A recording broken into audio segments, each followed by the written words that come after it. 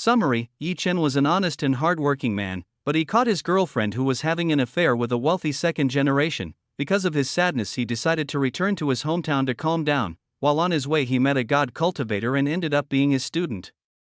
After that, his life began to change. On the right and left arms holding the beautiful girl, from the start of the school flower, rich young women, beautiful teachers, beauty CEO, famous beauty stars, beautiful goddesses. One by one the women came to him. Yes, you are absolutely right that Yan Yan has grown up and has a life of her own. It seems that she doesn't need protection from the two of us anymore. Jia Jinshan agreed with what Tang Nu said. Jia Yanyan had now grown into a beautiful mature woman. She didn't need Jia Jinshan's protection anymore. It seemed that Jia Jinshan's decision to let Jia Yanyan be with Yi Chen was a very precise decision. Yi Chen could really take care of Jia Yanyan better than him. With the abilities that Yi Chen currently has, Jia Jinshan really believes that Yi Chen can keep Jia Yanyan happy. Yanyan, what wish you just wanted? Yi Chen wondered what wish Jia Yanyan just wanted before blowing out the birthday cake candle. It's a secret. Zhao Yanyan didn't want to tell Yi Chen what kind of wish she wanted. You cheapskate. Yi Chen was a little dissatisfied with the answer given by Zhao Yanyan, even though Yi Chen wanted to know what plea Zhao Yanyan had just made. Poochie. Zhao Yanyan laughed when she saw Yi Chen's childlike behavior not getting what he wanted. It seemed like it was time for Yi Chen to give Zhao Yanyan a birthday present. Yi Chen took a beautiful box from the fairy gate storage. The beautiful box that Yi Chen took had been modified by Yi Chen so that it attracted the interest of everyone who saw this gift box. Yi Chen knelt down right in front of Zhao Yanyan, who tonight looked absolutely gorgeous. Zhao Yanyan did not understand what Yi Chen was going to do. Why did Yi Chen suddenly kneel in front of him like this? Yi Chen, what are you doing? Zhao Yanyan asked what Yi Chen was doing right now. It was not only Zhao Yanyan who began to wonder what Yi Chen wanted to do, everyone also wanted to know what Yi Chen was doing right now. Yanyan, I have something for you. Yi Chen took out the beautiful box that he had previously taken from the fairy gate. Yi Chen started thrusting this beautiful box towards Zhao Yanyan. Yi Chen, what is this? Zhao Yanyan asked what was in the box that was currently in Yi Chen's hand. Why don't you open it and see what's inside? Yi Chen asked Zhao Yanyan to open and see for herself what was in this box. Zhao Yanyan understood. She started to stretch out her hand towards the beautiful box in Yi Chen's hand. When Zhao Yanyan touched the beautiful box in Yi Chen's hand, the beautiful box in Yi Chen's hand immediately opened by itself. When the box in Yi Chen's hand opened, Zhao Yanyan and everyone else in this room immediately saw a very shimmering light. This sparkling light was a butterfly-shaped necklace with several heavenly goddess diamonds adorning it. From just a glance, all the women in this place were very interested in the necklace that Yi Chen had brought as a present for Zhao Yanyan. All the women who were here had never seen such a fine and beautiful necklace like the one in Yi Chen's hand. Wow, that's great. I've never seen such fine jewelry. Where did the jewelry come from? I also want one. One by one the women who were here began to admire the work that Yi Chen had made. They were all blown away by the exquisite work Yi Chen had created for Zhao Yanyan. Even Yi Chen's women such as Lu Yu, Fu Lanling, Su Mingxin and others were also very interested in the butterfly necklace that Yi Chen gave to Zhao Yanyan. Yi Chen's ladies had never seen jewelry this beautiful in their lives. If allowed, they would all want jewelry as beautiful as this from Yi Chen. No matter what temperament all of these women had, they would definitely be blown away by the beauty that came from the heavenly goddess diamond, which was more beautifully polished by Yi Chen. Zhao Yanyan current was very happy when she saw a butterfly necklace that was so beautiful like this. She really liked the butterfly necklace in Yi Chen's hand. Yi Chen, is this for me? Zhao Yanyan still doesn't believe that Yi Chen will give herself such a picturesque and beautiful gift. Zhao Yanyan believed that the necklace in Yi Chen's hand was very valuable. Zhao Yanyan could feel that this butterfly necklace was made by Yi Chen using all the soul he has. Of course, this is for you, my beautiful goddess. Yi Chen told Zhao Yanyan that this was something to be given as a birthday present. Hearing this, Zhao Yanyan was very happy. She felt very happy in her heart. Zhao Yanyan started extending her hand towards the butterfly necklace in Yi Chen's hand. Zhao Yanyan admired the beauty that radiated from this necklace. She felt that she was the luckiest woman to get something like this from Yi Chen. Yi Chen, can you help me put on that necklace? Zhao Yanyan asked Yi Chen to help her put on the butterfly necklace that Yi Chen had. Of course. Yi Chen started to stand up. He would help Zhao Yanyan put this butterfly necklace around her neck. Zhao Yanyan started turning around and turning her back on Yi Chen's body. She started to brush the hair she had so that Yi Chen could easily put a necklace around her neck. Chen, you see what is being done by Zhao Yanyan. What is done by Zhao Yanyan is currently very tempting for Yi Chen, who is now exactly as behind the body of Zhao Yanyan. From here Yi Chen could see Zhao Yanyan's white and smooth jade neck, which was so perfect. Yi Chen felt anxious to play with Zhao Yanyan's jade neck. it's too bad that currently Yi Chen is in public, so he can't do anything bad for Zhao Yanyan. Maybe later at midnight he should wait for the perfect time to be alone with Zhao Yanyan. Yi Chen couldn't wait to enjoy the beauty that Zhao Yanyan had tonight. Tonight Yi Chen would definitely treat Zhao Yanyan very well. Yi Chen started to attach the necklace that he had painstakingly made around Zhao Yanyan's neck with great care. Yi Chen made sure that the butterfly necklace that was paired would look good on Zhao Yanyan. Done. After feeling that the necklace position was suitable for Zhao Yanyan, Yi Chen immediately pulled his hand away from Zhao Yanyan's seductive neck. Chapter 652, Zhao Yanyan's birthday. For, after Yi Chen finished putting the butterfly necklace around Zhao Yanyan's neck, Zhao Yanyan immediately took off her hair that she had previously put aside. Now that Zhao Yanyan's hair was back down like before, Zhao Yanyan began to look at the necklace that was currently attached to her neck. This necklace really suited Zhao Yanyan a lot. Zhao Yanyan looked even more beautiful and enchanting when she wore the heavenly goddess diamond. It seems that what Chuyuachan said has come true. The woman wearing the heavenly goddess diamond will look even more beautiful and dazzling. It seemed that this time Yi Chen did not go wrong in choosing a gift for the Zhao Yanyan he loved. Yi Chen, thank you very much, I really like the gift you gave. Zhao Yanyan was very happy. She started to hug Yi Chen, who was in front of her. Yi Chen of course welcomed Zhao Yanyan's warm embrace. Yi Chen was also happy when Zhao Yanyan felt happy with what he had given her. Everyone who was here saw the beautiful moment that Yi Chen and Zhao Yanyan were doing. They all didn't expect that Yi Chen would be so romantic like this. All the female guests who saw this were very jealous of Zhao Yanyan. Why couldn't they find one man like Yi Chen who was so romantic like this? If they could find a man like Yi Chen who was romantic and extremely handsome, then they would be willing not to look at other men in this world. Meanwhile, the men here were very jealous of Yi Chen who could hug a beautiful woman like a goddess. They were all very, very jealous of Yi Chen who could hug Zhao Yanyan. LOL, wow. Meanwhile, Yi Chen's women had nothing to complain about this matter. They all seemed to. Except that when Yi Chen gave the heavenly goddess diamond to Zhao Yanyan, there was no envy in the hearts of these women. Yi Chen's women were pretty good at getting along. They knew not to fight over something like this.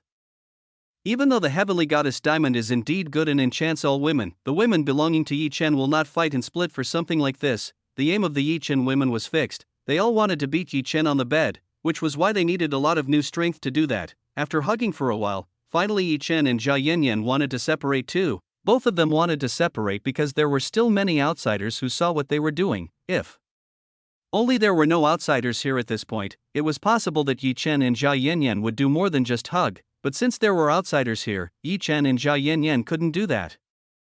After hugging Yi Chen, Zhao Yanyan started to continue what she had to do. Zhao Yanyan started to cut the cake and give it to someone special for her. Here Zhao Yanyan gave him cakes to people he knew. Even all of Yi Chen's women who were here got cake from Zhao Yanyan. Everyone started enjoying Zhao Yanyan's birthday party. Even Feng Shui also joined in to enliven Zhao Yanyan's birthday party by singing several songs for everyone who was here. Everyone was enjoying the song that Feng Shui sang. For some reason the song that Feng Shui sang could easily touch the hearts of these people. This was completely different from the song they had heard before. It was far melodious for everyone present in this place to listen to. This song is so melodious that it can drown the people here. Feng Shui had just become a cultivator. She had just learned a technique called the Song of Destiny art. This is a technique that can influence a person, and even this technique can make Feng Shui do whatever he wants. If Feng Shui returned to the entertainment world using this technique, she would definitely become the most successful star in this entire world. Feng Shui's name will definitely go down in the history books as the greatest singer ever in history. Thanks to Feng Shui's song, the atmosphere in this place is even more lively. Everyone looks very happy when they hear Feng Shui sing. If only Zhao Yanyan had collaborated with Feng Shui, it would have created a fusion much better than this time. Unfortunately, Zhao Yanyan couldn't do that. She was currently enjoying chatting together with Yi Chen in a chair that had been prepared in advance. Yi Chen and Zhao Yanyan are like a husband and wife who were enjoying the most pleasant times during the wedding. When Yi Chen and Zhao Yanyan were alone, the other Yi Chen women did not interfere with what Yi Chen and Zhao Yanyan were doing. Tonight all the women agreed to let Yi Chen and Zhao Yanyan be alone. They had all talked about this before. Husband, thank you for the gift you have given me tonight. I am very happy to receive this from you. Zhao Yanyan said that she really liked the gift gave by Yi Chen. I'm glad you like it. I hope you always wear it every day. That way you will look even more beautiful.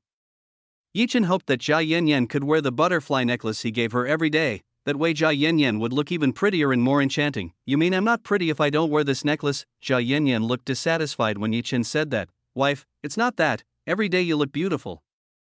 Seeing Zhao Yanyan a little dissatisfied, Yi Chen immediately tried to calm her down. Just now, Yi Chen had a little slip when he said that Zhao Yanyan was beautiful if she wore the necklace that Yi Chen had just given her. The butterfly necklace that Yi Chen just gave can indeed make the woman who wears it look even more charming and prettier.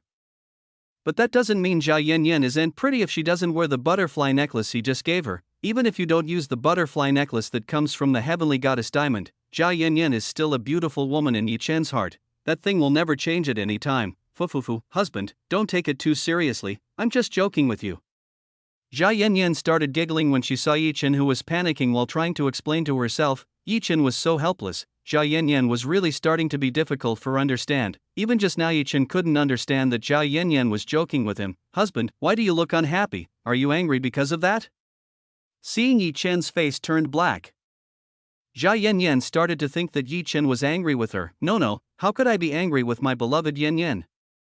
Yi Chen tried to find an excuse so that he wouldn't make Zhao Yanyan down. I see you hear this. Zhao Yanyan was a little relieved too. She thought that Yi Chen was angry because of something like that. Let's dance together. Yi Chen invited Zhao Yanyan to dance with himself. Okay.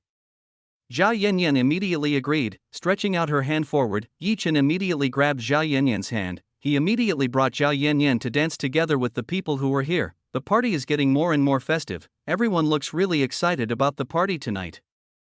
Bang! When everyone was enjoying the party, suddenly the door was smashed by someone from outside. Chapter 653, People from the Wu clan. Everyone who was here immediately looked towards the entrance that someone from outside had just kicked. Everyone wanted to see who was the one who dared to make a mess at Zhao Yanyan's birthday party. Everyone thought that only fools would want to find trouble in a military district like this, especially in this place where there were so many war veterans who still had some influence in the military world. If it causes trouble in this place, then it is certain that this person will get into very serious trouble. That's why the people who attended this party wanted to know who would dare to cause trouble at this party. Did they really have so many lives that they caused trouble at Zhao Yanyan's birthday party? Some people wearing after ancient clothes walked straight into the room where the party was being held. These people were led by a woman whose appearance was quite beautiful with a very well-developed body. This woman led the people behind her into the room. It could be seen that the people who had just entered were extremely strong cultivators. They were mostly at the beginning of the Overlord realm. Meanwhile, Yi Chen and Zhao Yanyan, who were dancing, immediately stopped what the two of them were doing. The two of them immediately looked at the people who had just entered. Husband, do you know them? Zhao Yanyan started asking whether he knew these people or not. Wife, I don't know these people at all. Yi Chen didn't remember meeting these people at all. He felt strange about the people who were currently entering this room. Then what are they here for? Zhao Yanyan is starting to wonder why these people have come here this way. I don't know what purpose they came here for, but if they dare to cause trouble here, I will definitely fix them right away. Yi Chen didn't know and didn't want to know what purpose these people came here for, but if these people came and looked for trouble with Yi Chen would not stay quiet and get rid of these people. After all, this is Zhao Yanyan's birthday party. Yi Chen won't let anyone mess around or they will have to pay an exorbitant price. The leader of this party started to look around this place. It seemed this woman was looking for something in this place. Everyone who was here is confused by what this group of foreigners and strange looks want. The guests feel that these people are like they are taking videos for scenes from ancient drama series that they often see on television. The woman who led the group looked straight at Zhao Yanyan, who was beside Yi Chen. For some reason, women seem to have come to look for Zhao Yanyan's whereabouts. After finding Zhao Yanyan, this beautiful woman immediately took the people behind her to go to where Zhao Yanyan was. They all walked as if nothing happened just now. These people seem to have forgotten that they just broke a door to enter this place. This group very quickly arrived in front of Zhao Yanyan. The woman who led the group immediately advanced until it was only a few meters away from Zhao Yanyan. Are you called Zhao Yanyan? This woman immediately asked whether this was Zhao Yanyan or not. Yes, I'm Zhao Yanyan. What do you need to come here looking for me? Zhao Yanyan nodded to the woman in front of her. Zhao Yanyan really said her true identity in front of this woman. The reason Zhao Yanyan said this to the woman in front of her was because she did not feel any hostility from this woman. It meant that this woman came in peace. If Zhao Yanyan had felt hostility from this woman in the first place, she definitely wouldn't have told this woman her identity. Thank God, if this is you, you really look like your mother. Even you become a woman who was much prettier than your mother.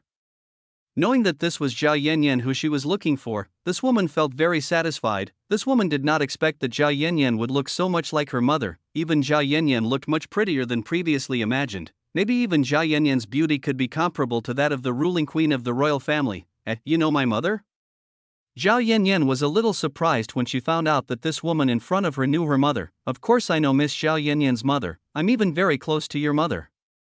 This woman told me that she had a very close relationship with Zhao Yanyan's mother. That, who exactly are you? Why do you know about my mother? Zhao Yanyan started asking about the identity of this woman in front of her. Zhao Yanyan wanted to know who this woman really was and why she knew about her mother. This woman almost forgot to introduce herself to Zhao Yanyan. Sorry, because late I introduced myself. My name is Utifa. I am a servant of the Wu clan who has served your mother for several years. This woman started introducing herself to Zhao Yanyan. This woman's name is Utifa. She said that she was a servant who came from the Wu clan. Wu clan?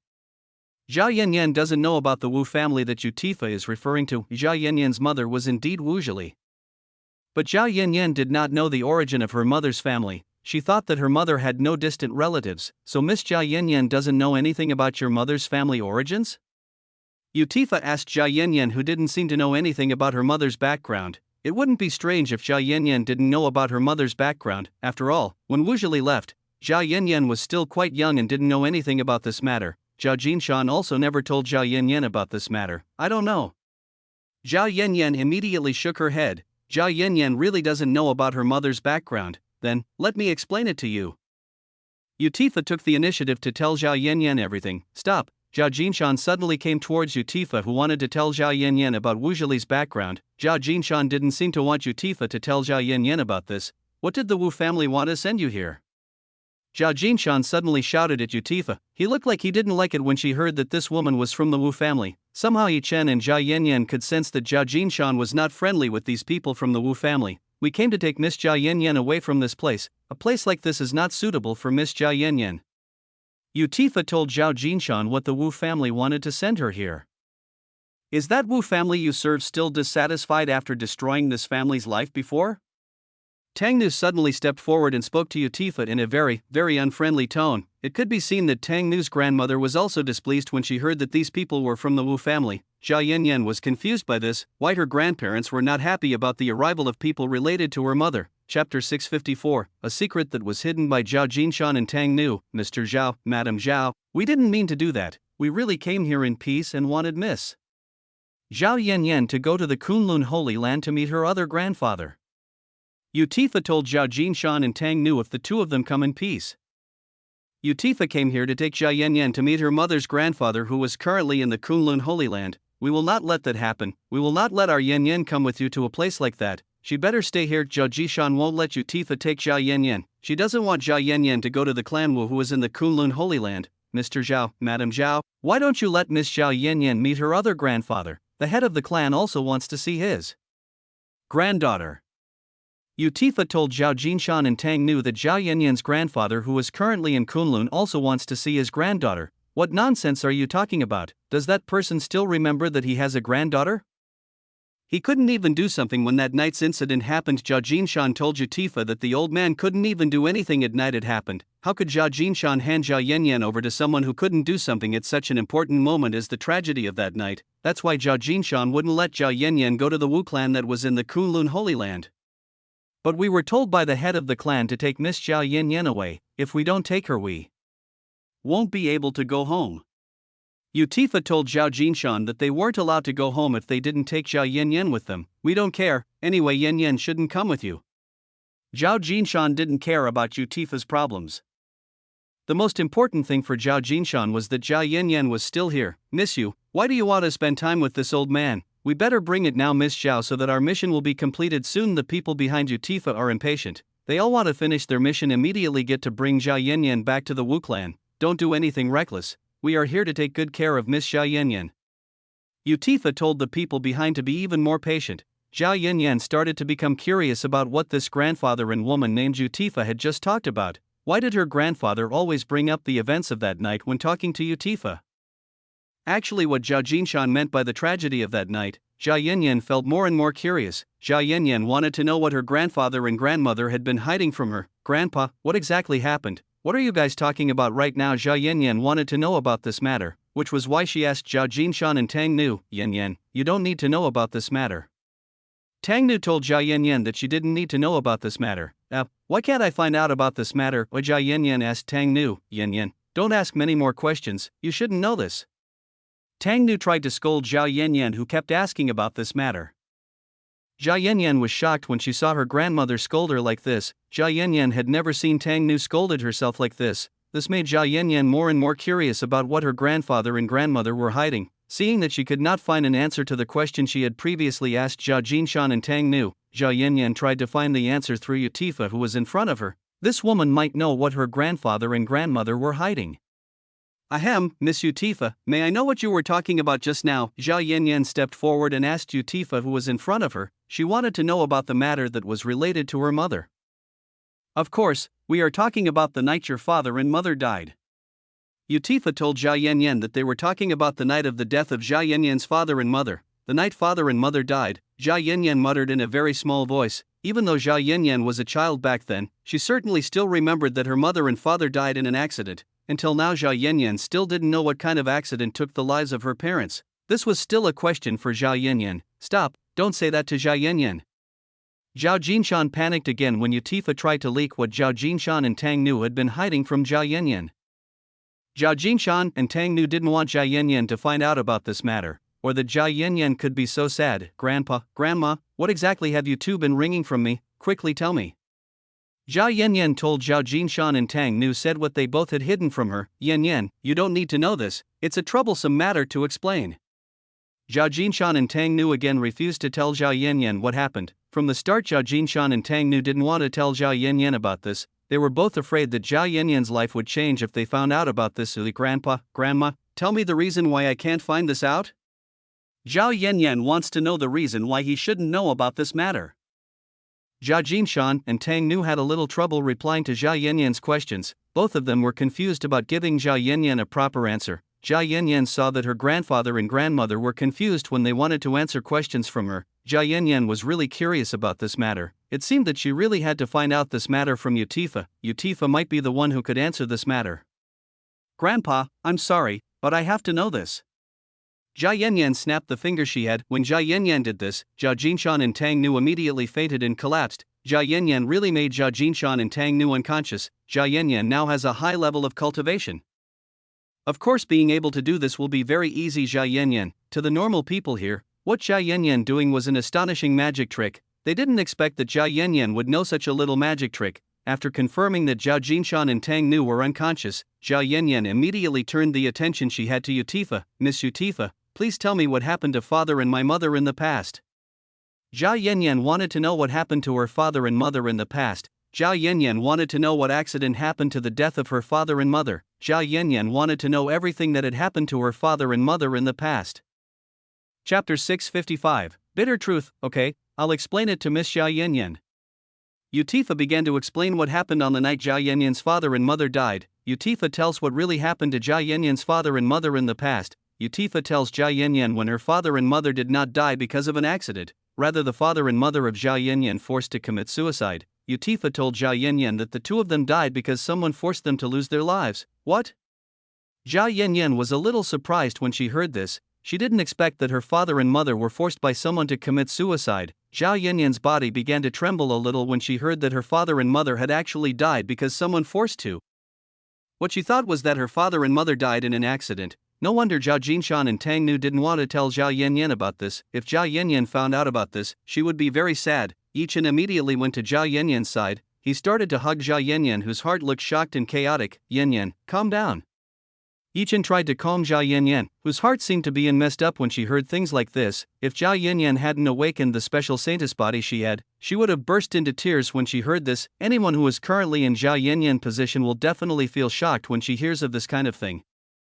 When she finds out that her parents she thought was dead because of an accident turned out to be forced by someone to die, this will surely make anyone feel sad. Chen kept trying to calm Zhao Yanyan in his arms. Chen told Zhao Yanyan to be more patient in dealing with this problem. After a while, Zhao Yanyan finally managed to calm her heart. She began to accept what she had just heard. Husband, thank you very much. Zhao Yanyan thanked Chen for helping her calm down. Are you sure you're okay? Chen was still a little worried about Zhao Yanyan. You don't need to worry, you're fine right now. Zhao Yanyan told Chen that she was fine. Yanyan, so you already know everything? Jia Jinshan asked Jia Yanyan. When Yi Chen calmed Jia Yanyan earlier, Jia Jinshan and Tang Nu had regained their senses. Seeing Jia Yanyan like this, Jia Jinshan and Tang Nu had guessed that Utifa had told Jia Yanyan everything. Your grandfather, is what Miss Utifa said just now true, that mom and dad died because someone forced them to die?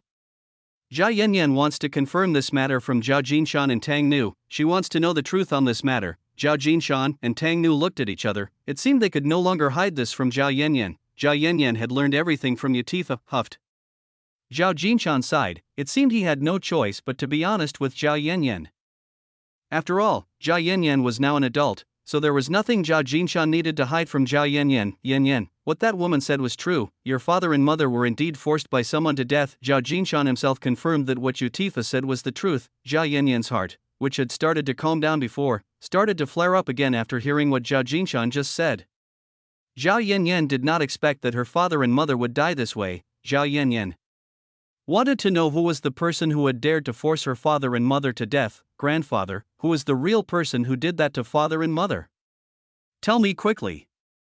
Zhao Yanyan asked Zhao Jinshan to tell herself who was the person who had done such a thing to his parents. About that matter, Zhao Jinshan and Tang Nu had a little trouble answering Zhao Yanyan's questions. They both still didn't know the origin of the enemy that had made Zhao Yanyan's father and mother die. Zhao Jinshan and Tang Nu only knew the name of the man who killed Zhao Yanyan's mother and father, named Hongman. Zhao Jinshan only knew that this man was from the Kunlun Holy Land, therefore Zhao Jinshan thought that everyone from the Kunlun Holy Land was the same to him.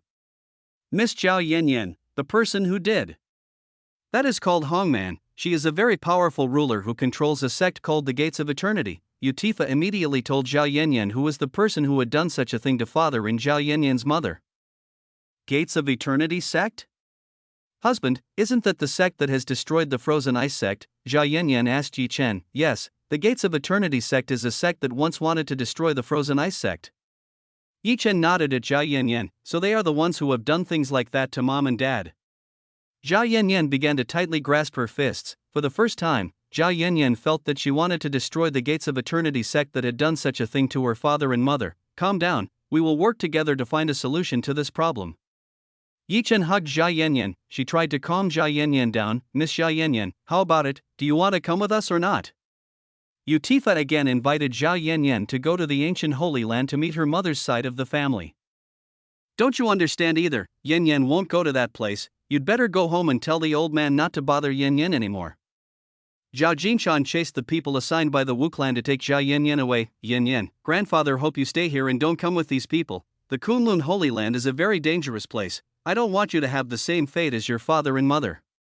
Zhao Jinshan really didn't want to reach Zhao Yanyan fared the same as her father and mother. Zhao Jinshan wanted Zhao Yanyan to live a normal life as usual. Zhao Jinshan didn't want Zhao Yanyan to be dragged into the Kunlun Holy Land trouble. Zhao Yanyan was currently unable to answer Zhao Jinshan's words. Currently Zhao Yanyan's heart was in chaos, so she could no longer answer Zhao Jinshan's words. Grandfather, it looks like Zhao Yanyan can't talk about this for a while. We'd better wait for her to calm down first. Yi Chen told Zhao Jinshan that Zhao Yanyan can't currently be spoken to discuss this matter. Zhao Jinshan understood what Yi Chen meant. It seemed Zhao Yanyan's mind was in chaos for now. Miss you, don't waste any more time. Let's bring Miss Zhao right now so we can come back soon. I can't stand this place. The people behind Utifa can no longer stand being in the mortal world. According to them, the mortal world is a place so full of pollution that those from the Kunlun Pure Land feel uncomfortable with the pure energies that exist in the mortal world. Chapter 656, Fu Lanling and Nanhuatse. The people behind Utifa were completely insensitive when they saw Zhao Yanyan in grief. They wanted to take Zhao Yanyan by using unkind means of coercion. Yi Chen didn't really like the unfriendly people behind Utifa. All of you quickly get out of here right now. I don't want to see your faces. Yi Chen told the people from the Kunlun Holy Land to leave this place immediately. Yi Chen didn't want to see the faces belonging to these people anymore. He was especially sick of seeing the faces that belonged to the people behind Utifa. Hey kid, don't play with us. You know we are on an important mission here, the person behind Utifa said to Yi Chen if they were on an important mission to take Zhao Yanyan away. Bah, what an important mission. I won't let you guys take Yanyan away from this place. Yi Chen said that he wouldn't let these people take Zhao Yanyan away. Do you think you have the ability to do that? If we want, we can bring Miss Zhao right now. This person did not accept Yi Chen's words. He told Yi Chen that he could take Zhao Yanyan very easily from him. Then let's see if you can do that. Yi Chen thought that this person wanted to challenge him. Yi Chen didn't like it when people wanted to take the woman away. That's why Yi Chen immediately challenged this person. Let me show you the difference between the two of us. This person wanted to show the difference in strength he had with Yi Chen. Yi Chen, let's go upstairs. Zhao Yanyan told Yi Chen to stop. He wanted Yi Chen to accompany him upstairs. Hemp, you're lucky. Yi Chen sniffed coldly at the person behind Utifa, after which Yi Chen took Zhao Yanyan upstairs. Where are you going? The person who previously argued with Yi Chen still didn't accept Yi Chen's words just now. He wanted to make a calculation with Yi Chen. As this person wanted to advance towards Yi Chen, he was stopped by Utifa so as not to look for trouble with Yi Chen. Don't create unnecessary trouble. Utifa told this person not to cause trouble in this place. Miss you, don't stop me, I want to teach this person a lesson. This person told Utifa to step back so that he could make a calculation with Yi Chen. In terms of strength, Utifa was comparable to someone who had just spoken harsh words with Yi Chen, which is why this person didn't really listen to Utifa's words. Linger, say, you two please take care of these people so as not to cause trouble, make sure not to kill them. Yi Chen sent a voice transmission to Fu Lanling and Nanhuatze. Yi Chen wanted the two of them to take care of the people who came from the Kunlun Holy Land so as not to create bigger troubles in this place. Among the Yi Chen women who were here, Fu Lanling and Nanhuatze were the strongest in this room. Both of them would definitely be very easy to handle these people. Fu Lanling and Nanhuatze immediately nodded to Yi Chen. The two of them will definitely take care of the people from the Kunlun Holy Land so as not to cause unnecessary trouble in this place. After telling Fu Lanling and Nanhuatze to take care of the people from the Kunlun Holy Land, Yi Chen took Zhao Yanyan upstairs. Where do you want to come down here quickly? The people from the Wu clan still didn't let Yi Chen leave this place. He hadn't taught Yi Chen a lesson. When this man wanted to leave following the departure of Yi Chen and Zhao Yanyan, he was stopped by Fu Lanling and Nanhuatze, both of whom stopped this person from following Yi Chen. You two get out of my way. The people from the Wu clan told Fu Lanling and Nanhuatze to get out of their way. You mongrel, how dare you bark at my master? I will definitely give you a lesson so that you understand manners. Nanhuatze was already very annoyed with this person who came from the Kunlun Holy Land. This person really dared to insult Yi Chen, who was the master for Nanhuatze. Nanhuatze really didn't like this. If previously Yi Chen didn't order not to kill these people, maybe now Nanhuatze has turned this person into a mist of blood. Nanhuatze is now very strong. Maybe now no one can beat Nanhuatze in the entire Kunlun Holy Land or the entire planet, while Fu Lanling didn't say much.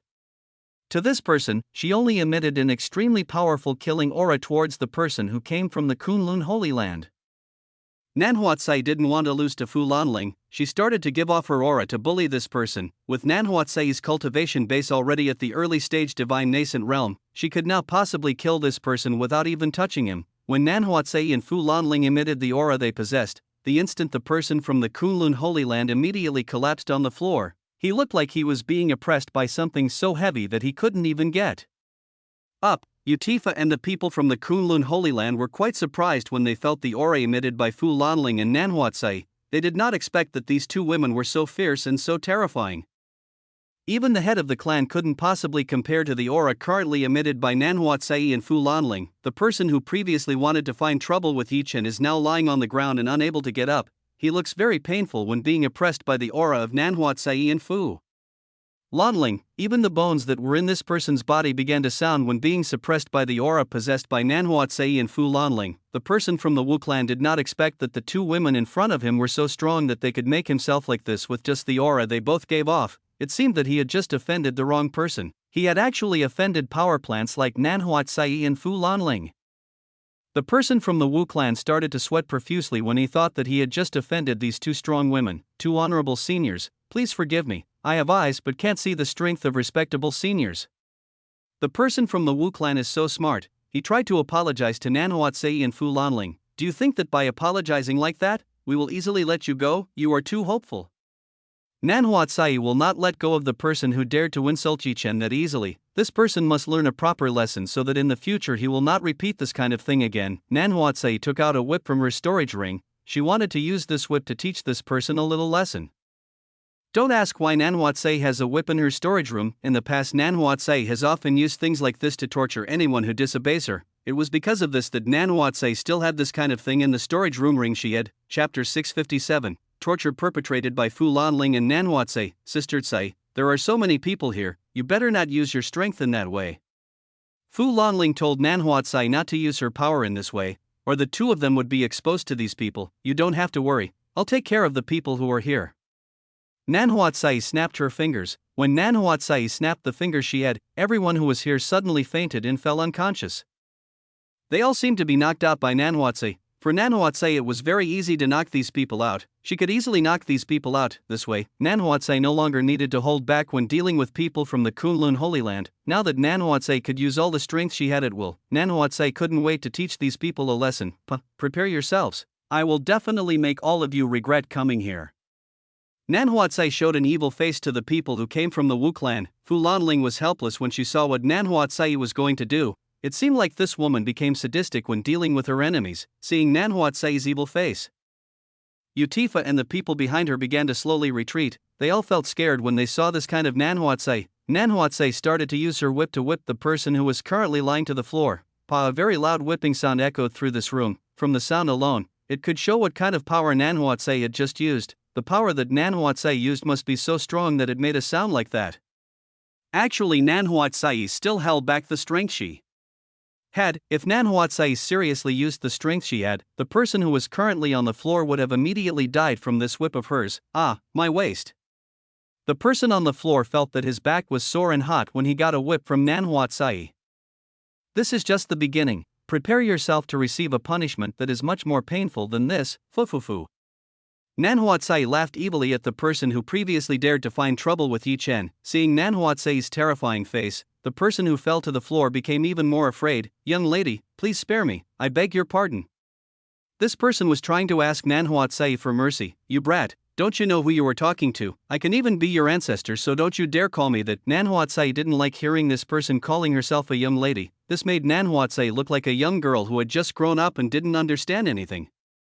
The person who was on the floor started to break out in cold sweat. It seemed like he spoke incorrectly. How could he call a respected senior like Nan Huatsai a young girl? It must be the same as he had just insulted Nan Huatsai. Dear senior, please forget about earlier, please let me go. This person from the clan Wu was completely shameless. After saying those words just now to Nan Huatsai, he still wanted to ask Nan Huatsai for mercy. Sorry, but I can't let you go. I just enjoyed it, so maybe I won't let go of it for a while. Nan Huatsai again made a wicked smile towards the person on the floor. Nan Huatsai really refused to let go of this person. Puff pa. Pa. Pa. Nan Huatsai continuously whipped the man on the floor. The man on the floor felt the worst torment of his life. He felt that his entire back was very painful because of the whip that Nan Huatsai had done. The sound of screams of pain echoed throughout this room, to the point that it could be heard from outside the room. Meanwhile, this person's friends had absolutely no desire to help him. They were all trying to find it safe because they didn't want to feel the same way as the person who was currently being whipped by Nan Huatsai. They all preferred to remain silent and not interfere because Nan Huatsai was too strong for them to fight even if they all pooled the strength they had.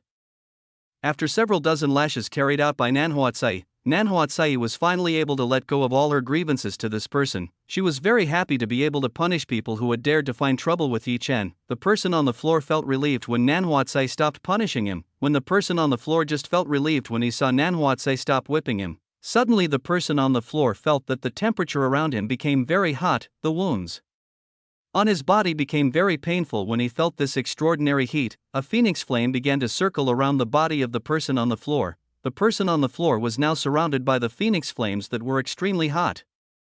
It hurts, it's hot. The person on the floor started screaming in pain and heat from the phoenix flames that were around his body. Phoenix flames? Utifa and everyone from the Wu family were shocked again by the appearance of the legendary phoenix flames that were used by Fu Lanling. Since these people were cultivators, it wouldn't be strange for them to find out about the type of phoenix flames that Fu Lanling had. In the Kunlun Holy Land there was only one person capable of using the phoenix flames. If I was not mistaken, she was a woman who was said to possess peerless beauty in the Kunlun Holy Land to the point that many people were crazy about the beauty possessed by that woman. If these people remembered correctly, that woman's name would be Fu Lanling. Help anyone save me. The person who was in the phoenix flames could no longer endure this torment. He felt that his body felt like melting around Fu Lanling's phoenix flames, even though Fu Lanling's phoenix flames were still quite far from this person's body. But the heat this person felt was so extraordinary that it felt like it was about to melt. Fu Lanling was good enough not to immediately burn this person. Using her phoenix flames, if Fu Lanling was really serious about killing this person must have turned to ashes from earlier. Fu Lanling and Nan Huatsai really didn't play around in punishing people who had dared to cause trouble with Yi Chen. They both really became cruel when they faced people who dared to find trouble with Yi Chen. Utifa saw that her friend was in a very bad situation after offending Yi Chen. Utifa was a very kind woman. She didn't want to see her people continue to be punished in this way by Nanhuatsai and Fu Lanling. Two honorable seniors, please spare my friend who previously offended you. I ask you to be kind and spare it. Utifa lowered his head and asked Fu Lanling and Nanhuatsai to let go of the person who had previously been looking for trouble with Yi Chen. Fu Lanling and Nanhuatsai looked at Utifa, who was currently trying to apologize for the mistake of one of the friends she had brought here. This woman is kind enough to want to apologize like this for a mistake and make she did. Chapter 658, story from Zhao Jinshan. Why do you want to apologize for this person's mistake? He doesn't deserve it. Nanhuatsai tried to tell Utifa that this person wasn't worthy of making Utifa apologize like that. He's still the person I brought here. So if anything happens, then I'll be in trouble too. Utifa told them that this person is still a part of them. That's why she should try to get Nanhuatsai and Fu Lanling to let this guy go. Nanhuatsai and Fu Lanling looked at each other. The two of them nodded at each other. Seeing the sincerity shown by Utifa, Nanhuatsai and Fu Lanling decided to let this person go. Fine, we will release this person, but on a condition. Nanhuatsai will release this person on a condition. Senior, just tell me the conditions you want. As long as I can make them come true, I will fulfill them. Utifa wanted to know the conditions Nanhuatsai wanted. I want all of you to leave for a while from this place. When the situation has improved, I will call you. How? Do you agree or not with the conditions I said earlier? Nanhuatsai told Utifa the conditions she wanted. Utifa did not think that requirement is in want of Nanhuatsai will be very simple. She thought it was Nanhuatsai wants something from her. Turned out to be what is in want of Nanhuatsai very easy. How do you agree or not? Nanhuatsai asked Utifa again about the conditions she said earlier. Okay, I'll agree. Utifa very easily agreed to the conditions given by Nanhuatsai. It's good if you agree to the conditions I have given. Nanhuatsai nodded in satisfaction when she saw Utifa agree very easily with the conditions she gave. Nanhuatsai placed a special token on Utifa. Using this token, Nanhuatsai could find out Utifa's location. When I need you, I'll call you using a long-distance transmission stone. Nanhuatsai told Utifa that she was going to use a long transmission stone distance to call Utifa here. Okay, I understand. Utifa immediately nodded to Nanhuatsai. Utifa would definitely come when Nanhuatsai used a long-distance transmission stone to contact her. After seeing the strength shown by Nanhuatsai and Fu Lanling, Utifa believed that he would not be able to escape from the clutches of Nanhuatsai and Fu Lanling. Very good, you can go. Nanhuatsai told Utifa that she and the people from the Wu clan could leave right away. Sister Lanling, please let this person go. Nanhuatsai asked Fu Lanling to retract the phoenix flame she had. Fu Lanling understood. She immediately retracted the fire phoenix that she had. After Fu Lanling withdrew the phoenix flames that she had, the people of the Wu clan felt that the temperature around him had become very cold and cool. He felt that this was a very, very enjoyable thing for him. Quickly take him away. Utifa immediately ordered the people behind her to bring the person who was currently injured due to the torture that was carried out by Nanhuatsai and Fu Lanling. The people behind Utifa didn't dare to waste any more time. They currently wanted to get away as quickly as possible from this place. Utifa and her entourage immediately left this place. They all didn't want to stay any longer in a place like this. Sister Tsai, why do you want them to come back again? Wouldn't it be better if they never returned to this place? Fu Lanling wants to know the reason why Nanhuatsai did this just now. I want them to come back here so that Master and Yen Yen can do what they both want with those people. Nanhuatsai told Fu Lanling the reason she wanted these people back here. So that's how Fu Lanling now understands what Nanhuatsai wants. It turns out that Nanhuatsai wants Yi Chen and Zhao Yanyan to decide what to do with these people in the future. The problem has been resolved. Now it's time for Nanhuatsai and Fu Lanling to wake up the people who are here. Meanwhile, Yi Chen was currently carrying Zhao Yanyan to her room, and upstairs, Yi Chen started helping Zhao Yanyan sit on the bed in this room. Yanyan, how are you feeling? Are you okay? Yi Chen asked about the current state of Zhao Yanyan. My feelings are currently mixed up. I still can't believe what I heard just now. Zhao Yanyan still couldn't believe what she just heard from grandfather, grandmother, and Utifa. Yanyan, strengthen yourself to accept this. You are a woman who is strong and smart. I believe that you can accept this and find a way to deal with this. Seeing that Zhao Yanyan still didn't look like the Zhao Yanyan who was usually familiar with Yi Chen was forced to have to give Zhao Yanyan little encouragement so that she could accept this kind of thing and turn it into a weapon against people who had harmed her father and mother. Zhao Yanyan started listening to Yi Chen's words. What Yi Chen said was indeed true. If she continued like this, then this matter would not be resolved either. Knock, knock, knock. When Chen was giving Zhao Yanyan a push, suddenly someone knocked on the door from outside. Yanyan, are you inside? From outside, Zhao Jinshan tries to call Zhao Yanyan, who was in the room. Grandpa, come in, the door is not locked. Zhao Yanyan invited Zhao Jinshan to enter her room. Zhao Jinshan, who had received Zhao Yanyan's approval, immediately entered Zhao Yanyan's room. Zhao Jinshan went straight to the side where Zhao Yanyan was sitting. Yanyan, can you calm down? Zhao Jinshan asked if Zhao Yanyan could accept the reality that had just happened. Zhao Yanyan shook her head. She still had a hard time accepting what had happened to her parents. Grandfather, actually what happened to something like that could happen? Please explain to me. Zhao Yanyan wanted to know the origin of what happened to her father and mother. Sigh.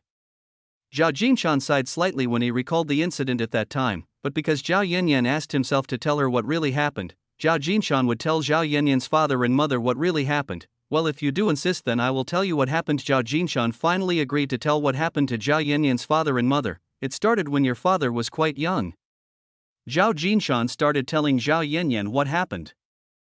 Zhao Yanyan's father name is Zhao Yang. He was a soldier who served as a colonel at a very young age. Zhao Yang is a person who is highly respected by his subordinates. He is known as a kind and helpful person, therefore all his subordinates really respect Zhao Yang. One day Zhao Yang got a mission to train new soldiers in the Kunlun Mountains. The Kunlun Mountains were known as a very dangerous place, therefore it became a very suitable place to train new soldiers who had just joined the military. Chapter 659, a story about Wu Zhili and Zhao Yang. Zhao Yang started training the new army as usual, giving him a tough training in the dangerous Kunlun Mountains. Of course, Zhao Yang himself watched every move of the new soldiers so that nothing bad happened to all of them.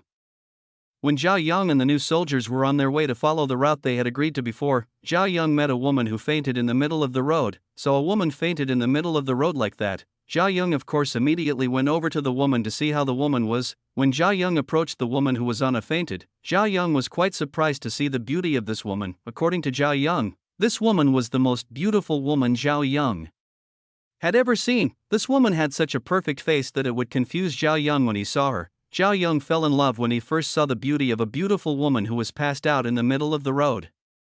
The beautiful woman who was passing out in the middle of the road was of course Wu Zhili, who was Zhao Yanyan's mother. Zhao Yang met Wu Zhili by coincidence like this. The two of them met in the extremely dangerous Kunlun Mountains. Zhao Yang immediately took Wu Zhili back to the military hospital to be examined and treated there. When Wu Zhili was unconscious, whenever Zhao Yang had free time, he would use it to visit Wu Zhili the unconscious. He patiently waited for Wu Zhili the unconscious. Even every time he visited Wu Zhili, Zhao Yang always brought flowers and talked Wu Zhili to the unconscious. Time passed imperceptibly. Wu Zhili was still unconscious for almost one whole month.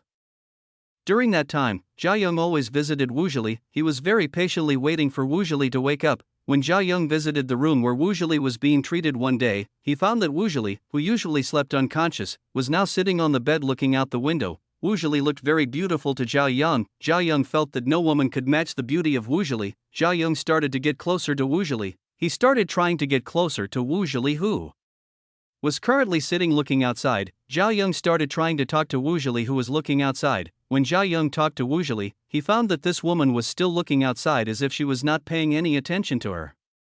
Zhao Yang was not at all angry when he saw this. He kept trying to get close to Wu Zhili. After Zhao Yang's hard struggle, Zhao Yang was finally able to talk to Wu Zhili. Wu Zhili looked at Zhao Yang. She saw Zhao Yang with a strange look. Wu Zhili asked Zhao Yang a few questions, especially when she asked why she was in a place like this. Zhao Yang answered all questions from Wu Zhili. He told what happened to Wu Zhili when he found her in the Kunlun Mountains. Wu Zhili listened to all the stories that Zhao Yang said. She now understood that Zhao Yang was the one who had helped herself when she was injured. Wu Zhili is a kind and friendly woman. Of course she will treat Zhao Yang, who was her savior.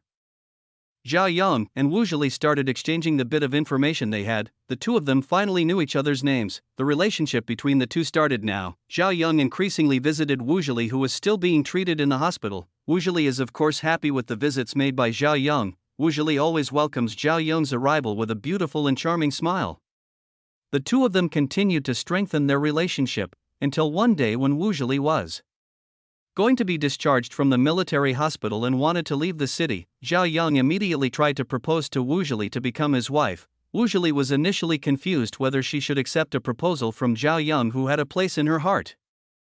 Wu Zhili has her own problems for Zhao Yang's proposal. She has an arranged marriage that his family has arranged for her. It was for this reason that Wu Zhili wanted to reject Zhao Yong, who was proposing to her. Despite being rejected by Wu Zhili, Zhao Yong didn't want to just give up. He kept trying to persuade Wu Zhili to become his wife. Wu Zhili saw Zhao Yong's tenacity. She did not expect that Zhao Yong would be this persistent to propose to her. Zhao Yong is a very kind man. Wu Zhili could not bear to reject a good man like Zhao Yong. Unable to resist refusing Zhao Yong, Wu Zhili began to think of living in this place with Zhao Yong and never returning to the Wu clan where she was supposed to live.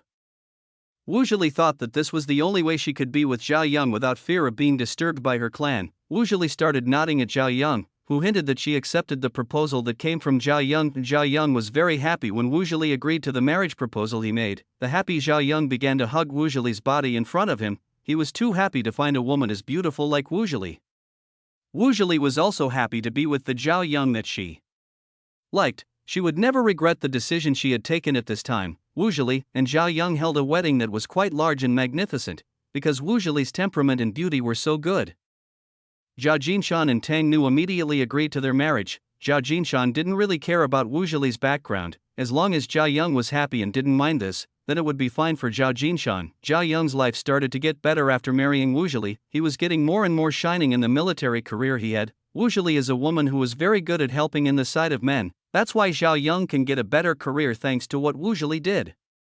Several years later, Zhao Yanyan was finally born into this world. The life of Zhao Yong and Wu Zhili became more and more colorful after Zhao Yanyan's arrival to this world. Even Zhao Jinshan and Tang Nu were happy when they were able to carry a granddaughter like Zhao Yanyan. During the 6 years Zhao family life was at the peak of happiness. They enjoyed a normal life that was very happy. Unfortunately, this happy life did not last forever. The people from the Gates of Eternity sect who were assigned to search for Wu Zhili's existence for nearly a decade finally managed to find the whereabouts of Wu Zhili, who has now become Zhao Yong's wife.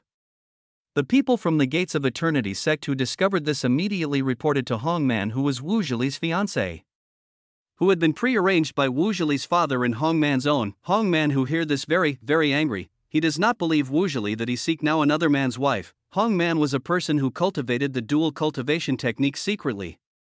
He had so many concubines in the Gates of Eternity sect and outside the sect, to the point that it was hard to count how many concubines this person had. Chapter 660, The End of Love Journey. Wu Zhili and Zhao Yong. Hong Man is also often known to steal other people's wives. He did not expect that today the woman he wants will be stolen by other people too.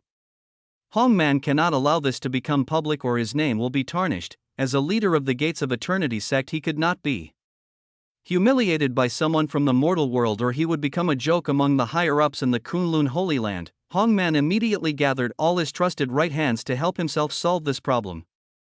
After gathering the trusted people he had, Hong Man immediately went to the place where Wu Zhili was. Hong Man and his trusted people soon reached the mortal world where Wu Zhili and Zhao Yong lived. Wu clan also heard this. Everyone did not expect that Wu Zhili would marry someone from the mortal world. Clan Wu was very well off aware the character which is owned by Hong Man, he would do something bad to Wu Zhili. Clan Wu immediately panicked with circumstances. Wu Zhili, therefore they tried to seek asylum in the royal family to resolve this problem. Clan Wu is clan who had been so long devoted to the royal family, therefore they have a strong influence on the royal family circle.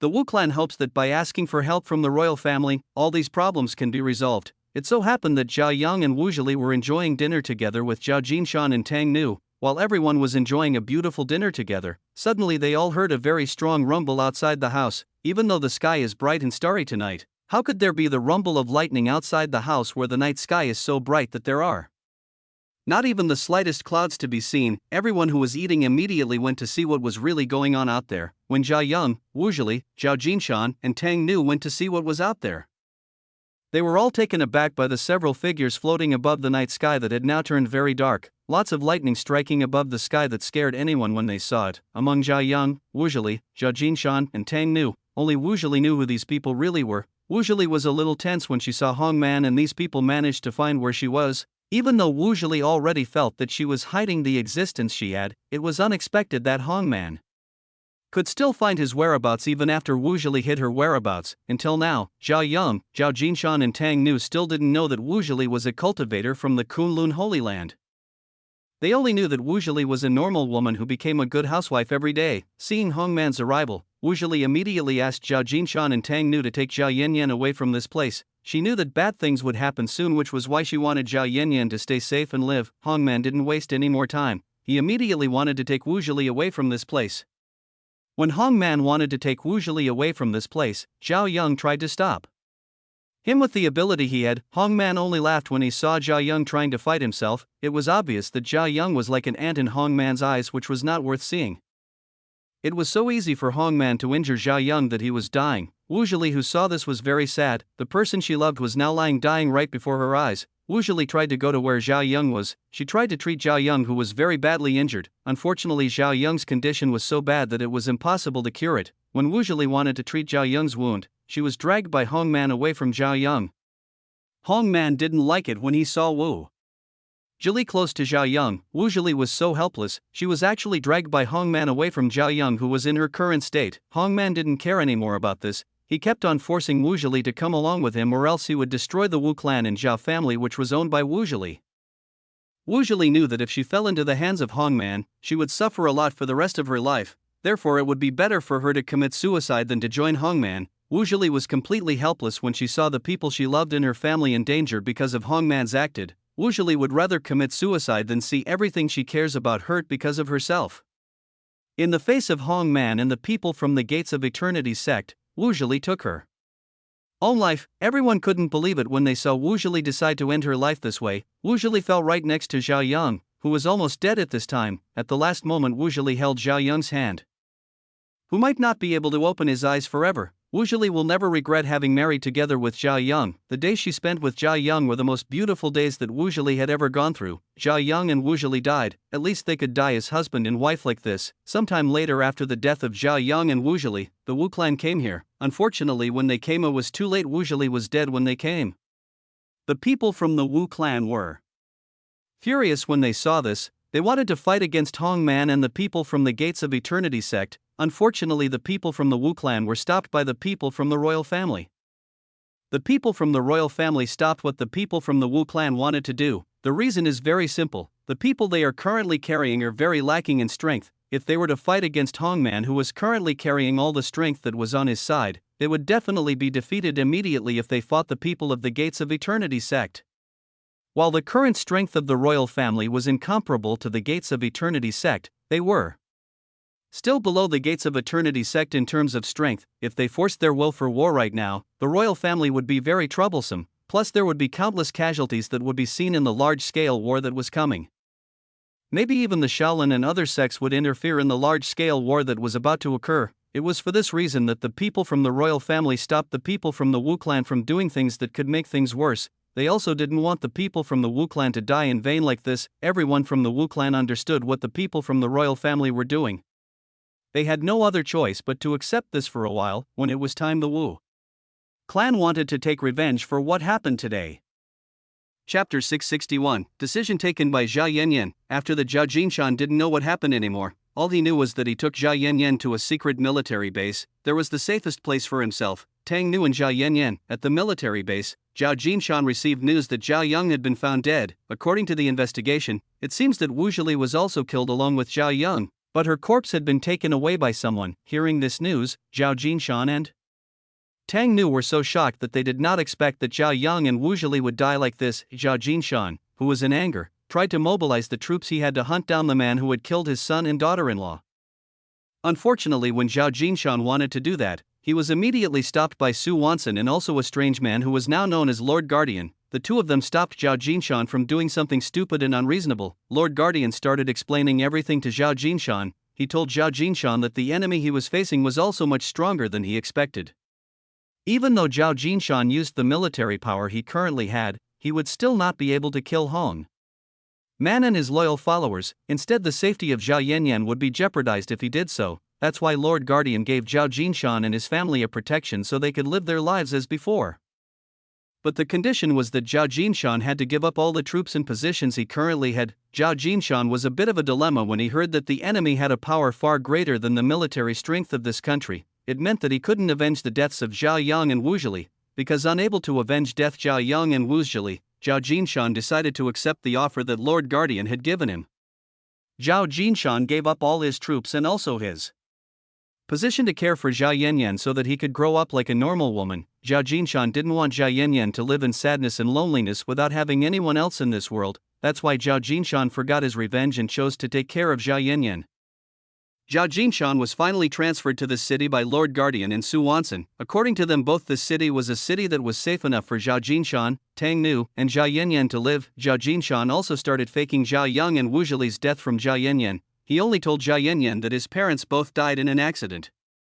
After that, Zhao Jinshan and Tang Nu started raising Zhao Yanyan like a replacement for Zhao Yang and Wu Zhitin. Yanyan is a little story that I know from your father and mother. Maybe there are some that I missed in that story. Zhao Jinshan told Zhao Yanyan that it was something that had been hidden all this time, some of the stories that Zhao Jinshan obtained from information from very reliable sources. He hid this solely because she wanted Zhao Yanyan to live like a normal girl with a family. Please forgive grandfather for hiding this from you. Zhao Jinshan apologized for hiding this from Zhao Yanyan for a long time. Grandpa, you don't need to apologize for that. I know that you did this because you wanted to protect me. Zhao Yanyan easily forgave Zhao Jinshan. In the first place, this was not the fault of Zhao Jinshan or the Wu clan. From the start, it was the fault of Hong Man, who had disturbed the peaceful life of her family. Zhao Yanyan had already decided that she would avenge the injustices suffered by her father and mother. She would definitely make this man called Hong Man pay for having dared to turn her family into this. Well, I told you what I should have said. Grandfather will go downstairs first to check on the guests. After telling what really happened, Zhao Jinshan decided to go downstairs and check on the guests. Zhao Jinshan left Zhao Yanyan's room. After Zhao Jinshan left this room, only Chen and Zhao Yanyan left. Husband, what do you think about the story of grandfather just now? Zhao Yanyan asked Chen, who was currently not far from her. Chen had always been here while listening from the side. He was listening to the whole story from the beginning to the end that happened. I think it's a really sad story. Both of them just love each other, but unfortunately they have to end up like that because of someone like Hong Man. Chen told Zhao Yanyan about what he was thinking right now. Zhao Jinshan's story was quite touching that Chen, Zhao Yang, and Wu Zhili died because of love. Actually, Wu Zhili should still be alive if she wanted to follow Hong Man, but because Wu Zhili was quite loyal to Zhao Yang, she refused to follow Hong Man and preferred to commit suicide rather than end up in the hands of someone like Hong Man. Mother and father really love each other, but they both have to die at the hands of mother's fiancé. Zhao Yanyan was initially quite sad when she found out about this. The two of them just wanted to live comfortably together with their loved ones. Unexpectedly, if something like this would happen to them both. Husband, I've made a decision. Zhao Yanyan looked very serious when she said this. Decide what for? Chen asked Zhao Yanyan. Chen wanted to know what decision Zhao Yanyan made. I've decided to get stronger so I can make Hong Man and the Gates of Eternity sect pay for what they have done to father and mother. Zhao Yanyan told Chen that she wanted to become stronger so she could make Hong Man and the Gates of Eternity sect pays for what they have done. Chen saw the seriousness that Zhao Yanyan showed to himself. Zhao Yanyan was very serious if she wanted to use her own strength to deal with the Gates of Eternity sect. Actually, with Chen's current strength, he could very easily destroy the Gates of Eternity sect. But it seemed that Zhao Yanyan didn't want Chen to do that. She wanted to use her own strength to do this. Zhao Yanyan's strength current was still quite low if she wanted to fight against Hong Man and the Gates of Eternity sect. After all, Zhao Yanyan had also just entered the early stages of the ancient warrior realm, so maybe she wouldn't be able to do that. Master, you better just let Yanyan do what she wants. It will push her to become stronger faster. Shu Yuechan told Chen to let Zhao Yanyan do what she wanted. Perhaps with revenge, Zhao Yanyan's cultivation speed would become even faster, so she would be able to become a strong cultivator in a short time. Chen started to think about Shu Yuechan's words. Maybe he really should let Zhao Yanyan do what she wants. Chen will try to support Zhao Yanyan a little with the best resources so that Zhao Yanyan can reach the highest level very quickly. Chapter 662, looking for a way to increase Zhao Yanyan's strength. Well, if that's what you want, I will definitely try my best to support you. Chen promised to support Zhao Yanyan as hard as she could. Thank you very much. Zhao Yanyan stood up. She started hugging Chen's body in front of her. Zhao Yanyan felt comfortable when she hugged Chen, who was in front of her. She felt she could do anything when she hugged Chen's body. Chen also started to hug Zhao Yanyan's beautiful body that was in front of him. He tried to provide the best comfort for Zhao Yanyan. The two of them continued to hug for a while. After feeling better, Zhao Yanyan finally let go of the hug from Chen's body. When Zhao Yanyan wanted to push Chen away, she found herself unable to push Chen away. Husband? Zhao feels confused about this. She doesn't understand why Chen doesn't want to let go her. Chen just smiled at Zhao Yanyan, who was in front of him. Zhao Yanyan was really more and more beautiful and more dazzling. This woman looked more and more like a fairy that came down from the sky. He started to carry Zhao Yanyan like a beautiful princess. Chen immediately brought Zhao Yanyan up on the bed in this room. Yi Chen very slowly began to put Jia Yan on the bed. This time Yi Chen really looked like a prince who was carrying a princess onto his bed. After laying Jia Yan on the bed, Yi Chen then slept beside Jia Yan. He started to hug Jia Yan who was lying on the bed. Tonight Yi Chen wanted to sleep together with Jia Yan. That's why he brought Jia Yan onto the bed. Yi Chen knew that Jia Yan was in a bad mood today. That's why Jia Yan wouldn't be able to have relationship with him. Unable to have intercourse, Yi Chen prefers to accompany Jia Yan to sleep. At least he can feel satisfied when he hugs Jia Yan in bed. Jia Yan was a little surprised by what Yi Chen was doing. Yi Chen actually carried herself onto the bed and then hugged herself in this way. Jia Yan started snuggling in Yi Chen's warm embrace. She felt that it was very comfortable and very warm. Jia Yan started to close her eyes and enjoyed this comfortable feeling. Yan, let's sleep.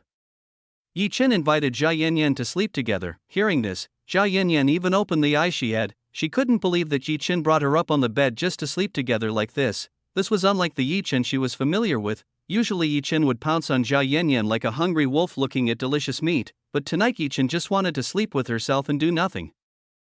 The current Yi Chen didn't know what Jia Yan thinking was. If he knew what Jia Yan thinking was right now, he would definitely be so helpless. The current Jia Yan really thought that Yi Chen was an evil wolf who liked to pounce on her while in bed. Husband, don't you want to do that? Jia Yan asked Yi Chen directly if Yi Chen didn't want to do this together with her. Yan, forget about it for a while. You better go to sleep to restore your mind and heart that is chaotic, Yi Chen said to Jia Yan who was in his arms. Yi Chen actually wanted to do that too, but unfortunately he couldn't force it because the incident just now made Zhao heart and mind Yan's messed up. Hearing Yi Chen's words just now, Jia Yan smiled slightly. She did not expect that Yi Chen would think of herself like this. She was even willing to give in to the ego he had for her sake. Jia Yan liked Yi Chen more and more. She felt lucky to have a man like Yi Chen who could understand her. Live only once in a lifetime. It's better to spend the time you have to be with the people you love. No one knows what tomorrow will bring. Everything can change and not according to the wishes you have. Jia Yan had already decided to spend the time she had with Yi Chen even more. Husband, thank you very much. Zhao Yan thanked Yi Chen for understanding her. Yi Chen was a man who was very great because he could make Zhao Yan's sorrow disappear in an instant. Now that Jia Yan had returned to her Zhao Yan usual, she seemed to have accepted what had happened. Jia Yan started to close her eyes. She started sleeping in Yi Chen's arms. Yi Chen saw that Jia Yan had fallen asleep in his arms. Yi Chen was very happy when he saw the peaceful face Jia Yan had. Even though he couldn't do anything intimate together with Jia Yan tonight, Yi Chen was still able to enjoy Zhao Yan's beautiful face sleeping very peacefully. This was good enough for Yi Chen to enjoy this beautiful sight. Jia Yan was completely asleep. Yi Chen could tell from Jia Yan's breath, which was very stable. What a very unfortunate girl. I didn't expect that she would experience this kind of thing. Yi Chen was a little sorry for Jia Yan who had to experience this kind of thing. Jia Yan must have been very sad when she found out that her parents would die in such an inappropriate manner. Jia Yan must have been very angry. If Yi Chen is in the position of Jia Yan, he will definitely be very angry. Jia Yan is still better than Yi Chen because he can hide the emotion she has, without realizing it. Zhao Yan has grown into a woman with a very mature mind. It is not strange that Chu Yuechan once told himself that Jia Yan would become a woman who has a way of thinking like a wise person. It seems that Chu Yuechan's words proved to be true. Now Yi Chen had to find a way so that Jia Yan could very quickly increase the strength she had, so that Jia Yan could take revenge on her enemies. What can I do to make Jia Yan stronger so quickly? Yi Chen started to think very hard about ways to increase Zhao Yan's strength. Master, if I can suggest to you, how about you make a pill called Divine Awakening Pill? Chu Yuechan said in Yi Chen's mind. She told Yi Chen to make a pill called Divine Awakening Pill. Divine Awakening Pill? What pill is that? Yi Chen asked Chu Yuechan about the pill she just told himself. It is a pill that can allow a person who eats it to penetrate the stage divine nascent realm very easily. Besides that, there are no side effects after consuming this item. Chu Yuechan told Yi Chen about the effect of the Divine Awakening Pill. Yi Chen was a little surprised when he heard what Chu Yuechan just said. He did not expect that there was such a pill in this world. With that pill anyone could break through from the Overlord Realm stage to Divine Nascent Realm very easily. Chapter 663, Planning to go to the Kunlun Holy Land. Is there really a pill like that? Yi Chen asked Chu Yuechan. Of course there is, but the problem is that the materials needed are very rare, so it will be very difficult to get them. Chu Yuechan told Yi Chen that the materials needed to make this pill were extremely rare and might be very difficult for Yi Chen to find. Quickly tell me what ingredients are needed to make the Divine Awakening Pill. Yi Chen wanted to know the recipe needed to make the Divine Awakening Pill that Chu Yuechan said. Well, if you insist, then I will tell you what ingredients are needed, because Yi Chen wanted to know. Shu Yuechan didn't mind telling Yi Chen, what ingredients do you need to make the Divine Awakening pill? The first ingredient for making the Divine Awakening pill is 1x grass root light, 1x chili fruit, 1x ginseng of life edge. Those are the 3 ingredients for making Divine Awakening pill. Shu Yuechan explained to Yi Chen the 3 ingredients awakening pill needed to make divine: 1x grass root light, 1x chili fruit, 1x ginseng of life edge. Yi Chen started muttering the name of the item that Chu Yuken had previously mentioned. If I'm not mistaken, Yi Chen is 2 of the 3 items mentioned by Chu Yuechan, which Yi Chen got from raising the fairy gate level up. The 2 items that Yi Chen has are 1x grass root light, 1x chili fruit, while for 1x ginseng of life edge, Yi Chen still doesn't have it. Yi Chen was very lucky because he had not used it to make something, otherwise he would be very inconvenient to get these 2 items. So Yi Chen now only has to find the ginseng of life edge. It seems like it will be very difficult to get the ginseng of life edge. Hey Yuechan, where do you think I can find this ginseng of life edge? Yi Chen asked Chu Yuechan about the location that might be the place where the ginseng of life edge is. The ginseng of life edge should be where a lot of pure life energy is. Maybe you can search for it in the Kunlun Holy Land. Most likely there is the ginseng of life edge you were looking for. Chu Yuechan told Yi Chen about the possible location where ginseng of life edge is likely. Ginseng of life edge is usually found where pure life energy resides, and on this earth that has the most possibility of having pure life energy may only exist in the Kunlun Holy Land. Chu Yuechan even doubted that the ginseng of life edge existed in a mortal world like this, which had a life energy that was extremely polluted due to the waste made by humans. It is because of this that ginseng of life edge cannot grow in a world filled with human waste like this. Kunlun Holy Land? It looks like I have to find time to go to that place. Yi Chen muttered to himself. Yi Chen had already decided to return to the Kunlun Holy Land to find the ginseng of life edge. With the strength that Yi Chen now has, he no longer needs to be afraid to go to the Kunlun Holy Land. Now there is nothing to threaten Yi Chen anymore. After making a plan to go to the Kunlun Holy Land, Yi Chen decided to sleep with Zhao Yanyan. Tonight Yi Chen will accompany Zhao Yanyan to sleep. He will continue to be with Zhao Yanyan for the night. The next morning, Yi Chen felt something trying to tickle his face. Sensing this, Yi Chen immediately opened his eyes. When Yi Chen opened his eyes, he found that currently Zhao Yanyan was playing with him using the exquisite long hair she had. Husband, wake up, it is too late. Zhao Yanyan told Yi Chen to get up from his sleep. This morning Zhao Yanyan felt better. She was able to smile as usual. Yi Chen saw that Zhao Yanyan could smile like usual. He was also happy when he saw Zhao Yanyan smile like this. Little goddess, you really dare to disturb my sleep. Maybe I should punish you a little because of this. Yi Chen embraced Zhao Yanyan, who was on top of him. He immediately hugged Zhao Yanyan and rolled on the bed. Yi Chen started using his skillful fingers to tickle Zhao Yanyan, because Yi Chen knew very well about Zhao Yanyan's body. He very easily found the sensitive point Zhao Yanyan had. Husband, don't be, it's amused, ha ha ha.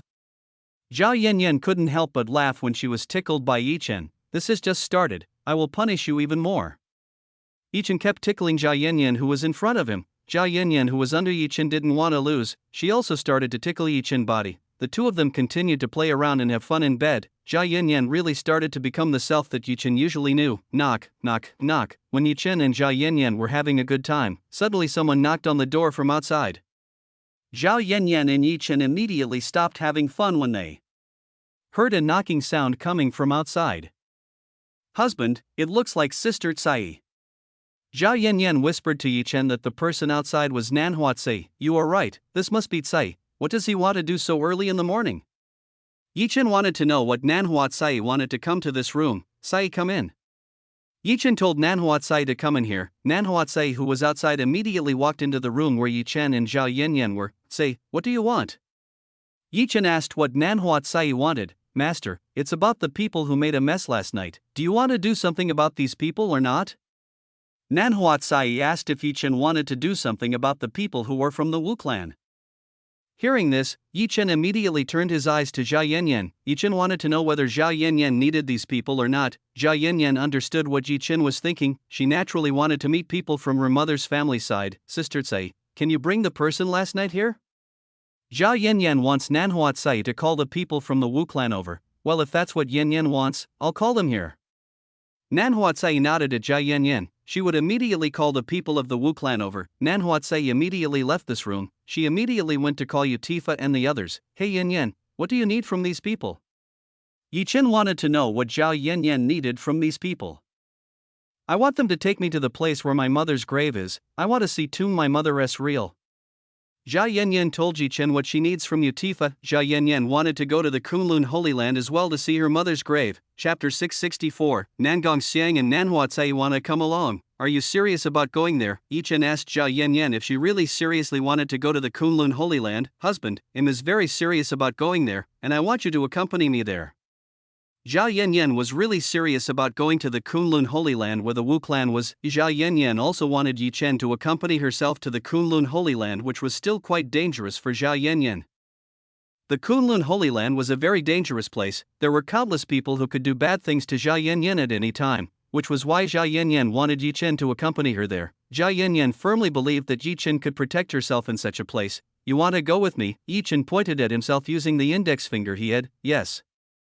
Zhao Yanyan immediately nodded to Yi Chen. She wanted Yi Chen to accompany her to see Wu Zhili's grave. Yi Chen started to think about the ginseng of life edge that Chu Yuechan talked about last night. Last night Yi Chen also thought about going to the Kunlun Holy Land to look for this. It was unexpected that this morning Zhao Yanyan would instead invite himself to go to the Kunlun Holy Land.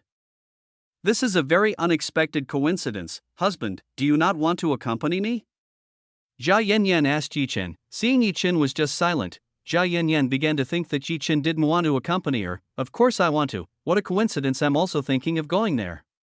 Yi Chen immediately answered Zhao Yanyan's words. Thank God, with you I will feel safe there. Zhao Yanyan was grateful that Yi Chen was willing to accompany her to the Kunlun Holy Land. Yi Chen and Zhao Yanyan started discussing when they would go to the Kunlun Holy Land. Zhao Yanyan herself wanted to leave as fast as she could, which was why Zhao Yanyan wanted Utifa to guide the way to the Wu clan. Zhao Yanyan's idea wasn't bad for Utifa to guide the two of them. Zhao Yanyan and Yi Chen anyway was still quite unfamiliar with the Kunlun Holy Land, so it was better to have Utifa guide the path for the two of them. After discussing the plan to go to the Kunlun Holy Land, Yi Chen and Zhao Yanyan immediately got out of bed. Yi Chen and Zhao Yanyan started changing clothes and went downstairs to see if Utifa had come here or not. When Yi Chen and Zhao Yanyan got downstairs, both of them saw that Utifa had come to this place. This time Utifa came alone. No one who followed Utifa came here like last night. In this room right now there were only Nanhua Cai and also Nangong Xiang who were wearing a mask to cover the beautiful face she had. Somehow today Nangong Xiang suddenly wore a mask on her face. This was not like the usual Nangong Xiang who never wore a mask again after moving to Yi Chen's villa. The reason Nangong Xiang wore a mask was none other than Utifa who came here. Utifa was very surprised when she saw Nangong Xiang in this place. It seemed that Utifa knew Nangong Xiang a little. Nangong Xiang had a good relationship with the royal family, so it wasn't strange that Utifa would know Nangong Xiang a little. Today Utifa was again shocked by what was in this house. She couldn't believe that someone like Nangong Xiang who had a good relationship with the queen would exist in this kind of place. This was something Utifa could never have imagined, seeing someone like Nangong Xiang. When Yi Chen and Zhao Yanyan came, Nangong Xiang, Nanhua Cai and Utifa immediately looked towards the arrival of Yi Chen and Zhao Yanyan. Master, Yanyan, I have called the person you want. Nanhua Cai immediately got up from the seat and welcomed Yi Chen and Zhao Yanyan. Good. Yi Chen nodded in satisfaction at Nanhua Cai, who did a fine job for himself. Nanhua Cai felt very happy because she could be of use to Yi Chen for a small problem like this. Zhao Yanyan went straight to the direction Utifa was. He sat directly in front of Utifa and beside Nangong Xiang. Miss Zhao Yanyan, seeing Zhao Yanyan coming here, Utifa immediately greeted him. You don't need to be so formal like that, you can sit back down. Zhao Yanyan told Utifa to sit back in her seat. Utifa didn't dare go against Zhao Yanyan's orders. She immediately sat back down to face Zhao Yanyan. Utifa, do you know what I mean to call you here? Zhao Yanyan asked if Utifa knew what Zhao Yanyan meant to call herself to a place like this. Miss Zhao Yanyan, I don't know what you need to call me here. Utifa immediately shook her head. She didn't know what Zhao Yanyan wanted to call her. I called you here to guide me to the Kunlun Holy Land. Zhao Yanyan told Utifa that she wanted to go to the Kunlun Holy Land. Utifa, Nanhua Cai, and Nangong Xiao were quite surprised to hear what Zhao Yanyan wanted. They didn't expect that Zhao Yanyan wanted Utifa to guide the way to the Kunlun Holy Land. Utifa was the person who was most happy when she heard this. She was very happy that Zhao Yanyan wanted to go to the Kunlun Holy Land with her. This way the mission she is can be completed when she takes Zhao Yanyan away with her. Yanyan, if you want to go to the Kunlun Holy Land, I might be able to take you there. Nangong Xiang told Zhao Yanyan that she could take Zhao Yanyan to the Kunlun Holy Land very easily. After all, Nangong Xiang had lived in the Kunlun Holy Land for quite a long time. Therefore she already knew almost all the hidden areas that existed in the Kunlun Holy Land. Yan Yan, Sister Xiang has a point too. If you want to go to the Kunlun Holy Land, I can take you there too. Nanhuatsai also volunteered to take Zhao Yanyan to the Kunlun Holy Land. Zhao Yanyan was quite happy to see Nangong Xiang and Nanhuatsai volunteered to escort her to the Kunlun Holy Land, but the problem was, she wanted to go over to her mother's grave and maybe Utifa alone could help her get there, so Zhao Yanyan had to completely refuse the offer from Nangong Xiang and Nanhuatsai. Sorry Sister Sai and Sister Xiang, but I want Utifa to take me to a place in the Kunlun Holy Land. And Yi Chen is with me anyway, so you two don't have to worry. Zhao Yanyan told Nangong Xiang and Nanhuatsai that she was leaving to the Kunlun Holy Land together with Yi Chen. If that's the case, then I want to come together with you. Hearing that, Nanhuatsai wanted to come along with Zhao Yanyan and Yi Chen. She also had to return to the Spring Palace to get some of the items she had. I will also come, it has been a long time since I visited my friend. Nangong Xiang also wanted to join Yi Chen and Zhao Yanyan's entourage who wanted to go to the Kunlun Holy Land. Chapter 665, Return to the Kunlun Holy Land. Yi Chen and Zhao Yanyan didn't expect that Nangong Xiang and Nanhuatsai would want to come together with the two of them to the Kunlun Holy Land. Why do you two even want to come like this? Zhao Yanyan and I don't want to travel in a place like that, said Yi Chen to Nangong Xiang and Nanhuatsai. So what if I want to be with Master? I'm your servant anyway, so I want to always follow you. Nanhuatsai told Yi Chen if she wanted to come with Yi Chen to the Kunlun Holy Land as a servant. Nanhuatsai really wanted to come along with Yi Chen because she wanted to be away from Yi Chen. This might be one of the effects of the servant love contract created by Yi Chen and Nanhuatsai so that she couldn't stay away from Yi Chen. Whenever Nanhuatsai was away from Yi Chen, she would somehow become a little lonely, which was why Nanhuatsai always wanted to be with Yi Chen no matter what. I wanted to go because I was free and didn't do anything, so it wouldn't hurt if I went to meet an old friend who was there. Nangong Xiang also had her own reason to come together with Yi Chen to the Kunlun Holy Land. Yi Chen this time is really very helpless. These two beautiful women have reasons that are very difficult to refuse. Husband, wouldn't it be great if more people came with us? Zhao Yanyan didn't mind at all when Nanhuatsai and Nangong Xiang wanted to come with her. In fact, it would be of great help to her and Yi Chen when these two beautiful and strong women came with them. There is no need to doubt the strength of Nangong Xiang and Nanhuatsai. Both of them are the most powerful cultivators on this earth apart from Yi Chen. This did not include Mei Yueli who had just arrived from the God realm to earth. Fine, you can come with us. Since Zhao Yanyan allowed the two of them to come, of course Yi Chen had to agree with this. Then let's go right now. Zhao Yanyan wanted to go straight to the Kunlun Holy Land. She wanted to immediately see what the Wu clan was like, which was the place where her mother had grown up. Yi Chen, Nangong Xiang, Nanhuatsai and Utifa immediately nodded as they all immediately prepared to go to the Kunlun Holy Land. After all the preparations were completed, Yi Chen, Zhao Yanyan, Nangong Xiang, Nanhuatsai, and Utifa immediately headed for the Kunlun Mountains where the gates to the Kunlun Holy Land were located. Master, have you ever been to the Kunlun Holy Land before? Nanhuatsai asked Yi Chen if he had ever been to the Kunlun Holy Land before. Of course I did. The first time I went to the Kunlun Holy Land, I met Linger and Little Fox Xiao. Yi Chen told Nanhuatsai that he had been to Kunlun Holy Land in the past. Who did just you call Little Fox? Huh? When Yi Chen said to Nanhuatsai, suddenly Yi Xiao interrupted Yi Chen words. She doesn't like it when Yi Chen called herself the Little Fox. It should be noted that Yi Xiao was not a little fox. She was a beautiful mature woman with two large balls hanging from her chest. These two balls were enough to make anyone who saw her excited. Yi Chen didn't expect that Yi Xiao would interrupt the words he just said. It's been a long time since Yi Xiao never spoke or came out to meet Yi Chen. That's why Yi Chen was a little surprised when he saw Yi Xiao want to reply to his words. The reason why Yi Xiao didn't want to come out to meet Yi Chen was because Yi Xiao was in closed-door training to increase the strength she had. Now that Yi Xiao had reached the 10th Overlord realm, Yi Xiao's strength could now be said to be quite strong. Little Fox Xiao, who is it? Nanhuatsai doesn't know who Yi Chen is referring to right now. Nanhuatsai of course knew the Linger that Yi Chen was referring to, but she didn't know Little Fox Xiao what Yi Chen meant. Not only did Nanhuatsai not know who Yi Chen meant Little Fox Xiao, Nangong Xiang also didn't know who Little Fox Xiao was. Here only Yi Chen and Zhao Yanyan knew about Yi Xiao's whereabouts. Other than that no one knew who Yi Xiao was. Forget it, you haven't met her either. Yi Chen told Nanhuatsai and Nangong Xiang to forget what he just said about Little Fox Xiao. Nanhuatsai and Nangong Xiang were confused by this. Hemp. While Yi Xiao was currently sniffing Yi Chen coldly, she was still a little dissatisfied when Yi Chen called herself the Little Fox. After sniffing Yi Chen coldly, Yi Xiao didn't want to talk to Yi Chen anymore. She chose silence and made no more words.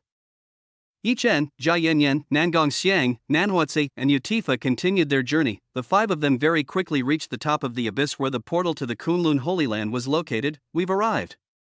Utifa told everyone that they had arrived at their destination. This is Kunlun Holy Land?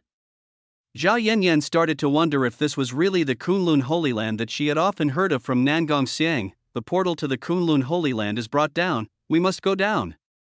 Nanhuatse told Jia Yanyan that the entrance to the Kunlun Holy Land was down there. Let's go down. Yi Chen invited everyone to come down to the bottom of the abyss. Everyone nodded. They all immediately descended below the abyss where the portal to the Kunlun Holy Land was located. Since Yi Chen had been here before, he dared to lead the way for all women. Yi Chen and all the women descended thousands of meters down. After descending several thousand meters, Yi Chen and all the women arrived in front of the portal leading to the Kunlun Holy Land. Let's go in.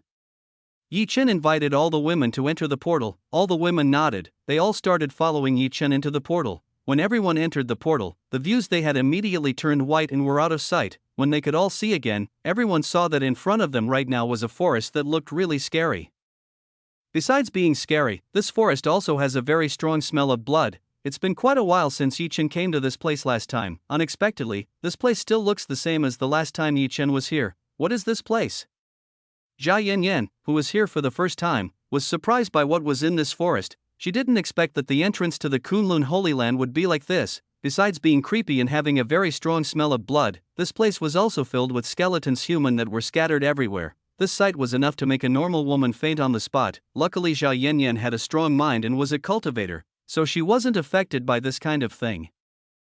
Chapter 666, Yi Chen was intimidating the magical beast. This is called the Forest of Death. Here are many cultivators from the mortal world who died and buried in this place.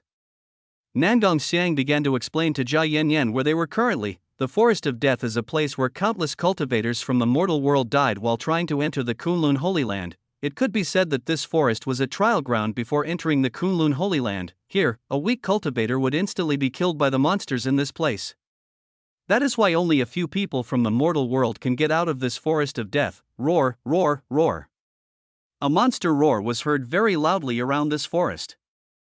It seemed that these monsters had detected the arrival of Yi Chen's party. The hordes of magical beasts that inhabit this place immediately head towards the place where Yi Chen, Jia Yanyan, Nangong Xiang, Nanhuatse, and Utifa are located. Since Yi Chen had come here before, he already knew that this was this forest guardian monster. These monsters are very annoying. When Yi Chen first came here with minimal strength, Yi Chen was beaten up by monsters in this forest. Now that Yi Chen already had a strong enough strength, he wanted to get back at these annoying monsters. Yi Chen will definitely make these monsters run away scared by the power he has. Tens of thousands of magical beasts immediately gathered around Yi Chen's party.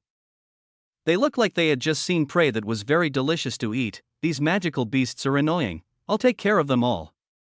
Nanhuatse intended to take care of magical beasts that dared to bark at Yi Chen and herself. Let me do it.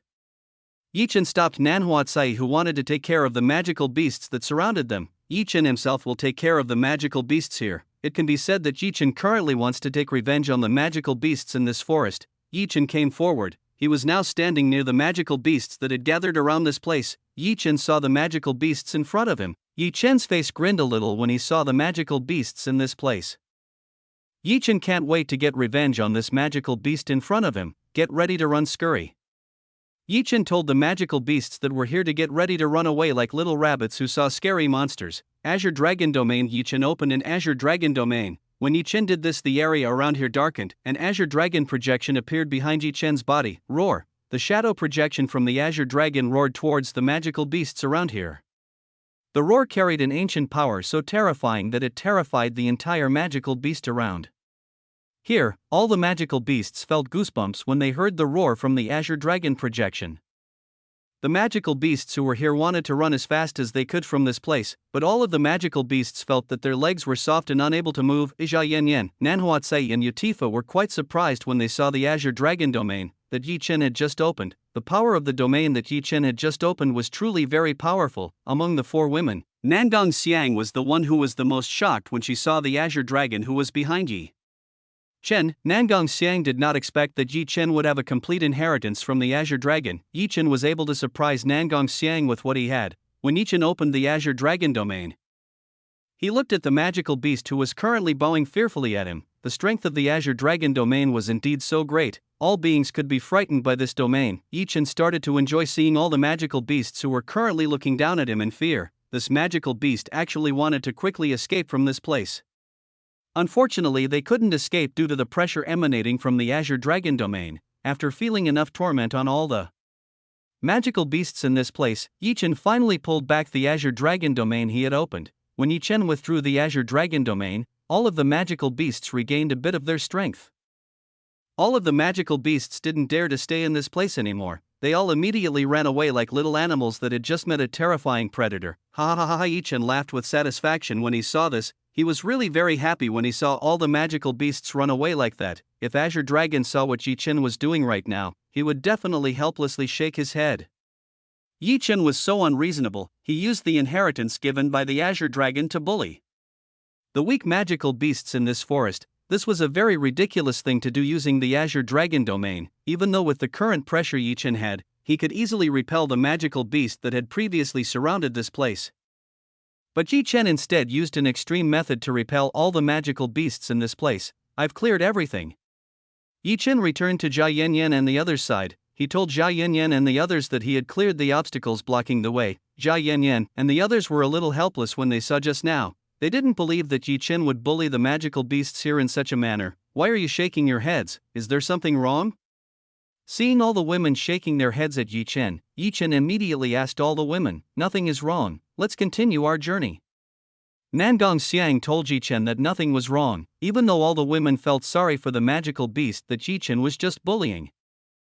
All women of course knew that they couldn't blame what Chen had just done when bullying the magical beasts earlier. What Chen did was right to drive all of the magical beasts away from returning to cause trouble on the next trip. Come on. Chen invited everyone to get out of this forest of death. Here it is very unsuitable to live in for a long time. Chen, Jia Yanyan, Nangong Xiang, Nanhuatse, and Utifa continued their journey to get out of this forest of death. On this trip, Chen's party did not encounter any obstacles. All of the magical beasts avoided Chen's party who was passing by. All of the magical beasts in this forest were afraid to block Chen's party's road. Because there were no more obstacles blocking the way, Chen, Jia Yanyan, Nangong Xiang, Nanhuatse, and Utifa very quickly came out of the terrifying forest of death. After leaving the forest of death, Jia Yanyan, Nangong Xiang, Nanhuatse, and Utifa were greeted by a very beautiful scene in the Kunlun Holy Land. Although it wasn't as beautiful as the Fairy Gate, this place was still quite beautiful when compared to all the beautiful places that were in the mortal world. Chapter 667, Royal Capital. So this is the Kunlun Holy Land? It's pretty good too. Jia Yanyan felt that the Kunlun Holy Land was quite good when compared to the modern world. This place still looked very natural and very well maintained. Miss Zhao Yanyan, it's still nothing compared to the royal capital. Utifa told Zhao Yanyan that this place was still nothing compared to the royal capital. The royal capital was the best place in the Kunlun Holy Land, where it was so well preserved that there was no trash to be found. The queen is very sensitive to the cleanliness of her territory. Therefore, anyone who is caught dirtying her territory will immediately be sentenced to prison for several years. It is for this reason that the royal capital is always clean and looks good. No one dares to make something dirty in the territory of the royal capital, or they will get into trouble from the royal family. Is it true? Then why don't we just go there? I want to see what kind of royal capital you said earlier. Chen wanted to know what kind of royal capital that was in the Kunlun Holy Land was like. He wanted to see for himself what the royal capital was like. Alright, then follow me. Utifa told everyone to follow her to the royal capital where the Wu clan was. Chen, Jia Yanyan, Nangong Xiang, and Nanhuatse followed behind Utifa, the four of them letting Utifa lead the way for them. Actually, Nangong Xiang and Nanhuatse already knew all the places in this Kunlun Holy Land, but because Utifa wanted to lead the way for all of them, the two of them let Utifa lead the way for all of them. It took Chen, Jia Yanyan, Nangong Xiang, Nanhuatse, and Utifa about 30 minutes to arrive near the gates of the royal capital. From here, Chen and Jia Yanyan could see a beautiful and magnificent city. Even though it still used an architecture that was slightly more ancient than the one in the mortal world, this place still had a very good aesthetic according to Chen and Jia Yanyan. Apart from that, this place is very neat and very clean. Almost all the details are taken into account very well so that the results seen by people are very perfect. Plus there are several floating islands that are at the top of this city, which makes the city even more amazing. Of course, all islands can float because of a special array made to support the island so that it can stay floating forever. If this array was destroyed, then these floating islands would collapse and hit something beneath them. Above this floating island there are several buildings that look very large and magnificent. It looks like this is a special and very important building in this city. What attracted Chen was a floating island that had the largest area among all the floating islands above the capital. Above this floating island was a very nice and magnificent palace. Almost all of this palace was made of extraordinarily shiny gold. It can be seen that this is a palace that belongs to the ruler of the royal family. How, isn't this wonderful? Utifa asked Chen and Zhao Yanyan about the royal capital that was in front of them. This is pretty good. Zhao Yanyan felt that this place looked pretty good and was very neat. I told you that the royal capital is the best place in the Kunlun Holy Land. Nothing can match this place. Utifa started to boast that the royal capital is the best place in the Kunlun Holy Land. Yes, this is indeed a pretty good place, so quickly show me where the Wu clan is. Chen was curious about where the Wu clan was, where they all went. The Wu clan is over there. Utifa pointed at a place on the east side of the royal capital. Utifa pointed at a large building that was quite striking in its existence. Is that the Wu clan where mother grew up? Zhao Yanyan immediately asked Utifa the truth of this matter. That's absolutely true, Miss Zhao Yanyan, there is where your mother grew up. Utifa told Zhao Yanyan that it was the Wu clan where Zhao Yanyan's mother had lived. Then let's go there. Zhao Yanyan wanted to immediately go see the place where her mother had grown up. She wanted to know what kind of environment his mother grew up in. Then let's go downstairs. Utifa invited everyone to come downstairs. Coming down? Why do we have to go down? Wouldn't it be faster if we just flew there? Chen wanted to know why Utifa didn't immediately invite them to fly to the place where the Wu clan was. That's impossible. Utifa told Chen that it couldn't be done, so why can't something like that be done? Don't we just need to fly over there? Chen asked the reason why they couldn't fly towards where the Wu clan was. That's because the sky region of the royal capital is an area where flying freely is prohibited. Only a few people with special permits and status are allowed to fly at will over the sky region of the royal capital. Otherwise you will be caught by the guards guarding the royal capital, Utifa told Chen. If the sky region in the royal capital cannot be passed at will, only people of importance and special status could fly at will in the sky region of the royal capital. Indeed, why should we be afraid of the guards? If they dare to find trouble, we only need to take care of these people. Nanhuatsai immediately told Utifa that she was not afraid of the guards in this capital city. As for Nanhuatsai, these guards simply couldn't arrest her or do anything to her. Even if what appeared was the strongest person in the royal family, the person from the royal family would not dare mess with Nanhuatsai, who had a high enough status in the Spring Palace. I agree with Tsai, I'm not afraid of the guards. Chen quite agreed with Nanhuatsai. Chen felt that he was not afraid of the guards belonging to the royal family. If they dared to find trouble with him, Chen would not hesitate to beat up these guards. Utifa was so helpless when she saw this. These two people really didn't know who they were dealing with. This is the royal family, which is one of the great powers controlling the Kunlun Holy Land. If they dare to mess around in this place, then it is certain that something bad will happen. Husband, Sister Tsai, we'd better just obey Miss Utifa's words. We just came here. It's not good to cause trouble in this place. Zhao Yanyan wanted Chen to obey Utifa's words so that they don't get into trouble, which is not needed. When Zhao Yanyan spoke about the matter, Chen and Nanhuatsai looked very obedient and didn't raise a refusal like before. Chapter 668, Wu Clan Manor. Fine, if that's what you want. Since Zhao Yanyan spoke this time, Chen had no choice but to confirm what Zhao Yanyan wanted. Utifa was surprised to see Chen and Nanhuatsai being very obedient when Zhao Yanyan spoke. Utifa didn't expect that Zhao Yanyan could make someone like Nanhuatsai and Chen who stubbornly obey like this. We don't need to walk to the Wu clan, we can fly there directly. After all, the people from the royal family know me, so they can't possibly move to catch us. Nangong Xiang, who had been silent all this time, finally agreed to speak. She told everyone that she had a very good relationship with the royal family, so that the royal family would definitely not dare to make a small trouble like this for Nangong Xiang. Xiang, why didn't you say this earlier so we don't have to argue in that way? If Chen had known about this earlier, he and Nanhuatsai wouldn't need to argue with Utifa like before. You never asked me from the start, so don't blame me for that. Nangong Xiang said as she crossed her arms under her mountain peak. Nangong Xiang looked like an innocent woman. From the start, Nangong Xiang did not feel that she was guilty for not telling Chen about this matter. Forget it, let's go to the Wu clan. Chen asked Nangong Xiang to forget about this matter, and there was no point in continuing this matter anyway, because Nangong Xiang had a special status. She led everyone to head towards the direction the Wu clan was in, as Nangong Xiang had said from the start. The royal guards who were passing did not dare to stop or find trouble with Yi Chen's party. They all seemed to know about Nangong Xiang's identity, which was why they didn't dare to stop Yi Chen's party. The average royal guard would naturally know about Nangong Xiang from the mask and golden hair she had. That's why they didn't dare to stop Nangong Xiang, who was currently in Yi Chen's party. Hey Xiang, what kind of relationship do you have with the royal family? Why do all the guards look respectful towards you? Yi Chen wanted to know why all the guards they met were afraid when they saw Nangong Xiang. Yi Chen, they all respect me not because of my relationship with the royal family.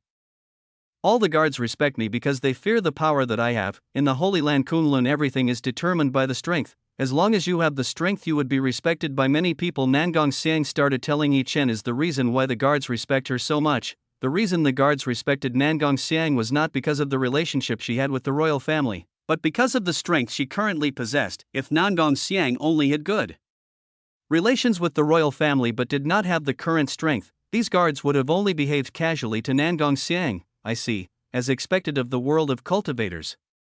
Yi Chen understood. It seems that the Kunlun Holy Land is the same as the God Realm. Here people who have strength will definitely be respected by everyone. Yi Chen, Jia Yanyan, Nangong Xiang, Nanhuatse and Yutifa arrived very quickly at the Wu clan territory. The territory of the Wu clan was quite large, at least several times the size of a golf course with several large and grand buildings. Everyone please follow me. Yutifa told everyone to follow him into the Wu clan's manor. Yi Chen, Jia Yanyan, Nangong Xiang, Nanhuatse began to follow Yutifa into the Wu clan manor. When they entered the manor, they were greeted by a servant from the Wu clan. Miss you, the master is waiting for you in the main room. The servant informed Yutifa that the current clan leader was waiting for her in the main room in this manner. Okay, I understand, I'll go there immediately. Yutifa understood. She would immediately go to the head of the clan. After giving the news to Yutifa, the servant just now immediately resigned. He had gone somewhere. Miss Jia Yanyan, come with me to meet your grandfather. Yutifa invited Jia Yanyan to meet the current leader of the Wu clan. Jia Yanyan nodded at Yutifa. Jia Yanyan wanted to see what her grandfather looked like. She wanted to see for herself using her two eyes. Yutifa led everyone to head to the main room in the Wu clan manor. After a while, Yi Chen's party finally arrived in front of the main room in this manor. The main room looks very large from the outside. It looks like this is a special place used to discuss or do something important. Clan leader, I'm in. Before entering the room, Yutifa gave a greeting to the clan leader who was inside. Come in. The person inside allowed Yutifa to enter the main room. After obtaining the approval of the clan leader, Yutifa immediately opened the door to the room. When Yutifa opened the door of the room, Yi Chen, Jia Yanyan, Nangong Xiang, Nanhuatse saw an old man sitting cross-legged on a chair that had several ancient carvings. This old man was currently closing his eyes while cross-legged on a chair.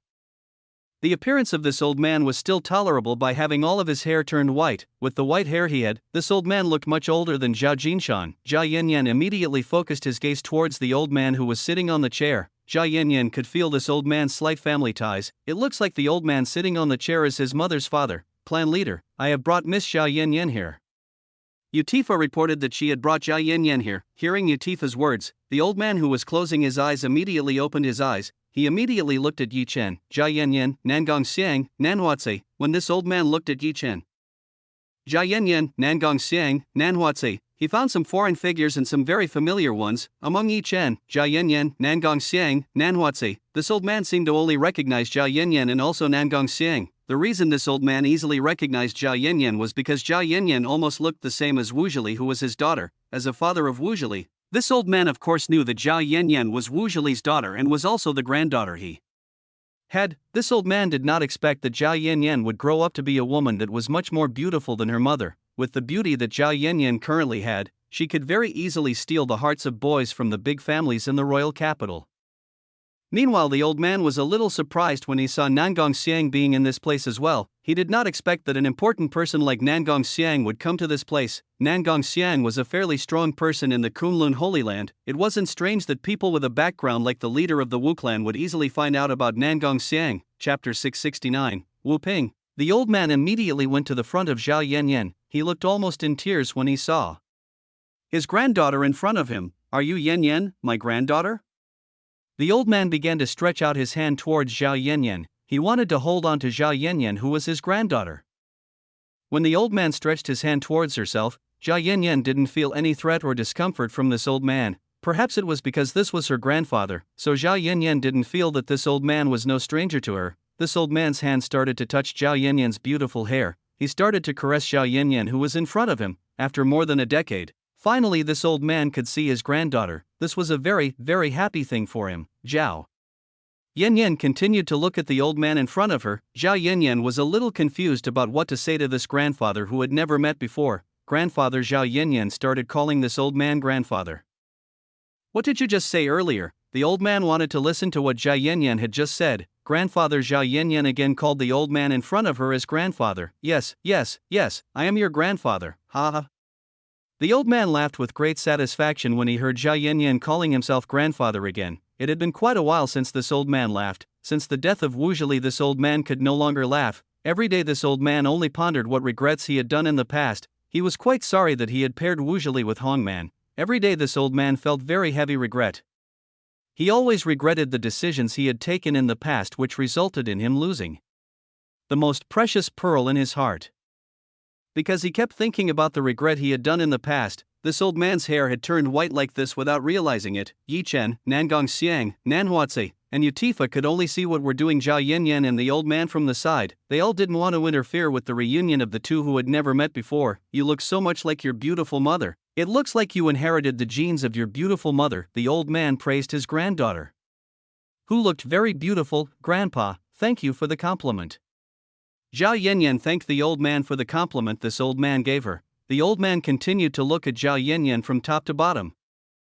He was really very satisfied with Zhao Yanyan's beautiful appearance and graceful. The man who gets Zhao Yanyan in the future will definitely be very lucky because he can have a beautiful woman like Zhao Yanyan. Satisfied with seeing his granddaughter Zhao Yanyan, the old man turned his attention to the people beside them. The old man looked at Nangong Xiang, who had the most striking appearance because he was wearing a mask and also had very beautiful and magnificent golden hair. Goddess Nangong, I'm sorry that old man Wu could not welcome you. This old man first welcomed the arrival of Nangong Xiang. With the super strength of Nangong Xiang, the old man was afraid that Nangong Xiang would not be satisfied with himself and destroy this Wu clan. With Nangong Xiang's immense power, she could easily destroy the entire Wu clan manor and everyone in it. It was for this reason that this old man hastily greeted Nangong Xiang first. Yi Chen, Zhao Yanyan and Yutifa were quite surprised by the treatment that Nangong Xiang received. Again, Nangong Xiang received a special treatment from the leader of the Wu clan, Lord Wu Ping. You don't need to be so formal like that. I came here only to accompany my younger sister, Yanyan. Nangong Xiang told Wu Ping that she came here to accompany Zhao Yanyan. If Nangong Xiang remembered correctly, the name of the leader of the Wu clan was Wu Ping. She was known to be fair enough to solve many problems.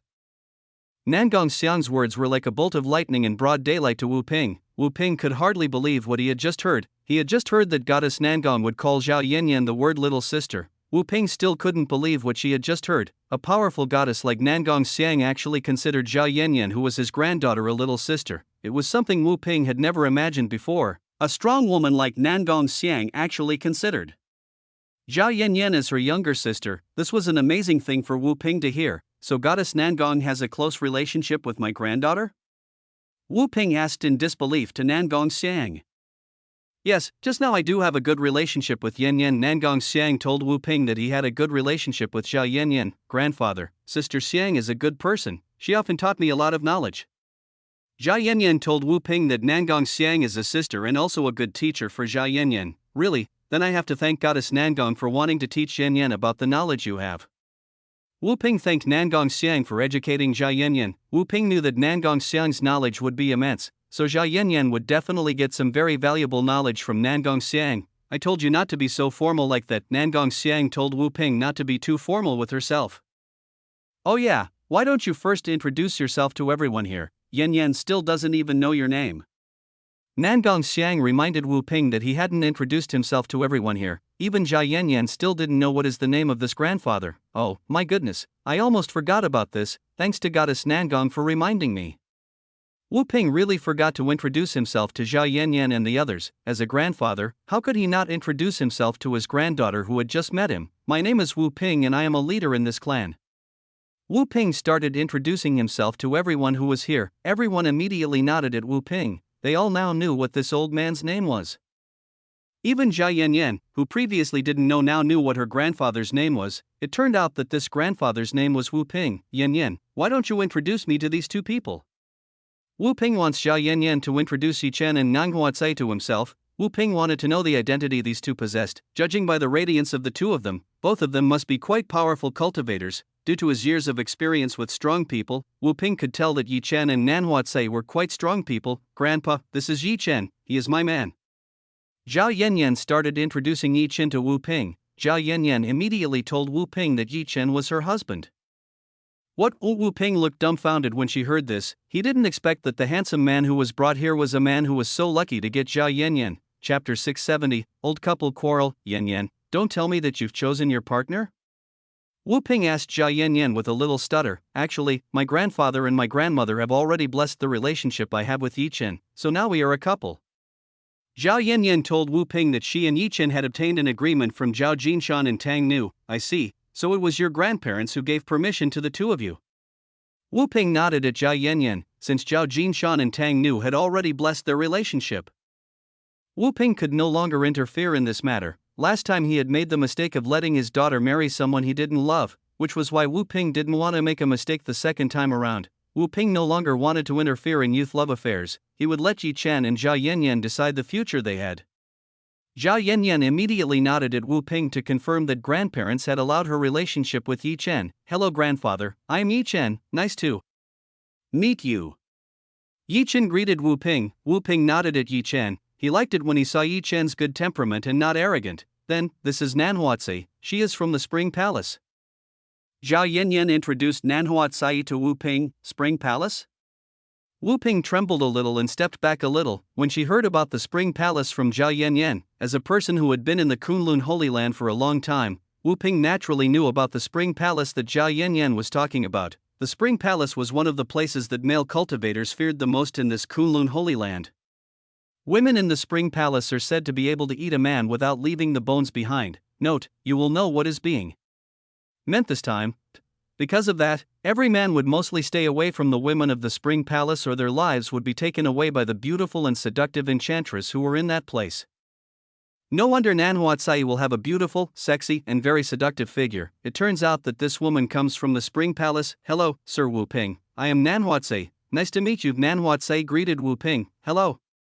Wu Ping was a little scared when he answered Nan Huatsai. He was a little afraid to face someone from the Spring Palace like Nan Huatsai. Nan Huatsai smiled when she saw that Wu Ping was afraid of her. It seemed that the reputation of the Spring Palace was quite well known among the mans in the Kunlun Holy Land. Bang. Suddenly the door was opened very loudly. An adult woman appeared from behind the door. This woman entered in such a hurry. She looked like she was being hunted and chased by someone. Old man, where is my granddaughter? When this adult woman came in, she immediately asked Wu Ping about her granddaughter. It was most likely that the woman today was Wu Ping's wife as well as Zhao Yanyan's grandmother. Zhao Yanyan's grandmother looks quite young. At most she looks like a 34-36-year-old adult woman. Seeing the adult woman coming, Wu Ping immediately pointed at Zhao Yanyan. Old granny, that's your granddaughter. Wu Ping said to adult women that Zhao Yanyan is her granddaughter. Who are you calling old granny, you old man? The adult woman looked displeased when Wu Ping called herself old. Sorry, I blurted out earlier. Wu Ping started to be scared and apologized to adult women. Wu Ping looked scared of the adult woman who had just come into this room. From the interactions made by Wu Ping and the adult woman, they both looked like an old couple who often quarreled with each other because of differences of opinion. Hemp. The adult woman sniffed coldly at Wu Ping. She began to turn her attention to Zhao Yanyan who was standing not far from Wu Ping. When the adult woman looked at Zhao Yanyan, she found that Zhao Yanyan looked just like Wu Zhili. She looked very beautiful and very elegant. The adult woman immediately rushed towards Zhao Yanyan. She began to hug Zhao Yanyan's body in front of her. My granddaughter, finally grandma can meet you. While hugging Zhao Yanyan, the mature woman told Zhao Yanyan that she was very happy to see Zhao Yanyan. Zhao Yanyan saw the adult woman hugging her. Zhao Yanyan did not think that her grandmother would be younger than Wu Ping's grandfather. Finally our granddaughter has come. Wu Ping said to the adult woman who was in front of him. The name of the adult woman at the front was Yu Ro. She was Wu Ping's wife and mother from Wu Zhili. Who are you calling our granddaughter? This is my granddaughter. You have no right to have it. Yu Ro refused to admit that Wu Ping had the right to have Zhao Yanyan as his granddaughter, since the incident of Wu Zhili and Zhao Yung's death. The relationship between Wu Ping and Yu Ro started to become like this. Every day they kept fighting and blaming each other for Wu Zhili's death. It wasn't strange that whenever Wu Ping and Yu Ro met, the two of them would be seen fighting like this. Come on, Yan Yan is also my granddaughter too. Don't be like that to me. Wu Ping complained a little to Yu Rou for not allowing himself to acknowledge Jia Yanyan as his granddaughter. I won't let that happen. Yu Rou told Wu Ping that she wouldn't let Wu Ping have Jia Yanyan. She didn't want Jia Yanyan to suffer the same fate as Wu Zhili if it was in Wu Ping's hands. Yi Chen, Nangong Xiang, Nanhuatze, and Yu Tifa were helpless when they saw the bickering that Wu Ping and Yu Rou were doing. Yi Chen, Nangong Xiang, Nanhuatze, and Yu Tifa felt that they were currently watching a soap opera in which there was an argument between an old couple. Grandpa, Grandma, stop fighting like that. No matter what, you are still my grandfather and my grandmother. Seeing the two of them continue to fight like this, Jia Yanyan had no other choice but to calm both parties so they wouldn't fight again. Look at Rou, even our granddaughter knows what is good for both of us. Wu Ping was delighted when Jia Yanyan helped himself to get along with Yu Rou. Wu Ping had been fighting with Yu Rou for a long time. He wanted the two to have a harmonious relationship like before. Hemp. You're lucky that Yanyan spoke for you, otherwise I might have packed you just now. Yu Rou sniffed coldly at Wu Ping. It seemed that Yu Rou still didn't want to forgive the mistakes that Wu Ping had made in the past. Yu Rou still seemed to have a hard time accepting the death of her daughter Wu Zhili. Whoever was by Yu Rou's side would definitely do the same thing as what Yu Rou was currently doing. Jia Yanyan looked back and forth at Wu Ping and Yu Rou. It seemed like she had to think of a way for her grandfather and grandmother to get along like a normal couple again. Jia Yanyan is a woman who is good at planning things. She can definitely get Wu Ping and Yu Rou together again like in the past. Chapter 671, Wu Zhili's Tomb. Yu Rou introduced herself to Jia Yanyan. Yi Chen, Nangong Xiang, Nanhuatze. Yu Rou looked friendly to everyone. The attitude shown by Yu Rou was different from the attitude shown to Wu Ping. Yu Rou this time looked very friendly to everyone. Everyone, let's go for a banquet. All of you must be hungry because of the long journey. Yu Rou invited everyone to go eat. Yu Rou will prepare food for everyone who is here. Grandpa, Grandma, I want to go see Mother's grave. Jia Yanyan said to Wu Ping and Yu Rou that she wanted to see Wu Zhili's tomb. Wu Ping and Yu Rou looked at each other. They were both a little sad when they heard Jia Yanyan's words. Yanyan, your mother's grave is behind. Wu Ping told Jia Yanyan that Wu Zhili's grave was behind. Then I'll go see. Jia Yanyan said to Wu Ping and Wu Zhili that she was going to see her mother's grave. Husband, let's go. Jia Yanyan invited Yi Chen to accompany her to see Wu Zhili's grave. Okay. Yi Chen nodded at Jia Yanyan. He would accompany Jia Yanyan to go to Wu Zhili's grave. Yi Chen and Jia Yanyan went to the back of the manor of the Wu clan. The two of them were going to visit Wu Zhili's grave. Meanwhile, Nangong Xiang and Nanhuatze followed Yu Rou and Wu Ping to the room where the banquet was being held. They both agreed to let Yi Chen and Jia Yanyan go together towards Wu Zhili's grave. Yi Chen and Jia Yanyan went from the main room to the back of the Wu clan manor. This place is enormous. Yanyan, your mother has a very rich family. Yi Chen quite admired the greatness of the Wu clan manor. At least the area of the Wu clan manor was tens of times larger than the villa that Yi Chen belonged to. Husband, why are you jealous of this kind of thing? Don't you have a ferry gate that is much wider than this place? Jia Yanyan told Yi Chen that he still had a huge ferry gate. Even the area of the ferry gate was still unknown to Jia Yanyan or Yi Chen. The ferry gate was so vast that it could not be seen at the end. Well, maybe I do have a very wide ferry gate. But the ferry gate can't be exhibited like this. The ferry gate is indeed very wide, but the ferry gate can't be shown off to others like this Wu clan manor. Why don't you just enlarge your villa? With the money you currently have, you can easily enlarge our villa. Jia Yanyan gave Yi Chen an idea to enlarge the villa he owned. Maybe that's a point too. Maybe I should buy all of the Golden Eagle district. Yi Chen started thinking about buying all the land in the Golden Eagle district and started building a large manor like this. Are you sure that the owner of the Golden Eagle district is willing to sell everything to you? Jia Yanyan said to Yi Chen, if he doesn't want to sell it to me, I will force the owner of the Golden Eagle district using the strength I have. Yi Chen answered Jia Yanyan while showing off his muscular arm. Puchi Jia Yanyan laughed when she saw what Yi Chen was doing. What Yi Chen was doing right now was quite entertaining for her. Yi Chen and Jia Yanyan immediately arrived at the very backyard of the Wu clan manor. In this very backyard there was a special garden decorated with several beautiful and charming flowers. Formerly this park was a park that was often visited by Wu Zhili when her mood was happy or in chaos. This is where Wu Zhili often spends the time she is staring at the beautiful flowers that are in this place. That's why Wu Zhili's grave is placed here.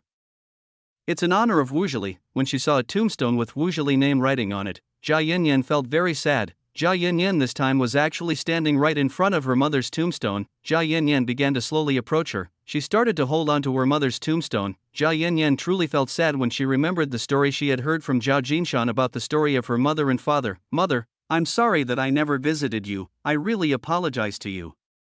Zhao Yanyan apologized for not being a daughter who was not devoted enough to her mother. For more than a decade, Zhao Yanyan had never visited her mother's grave in the Kunlun Holy Land. Zhao Yanyan began to feel that she was an unfilial daughter. Chen saw what Zhao Yanyan was doing. Chen felt sorry when he saw Zhao Yanyan who was like this. Chen started to approach and tried to win Zhao Yanyan. Don't blame yourself like that. It's not your fault for not being able to visit your mother's grave. I'm sure your mother can understand the problem you have. Chen started telling Zhao Yanyan not to blame her alone. Husband, isn't this so unfair to mom and dad? Zhao Yanyan said to Chen. She still felt that her father and mother were suffering injustice in this world. Yanyan, I know that this is unfair to your father and mother, but everything has happened, so you will not be able to repeat the past. Now what you can do is only seeking justice in your own way.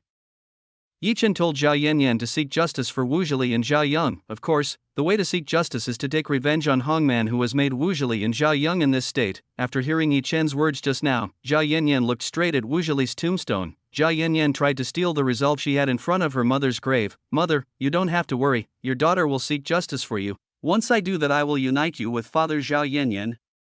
Promised in front of her mother's grave that she would seek justice for Wu Zhili. Zhao Yanyan even promised to unite the graves of his father and mother in one place so that the two of them could be calm in the realm. This is a promise that Zhao Yanyan made. Zhao Yanyan will definitely keep the promise she made in front of her mother's grave. Chen saw the seriousness shown by Zhao Yanyan. Zhao Yanyan this time was really serious about seeking justice for Wu Zhili and Zhao Yang. Seeing this, Chen became more and more eager to help Zhao Yanyan become even stronger. He would definitely get the last ingredient to make a divine awakening pill so that Zhao Yanyan could increase the strength she had very quickly. Chen will definitely use all the strength he has to obtain the last ingredient, which is the ginseng of life edge in this Kunlun Holy Land. Chen really believed that he could get the ginseng of life edge in this Kunlun Holy Land. If the ginseng of life edge wasn't in the Kunlun Holy Land, then Chen didn't know where to look for this last ingredient. The Kunlun Holy Land was a place that had the life energy still preserved, so there should still be the possibility of the ginseng of the life edge grow in this place. Chapter 672, Nangong Xiang and Sexy Queen Talks. 1. Chen spent a long time accompanying Zhao Yanyan in this place. After feeling enough, Zhao Yanyan decided to leave this place. Before leaving this place, Chen and Zhao Yanyan did not forget to pay their respects to Wu Zhili. However, Wu Zhili is his mother-in-law, so Chen should also pay tribute to Wu Zhili. After paying their respects, Chen and Zhao Yanyan left the back garden of the Wu clan manor. The two had to go meet Nangong Xiang and Nanhuatse, who may have been waiting for them. When Chen and Zhao Yanyan left the garden area, they were both waiting for a maid who had been prepared by Yiro for Chen and Zhao Yanyan. Young lady, young master, you two have been waiting in the banquet hall by the big master and the big lady. The maid told Chen and Zhao Yanyan if they were both waiting for Wu Ping and you Ro in the banquet hall. Please take us to a place where grandma and grandpa were. Zhao Yanyan asked the maid to guide both went to the place of the banquet was held. Young lady, young master, please follow me both. The maid told Chen and Zhao Yanyan to follow her to the room where the banquet was held. Zhao Yanyan and Chen nodded. Both of them would follow the maid to the banquet venue. With the help of instructions given by the maid, Chen and Zhao Yanyan very quickly reached the front of the room where the banquet was held. Young lady, young master, this is her room. Please you two stay. And the maid allowed Zhao Yanyan and Chen to enter the room. After showing the way to Zhao Yanyan and also Chen, the maid immediately left this place. She still has to do a job that needs to be done. Husband, let's go inside. Zhao Yanyan invited Chen to enter the room where the banquet was held.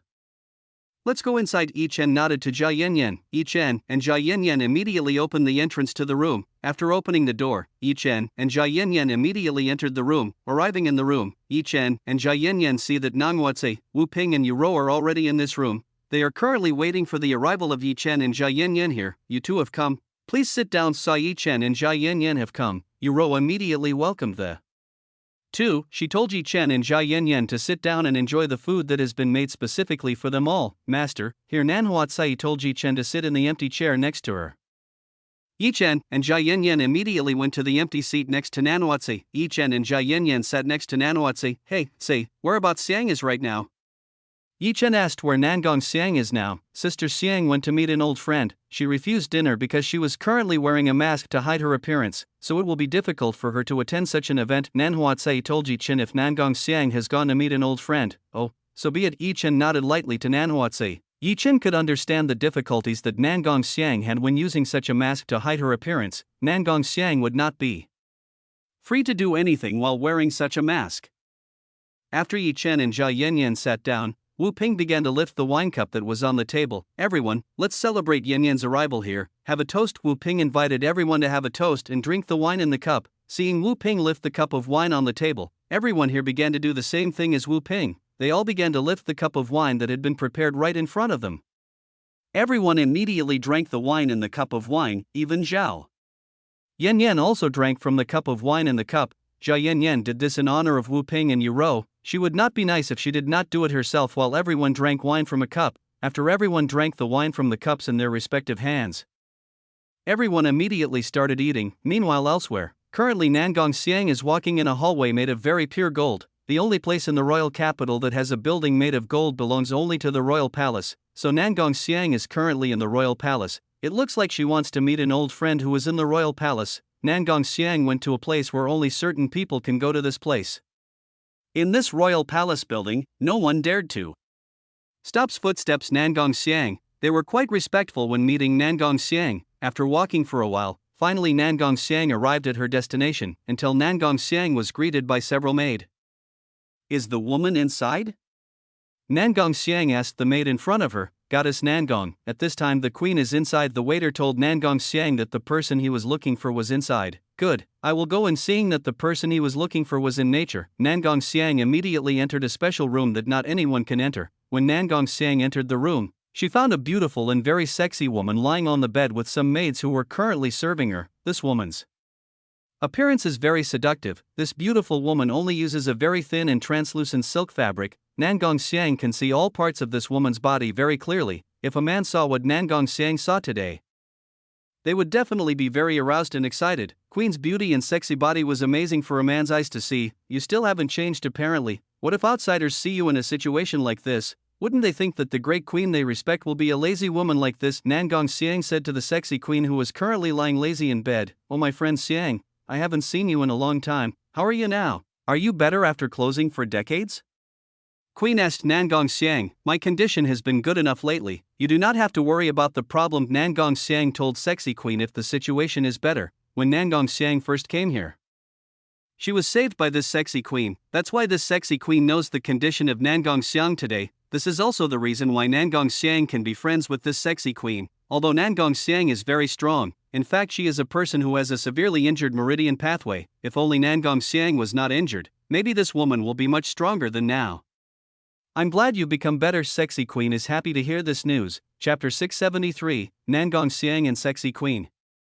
Talks 2. Sexy queen got out of bed. After getting out of bed she began to stretch her body very seductive. This woman did not know that what she was doing was so seductive that it caused a man to have a large number of nosebleeds.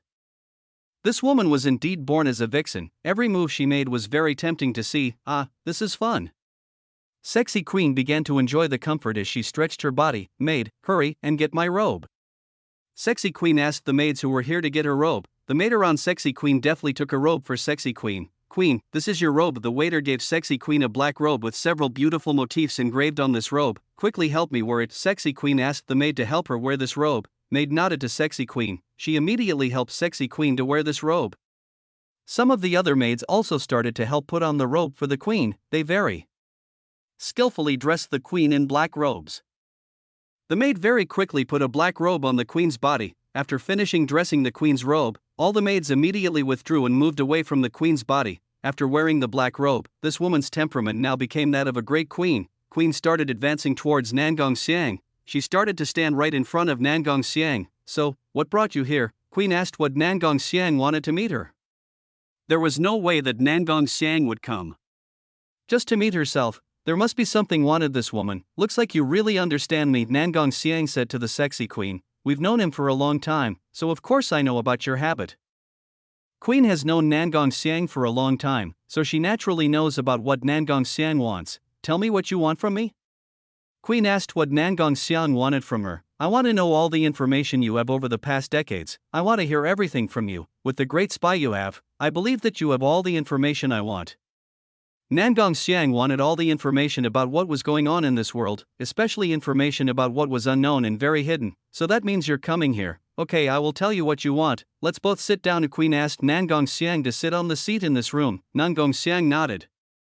She went towards the seat in this room. After Queen and Nangong Xiang sat down, the maid began to pour tea for the two of them. All of you can get out of this place. Queen told all the maids to leave this place. There is something that must be discussed privately with Nangong Xiang. All the servants paid their respects to Queen, after which they all left this place. Why don't you take off your mask? Here now only the two of us are left, so you don't need to be afraid to show your face. Queen said to Nangong Xiang to take off the mask she had. Queen already knew that Nangong Xiang's beautiful face was broken, so she was the one who could accept Nangong Xiang's shortcomings. Nangong Xiang started to take off the mask that was on her face. When Nangong Xiang took off the mask she was wearing, a beautiful flawless face appeared on Queen's eyelids. Queen was quite surprised to see this flawless beauty in front of her. Nangong Xiang's beauty was completely indescribable using words. What happened to you? Queen immediately asked what happened to Nangong Xiang. Why did Nangong Xiang look so beautiful, even more beautiful than herself and the beauty in the Kunlun Holy Land? Why are you surprised like that? This is the original appearance that I have. Nangong Xiang told Queen that this was his real appearance. But didn't your face hurt before? Why did it become like this? Queen wants to know what happened. Why did Nangong Xiang's face recover and look so beautiful? Actually, what a coincidence, I met a nice man who gave me a pill that can restore the appearance I have. Nangong Xiang started to tell Queen what happened to her. But haven't you tried all kinds of pills to heal the wounds you have and nothing works? Queen asked about what happened. As far as she could remember, Queen had given countless pills to try to heal the wounds on Nangong Xiang's face, but all the pills she gave did not have any effect on Nangong Xiang's face. The pill given by that man is very different from what you have. It is a very, very valuable pill. I am lucky that he wants to give me a pill like that. Nangong Xiang told Queen that she was very lucky because of Chen. Very good, and gave her the heavenly beauty pill, which was very valuable. I see, you accidentally met a very kind man and gave you an amazing pill. Then where is that man now? Do you know where the man who helped you while raising a glass of tea? Queen asked if Nangong Xiang knew where a man who gave her such a great pill. Of course I know. I'm currently living with that man. Nangong Xiang told Queen that she was currently living with Chen. Buffed Queen sprayed the tea she just drank. She could not believe what she just heard. She were truly words that the Nangong Xiang she was familiar with could not possibly say. Wait a minute, didn't you ever say you used to hate a man more than anything? But why are you now staying with a man at night? Queen started to question Nangong Xiang. Queen of course knows that Nangong Xiang really hates a man. Every man who tries to get close to Nangong Xiang will definitely be beaten directly by Nangong Xiang or maybe killed if her mood is bad. It is unexpected that Nangong Xiang who hates a man will suddenly live with a man. This person is different from the men I have met before. He is really very kind and can accept me as I am. He even bravely proposed to me to be his woman. Nangong Xiang told Queen that the man she met was different once with men all over this universe. Chen is a figure who can make a goddess like Nangong Xiang who used to hate men become able to like a man. I still didn't expect that you would be with a man. It really shocked me. Queen still did not believe that Nangong Xiang would live with a man, especially from the words that Nangong Xiang just said. She heard that Nangong Xiang seemed to like this man. Queen wants to know what kind of man can make a beautiful goddess like Nangong Xiang fall in love like this. Nangong Xiang smiled slightly at the Queen in front of her. Nangong Xiang initially did not expect that she would fall for a young man like Chen, whose age was very much different from herself. Chapter 674, Nangong Xiang and Sexy Queen Talks. 3. When Nangong Xiang thought about this, her face suddenly turned slightly red. What she was thinking about was quite embarrassing. Fufufu, I didn't expect that you would fall for a man. It seems like you have changed a little since the last time I met you. Queen felt that Nangong Xiang was a little different from the last time they met. Now that Nangong Xiang was no longer as indifferent as before, she was now even more open. Do you need a little guidance to flirt with that guy? I can teach you a little how to flirt with that guy you like. Fufufu. Queen offered a little lesson to flirt with men to Nangong Xiang. With Nangong Xiang's current state, Queen firmly believed that Nangong Xiang was very clumsy in the relationship she had with the man she liked. It is for this reason that Queen offers to assist Nangong Xiang in flirting with the man she likes. Why are you offering such an obscene thing to me? I don't need that kind of thing. Nangong Xiang immediately rejected the good intentions that Queen wanted to do. Why are you rejecting your friend's good intentions? You should know that male and female relationships require this kind of thing. If you don't give men the things they want, they might look for a vixen outside. Queen began to teach Nangong Xiang to be more courageous in this kind of thing or she will lose the guy she likes. Of course, because I don't need something like that. Nangong Xiang told Queen that she didn't need that kind of lesson. Queen sighed, my friend Xiang, do you know that most of the men have a lecherous side to them? If you want to get a boy, especially if it's a young man, you have to be able to control the lewd side belonging to that man. Queen told Nangong Xiang to control Yi Chen by using the lecherous side of Yi Chen. Nangong Xiang started to think about Queen's words just now. What Queen said was true. Yi Chen did have a lecherous attitude. It seemed like it was very natural for a young male like Yi Chen. If you are interested in this, I can teach you how to flirt with men. Queen started to cross her legs. Queen looks very sexy when doing this move. Nangong Xiang saw what this woman was doing. This woman was really as seductive as Nan Huatse. Every move made by Queen could always make men excited. Nangong Xiang began to imagine that if she acted like a queen, if she was currently acting like a queen who was very seductive and shameless, it would be very embarrassing for her. Nangong Xiang was a former empress who had received such strict moral and ethical training. There was no way a woman like Nangong Xiang could do something as shameless as the current queen. After all, Yi Chen didn't see herself from that kind of side. Yi Chen saw herself as an ethical and moral woman. Nangong Xiang would rather be herself like this. This was more convenient for Nangong Xiang herself. Sorry, but I want to be myself. After all, the man I like doesn't mind this from me. Nangong Xiang again rejected Queen's good intentions. Hey, you really are stubborn. If in the future you need my help with the matter we talked about earlier, you can go see me. Queen still hasn't given up on making goddess Nangong Xiang become like her. Queen felt it would be great if a beautiful woman like Nangong Xiang could act as seductive as her. Ahem, let's discuss the matter another time. Now I want to know about news from you. Nangong Xiang decided to change the subject. If the previous topic was passed on, then there would be no end to both. So where should we start? Queen asked Nangong Xiang where she should start. It's up to you to start from where. Nangong Xiang does not really care about this. What is needed is information. For Nangong Xiang, information is a very important thing. With information, Nangong Xiang can know the possibility of what may happen in the future and look for a way of dealing with it. Sigh, you're really boring like always. Queen sighed to Nangong Xiang. Nangong Xiang was really boring and couldn't be taken to have a little fun. Okay, I'll tell you the information I got.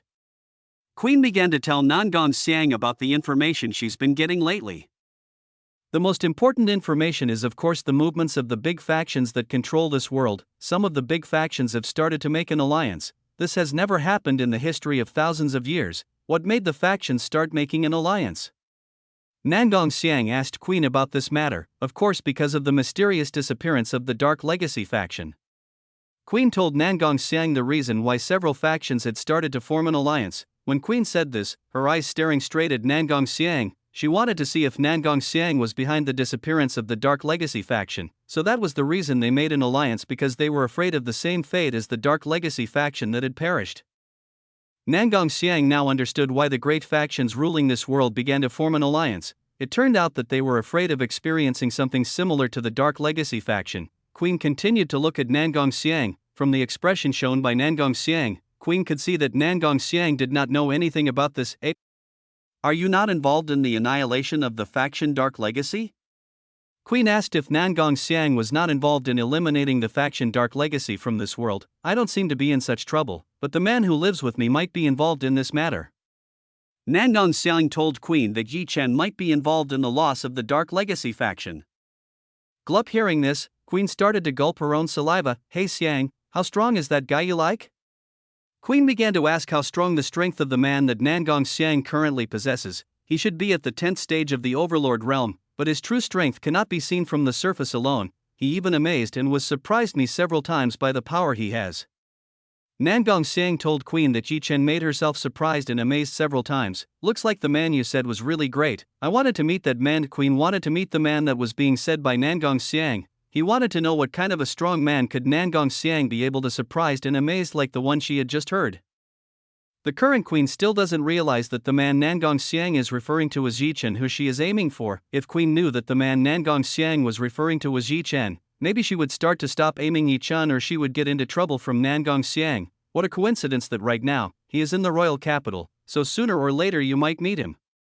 Nangong Xiang informed Queen that the man she was referring to was currently in the royal capital. Considering that the Wu clan was currently serving under Queen's command, Yi Chen should have met with Queen sooner or later. Chapter 675, Strife in the Wu clan's trading territory. I can't wait to meet the man you just said.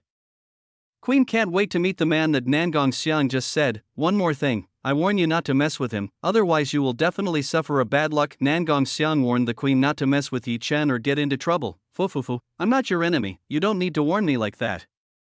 Queen just giggled when she heard the warning that came from Nangong Xiang. Queen seemed to disdain Nangong Xiang's warning. Queen did not know that in the future she could get into trouble for not listening to Nangong Xiang's warning at this time. The Queen and Nangong Xiang continued to exchange information that was quite useful for the two of them. They were both very serious in discussing this kind of thing. After getting enough information from Queen, Nangong Xiang decided to leave this place. Oh yeah, before I leave, I would like some information about the power possessed by the Gates of Eternity sect. You must have information about the powers possessed by the Gates of Eternity sect. Before leaving, Nangong Xiang wanted to know about the powers possessed by the Gates of Eternity sect. Maybe this information will be very useful for Yi Chen and also Zhao Yanyan later in fighting against the Gates of Eternity sect. What do you want information from the Gates of Eternity sect? Do you have any business with the Gates of Eternity sect? Queen asked Nangong Xiang. She wanted to know what Nangong Xiang wanted from the power information possessed by the Gates of Eternity sect. You don't need to ask about it. All I want is the power information from the Gates of Eternity sect. Nangong Xiang didn't want to tell the Queen what she would do with this information. For a while Nangong Xiang didn't want Queen to know what Yi Chen and Zhao Yanyan wanted to do, or else this woman would take advantage of Yi Chen and Zhao Yanyan. You really are a very woman-stingy, Queen complained to Nangong Xiang, who didn't want to tell herself what she wanted to do. In the future you will definitely know what use I ask this to you. Nangong Xiang tells Queen that in the future he will find out what happened. You have become so mysterious with me. Just watch, I will definitely find out what you are planning. Queen became curious. She would try to find out what Nangong Xiang was planning. Queen liked mysterious things, so she would definitely try to find out for herself what Nangong Xiang wanted. Quick, give me the information. Nangong Xiang told Queen to immediately inform herself of the information from the Gates of Eternity sect. Alright, you're a very impatient person. Queen started to get up from her seat. She went to a shelf in this place. Queen searched for a scroll on this shelf. After searching for a while, Queen found what Nangong Xiang needed. Queen immediately took a scroll and handed it to Nangong Xiang. Here, this the information you need. Queen told Nangong Xiang that the required information was in this scroll. Thank you very much, then I'll go first. After receiving the scroll from Queen, Nangong Xiang decided to leave this place. Nangong Xiang suddenly disappeared from this room. Nangong Xiang very quickly disappeared from this room. Now in this room only Queen was left alone. Queen began to take a sip of the tea in the glass. She began to close her eyes and reflect on the conversation she had previously had with Nangong Xiang. It looks like there will be a bit of a storm in this Kunlun Holy Land. I have to prepare for the worst that could happen. Queen must start preparing for the worst that could happen. From the conversation she had together with Nangong Xiang, Queen could conclude that there would be a huge storm that could shake the entire Kunlun Holy Land. The intuition she had said this, Queen's female intuition was very strong and very accurate. She was always trust the intuition she has. Queen started to get up from her seat. She had to start preparing for the big storm that might happen in the Kunlun Holy Land. We're back in the Wu Clan Manor. The banquet in this place is still the same as in the mortal world. The difference here is that it still holds a fairly strong culture. Yuro started to get food for Zhao Yanyan. She started to treat Zhao Yanyan very well. Meanwhile Nanhuatse started to get food for Yi Chen. She was the first woman to really care about Yi Chen. On the other side, Yuro saw what Nanhuatse was doing right now. Nanhuatse was really getting food for Yi Chen. She looked like a very filial wife. Yuro started to wonder what kind of relationship Yi Chen had with this beautiful vixen who came from the Spring Palace. Of course Yuro knew a little about the Spring Palace. Women in the Spring Palace would usually treat men arbitrarily or could also be interpreted as slaves. Here she saw a bit of an oddity when Nanhuatse was very attentive to Yi Chen. This vixen really didn't look like the rumors she heard from people about the Spring Palace. Zhao Yanyan didn't want to lose. She started to get some vegetables and meat for Yi Chen. Husband, you have to eat lots of vegetables and meat to keep you healthy. Zhao Yanyan smiled at Yi Chen. She wanted Yi Chen to eat a healthy and balanced diet. Since the two beauties brought food for himself, Yi Chen's plate was immediately filled with various kinds of food. Yi Chen of course was quite happy with this. She started to eat the food on his plate with great satisfaction. Wu Ping saw the treatment that Yi Chen received from the two beautiful women beside him. He was quite jealous because Yi Chen had received such treatment from Zhao Yanyan and Nanhua. Wu Ping's plate was currently empty and no food had been taken. No one wanted to get Wu Ping food. Even Yuro didn't want to get food for Wu Ping. Ro, can't you get your husband some food? Wu Ping whispered to Yuro, who was beside him. Don't you still have complete hands? You can take it yourself. Yuro told Wu Ping to take food for himself. Sigh.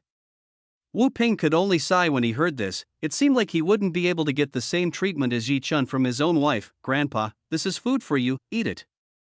Seeing that Wu Ping's plate was still empty, Jia Yanyan decided to get Wu Ping a meal. Yanyan, why are you getting food for this old man? He can still take his own food, Yu Rou said to Jia Yanyan, who was getting currently food for Wu Ping. Grandma, do not like it, let grandfather eat like any other. Jia Yanyan told Yu Rou's not evil to Wu Ping. Jia Yanyan wanted to fix Yu Rou and Wu Ping's relationship, so she had to try to get the two of them close. Yu Rou was speechless, she didn't know what to say, let alone Jia Yanyan. She felt that she was the one who had committed a crime, not wanting to look bad in front of Jia Yanyan. Yu Rou started helping to get food for Wu Ping. She started to put food on Wu Ping's plate. Wu Ping was very grateful to Jia Yanyan, his granddaughter was really very kind to him. If it weren't for Zhao Yanyan's words just now, perhaps Yu Rou wouldn't have wanted to get himself some food. Everyone started enjoying this banquet. They all looked happy when they enjoyed the banquet. Knock, knock, knock. While everyone was enjoying the banquet, from outside someone suddenly came and knocked on the door several times. "You Tifa, what do you want to knock on the door like that?" Yu Rou asked the people outside. Yu Rou already knew that the person outside was Yu Tifa. "Madam, there is a bit of a dispute in the Wu Clan trading area." Yu Tifa told Yu Rou that there was a dispute in the Wu Clan trading area. Chapter 676, issue regarding the Chen Pavilion. It's just a dispute, right? You should be able to take care of it yourself, Yu Rou said to Yu Tifa, who was outside the room. But madam, this matter has something to do with the Shen clan. Yu Tifa told Yu Rou that this matter concerns the Shen clan. Shen clan, come in quickly and tell me what happened. Wu Ping told Yu Tifa to come into the room and explain what happened to him. When he heard that this matter had something to do with the Shen clan, Wu Ping immediately responded to the matter. The Shen clan was the enemy of the Wu clan. The two of them were always enemies no matter where they were, even when they were at important meetings in the royal family palace. The Wu clan and Shen clan were always fighting. These two clans could be said to be mortal enemies who would fight when they met. Yu Tifa started to enter the banquet hall. She started telling Wu Ping what happened. Wu Ping started to listen to stories from Yu Tifa. When he listened to stories from Yu Tifa, Wu Ping started to get very angry. Damn. Those guys from Shen clan really want to grab the Chen Pavilion from the Wu clan's trading territory. Wu Ping was furious when she heard that the Shen clan was targeting the Chen Pavilion, which was in the Wu clan's trading territory. Grandpa, what kind of place is Chen Pavilion? Zhao Yanyan is curious about the Chen Pavilion that Yu Tifa was referring to. The Chen Pavilion is a place where rare medicinal herbs and pills can be sold and bought. It is a place where cultivators look for resources to cultivate. Wu Ping told Zhao Yanyan about the Chen Pavilion. The Chen Pavilion was a place where medicinal herbs as well as pills were sold. The Chen Pavilion could be said to be a place devoted to selling and buying resources for a cultivator. The Chen Pavilion was something very precious to the Wu clan. It was a place that allowed the Wu clan's business to run until recently. In the royal capital, the Chen Pavilion was a place frequented by cultivators to find resources for them to cultivate. It was also the thing that led to countless people setting up stalls in the Wu clan trading territory. Instead of setting up a kiosk, every year they had to pay a tribute to the Wu clan. The tribute in this place was not dollars or gold. The currency in this place was all kinds of profound crystal. Profound crystal in the Holy Land of Kunlun is used as a legitimate purchase tool. Apart from using profound crystal here, there is also a system of exchanging goods for goods that have the exact same value. It was for this reason that the Chen Pavilion was something so precious to the Wu clan. The Wu clan could not possibly allow the Chen Pavilion to be taken away by the Shen clan. Yu Tifa, why don't you tell one of the elders to take care of this matter? Here we are busy welcoming Yanyan. Yu Rou didn't like it when he saw the family reunion event being bothered with this kind of problem. Yes, that's right, have you gone looking for another elder? Wu Ping asked Yu Tifa whether she had gone to ask for help to the other elders. Sorry, but all the elders from the clan are currently in the royal palace. They are all preparing a birthday ceremony for the royal family who is only a few days away. Yu Tifa told Wu Ping that all the elders from the Wu clan current were asked to prepare for the birthday ceremony from the royal family, so right now there are no elders in this clan who can go there. Wu Ping also just remembered that the elders of the Wu clan were given the task of taking care of all the things needed for the birthday ceremony of the founding of the royal family. So right now within this manor there weren't many people from the Wu clan left. I came here because I was unable to make a decision on this matter. I hope the clan master can make a decision to resolve this matter. Yu Tifa wanted Wu Ping to go over this matter. Wu Ping did not expect that this kind of thing would happen when there were no elders in the Wu clan manor. It seemed that the Shen clan had planned this out, to the point that they knew that the elders in the Wu clan were currently at the royal palace. If Wu Ping didn't make up his mind now, he would lose the extremely precious Chen Pavilion. Wu Ping stood up from his chair. I will go to take care of this, all of you please just continue without me. Wu Ping must go to solve this problem as soon as possible. Wait, I want to join. Yi Chen, who was enjoying a meal before, wanted to join Wu Ping. When Yi Chen heard that Wu Ping wanted to go to a place where rare medicinal plants were sold, Yi Chen wanted to see if he could find the ginseng of life edge in the Qin pavilion that Wu Ping had just intended. I also want to come. Jia Yanyan also decided to come and help solve this problem for Wu Ping. Then I will come too. After all, wherever master goes, I will go with him. Nan Huatsai also wanted to come along with Yi Chen to go to the Qin pavilion. Wu Ping did not expect that Yi Chen, Jia Yanyan, and Nan Huatsai would want to come together with him to the Qin pavilion. Are you sure you want to come with me? I want to go solve an important problem. Wu Ping asked Yi Chen, Jia Yanyan, and Nan Huatsai. It doesn't matter, I just so happened to be looking for a medicinal plant. Maybe I can find it there. Yi Chen told Wu Ping the reason why he wanted to come. I want to go to accompany both of you. Jia Yanyan told the reason why she wanted to come with Yi Chen and Wu Ping, whereas Nan Huatsai didn't say the reason she had. Nan Huatsai wanted to come because of Yi Chen. She had no interest in anything other than Yi Chen. Fine, if you all insist on coming with me. Seeing that they all made sense, Wu Ping allowed Yi Chen, Jia Yanyan, and Nan Huatsai to go with him to the Qin pavilion. Wu Ping, Yi Chen, Jia Yanyan, and Nan Huatsai immediately left this room. Yi Chen, Jia Yanyan, and Nan Huatsai immediately followed Wu Ping to the Qin pavilion. After Wu Ping, Yi Chen, Jia Yanyan, and Nan Huatsai left, only Utifa and Yu Rou remained in this room. The two of them were speechless after seeing Wu Ping, Yi Chen, Jia Yanyan, and Nan Huatsai head towards the Qin pavilion. Madam, then I will go to help the clan master. Utifa also wanted to go to help Wu Ping deal with this matter. That's not necessary, you can just stay here to accompany me. After all, that old man was accompanied by Yan Yan, Yi Chen, and Nan Huatsai, so I thought he would be fine. Yu Rou forbade Utifa to leave this room. Yu Rou wanted Utifa to accompany her in this place. It was annoying to have to wait here alone while Wu Ping, Yi Chen, Jia Yanyan, and Nan Huatsai left. It would be best to let Utifa be here to chat with herself. Chapter 677, Alchemical Battle. 1. Wu Ping, Yi Chen, Jia Yanyan and Nan Huatsai immediately rushed to the Qin pavilion.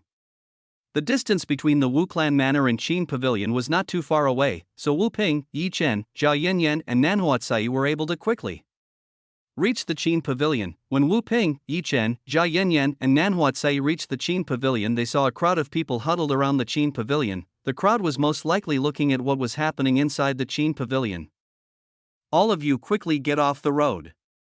Wu Ping tried to drive away the people who were currently blocking the path leading to the Qin pavilion. Seeing that the person who was screaming was Duke Wu Ping, everyone immediately stepped aside to make way for Wu Ping, Yi Chen, Jia Yanyan, and Nan Huatsai. When Wu Ping, Yi Chen, Jia Yanyan, and Nan Huatsai's entourage arrived, everyone first looked at Wu Ping, Yi Chen, Jia Yanyan, and Nan Huatsai. Some people, especially men, were surprised to see Jia Yanyan and Nan Huatsai's peerless beauty. These people had never seen a beauty like Jia Yanyan and Nan Huatsai. One was an innocent and graceful like a goddess, while the other was very sexy and very seductive. Both of them had different appearances from each other, but they have the same thing, which is a beautiful face and a body that looks really well groomed. Jia Yanyan and Nan Huatsai ignored the gazes of the men who were here, for these two people were just empty air that they encountered on the street and were not worthy of attention. When Wu Ping, Yi Chen, Jia Yanyan, and Nan Huatsai arrived at the Qin pavilion, they saw that there were several people who were arguing, one from the Chen clan side and one from the Qin pavilion side. Seeing this, Wu Ping was starting to get closer to the side of the Qin pavilion. He wanted to know what really happened from the start. Oh, Duke Wu, welcome. A young man suddenly said to Wu Ping. This young man was the young master of the Shen clan. It seemed he was the one who had caused trouble from the start. Wu Ping ignored the words of the young master of the Shen clan. He continued walking towards the old man whose hair had turned white like himself. Sir Qin, what happened? Wu Ping asked this old man what had originally happened in this place. This old man was named Qin Shao. He was the owner of the Qin pavilion as well as an alchemist who was quite powerful in the royal capital. Duke Wu, it seems that the young master of the Shen clan wants to cause a little trouble in my territory. Qin Shao told Wu Ping that the young master of the Shen clan was trying to cause trouble in his place. Lord Qin, why do you say that? I came here for a very good purpose. I want your pavilion to join our Shen clan. We will give Lord Qin a place worthy. The young master of the Shen clan openly invited the pavilion Qin to join them. The name of this young man is Shen Fuma. He is a young master who was very ambitious to make the Shen clan the strongest clan in the entire royal capital. Shen Fuma's nature descended from his father, Duke Shen. Duke Shen was also known as a very ambitious person. He continuously tried to expand the influence of the Shen clan, even into the royal palace. The Shen clan is also the most powerful clan in the circle. dukes, the Shin clan is also trusted by the royal family to lead the main army in the royal family. It was for this reason that the Shin clan could become the most powerful clan in terms of strength among all the clans serving the royal family. Young Master Shin, I told you that I don't want to move to the territory of the Shin clan. The Qin pavilion has been standing here for thousands of years and has never moved anywhere else. Qin Shao again refused Qin Fuma's offer. The Qin pavilion was a place established by the ancestors of the Qin pavilion. There was no way Qin Shao would transfer the legacy of his pavilion ancestors who had been standing here for a long time to another place. Come to think of it, Qin Fuma's offer was indeed very tempting, but Qin Shao naturally knew that the Shin clan would not give him an offer that was free. There must be something the Shin clan wanted from his Qin pavilion. Brat, tell your father that the Qin pavilion will never want to be invited to join your Shin clan. Wu Ping told Qin Fuma that the Qin pavilion would remain in the Wu clan trading area. Too bad. Qin Fuma shook his head helplessly. Again he couldn't get Qin Shao to join his Shin clan. Mr. Qin, how about we have an alchemy duel? Here my friend wants to fight with the best disciple you have. In this duel, both of us will bet something, whether you are in or not. Shao, having failed to invite the Qin pavilion to join the Shin clan, Qin Fuma decided to challenge Qin Shao to an alchemical duel. Sorry, I have absolutely no interest in this matter. Qin Shao again rejected the duel proposed by Qin Fuma.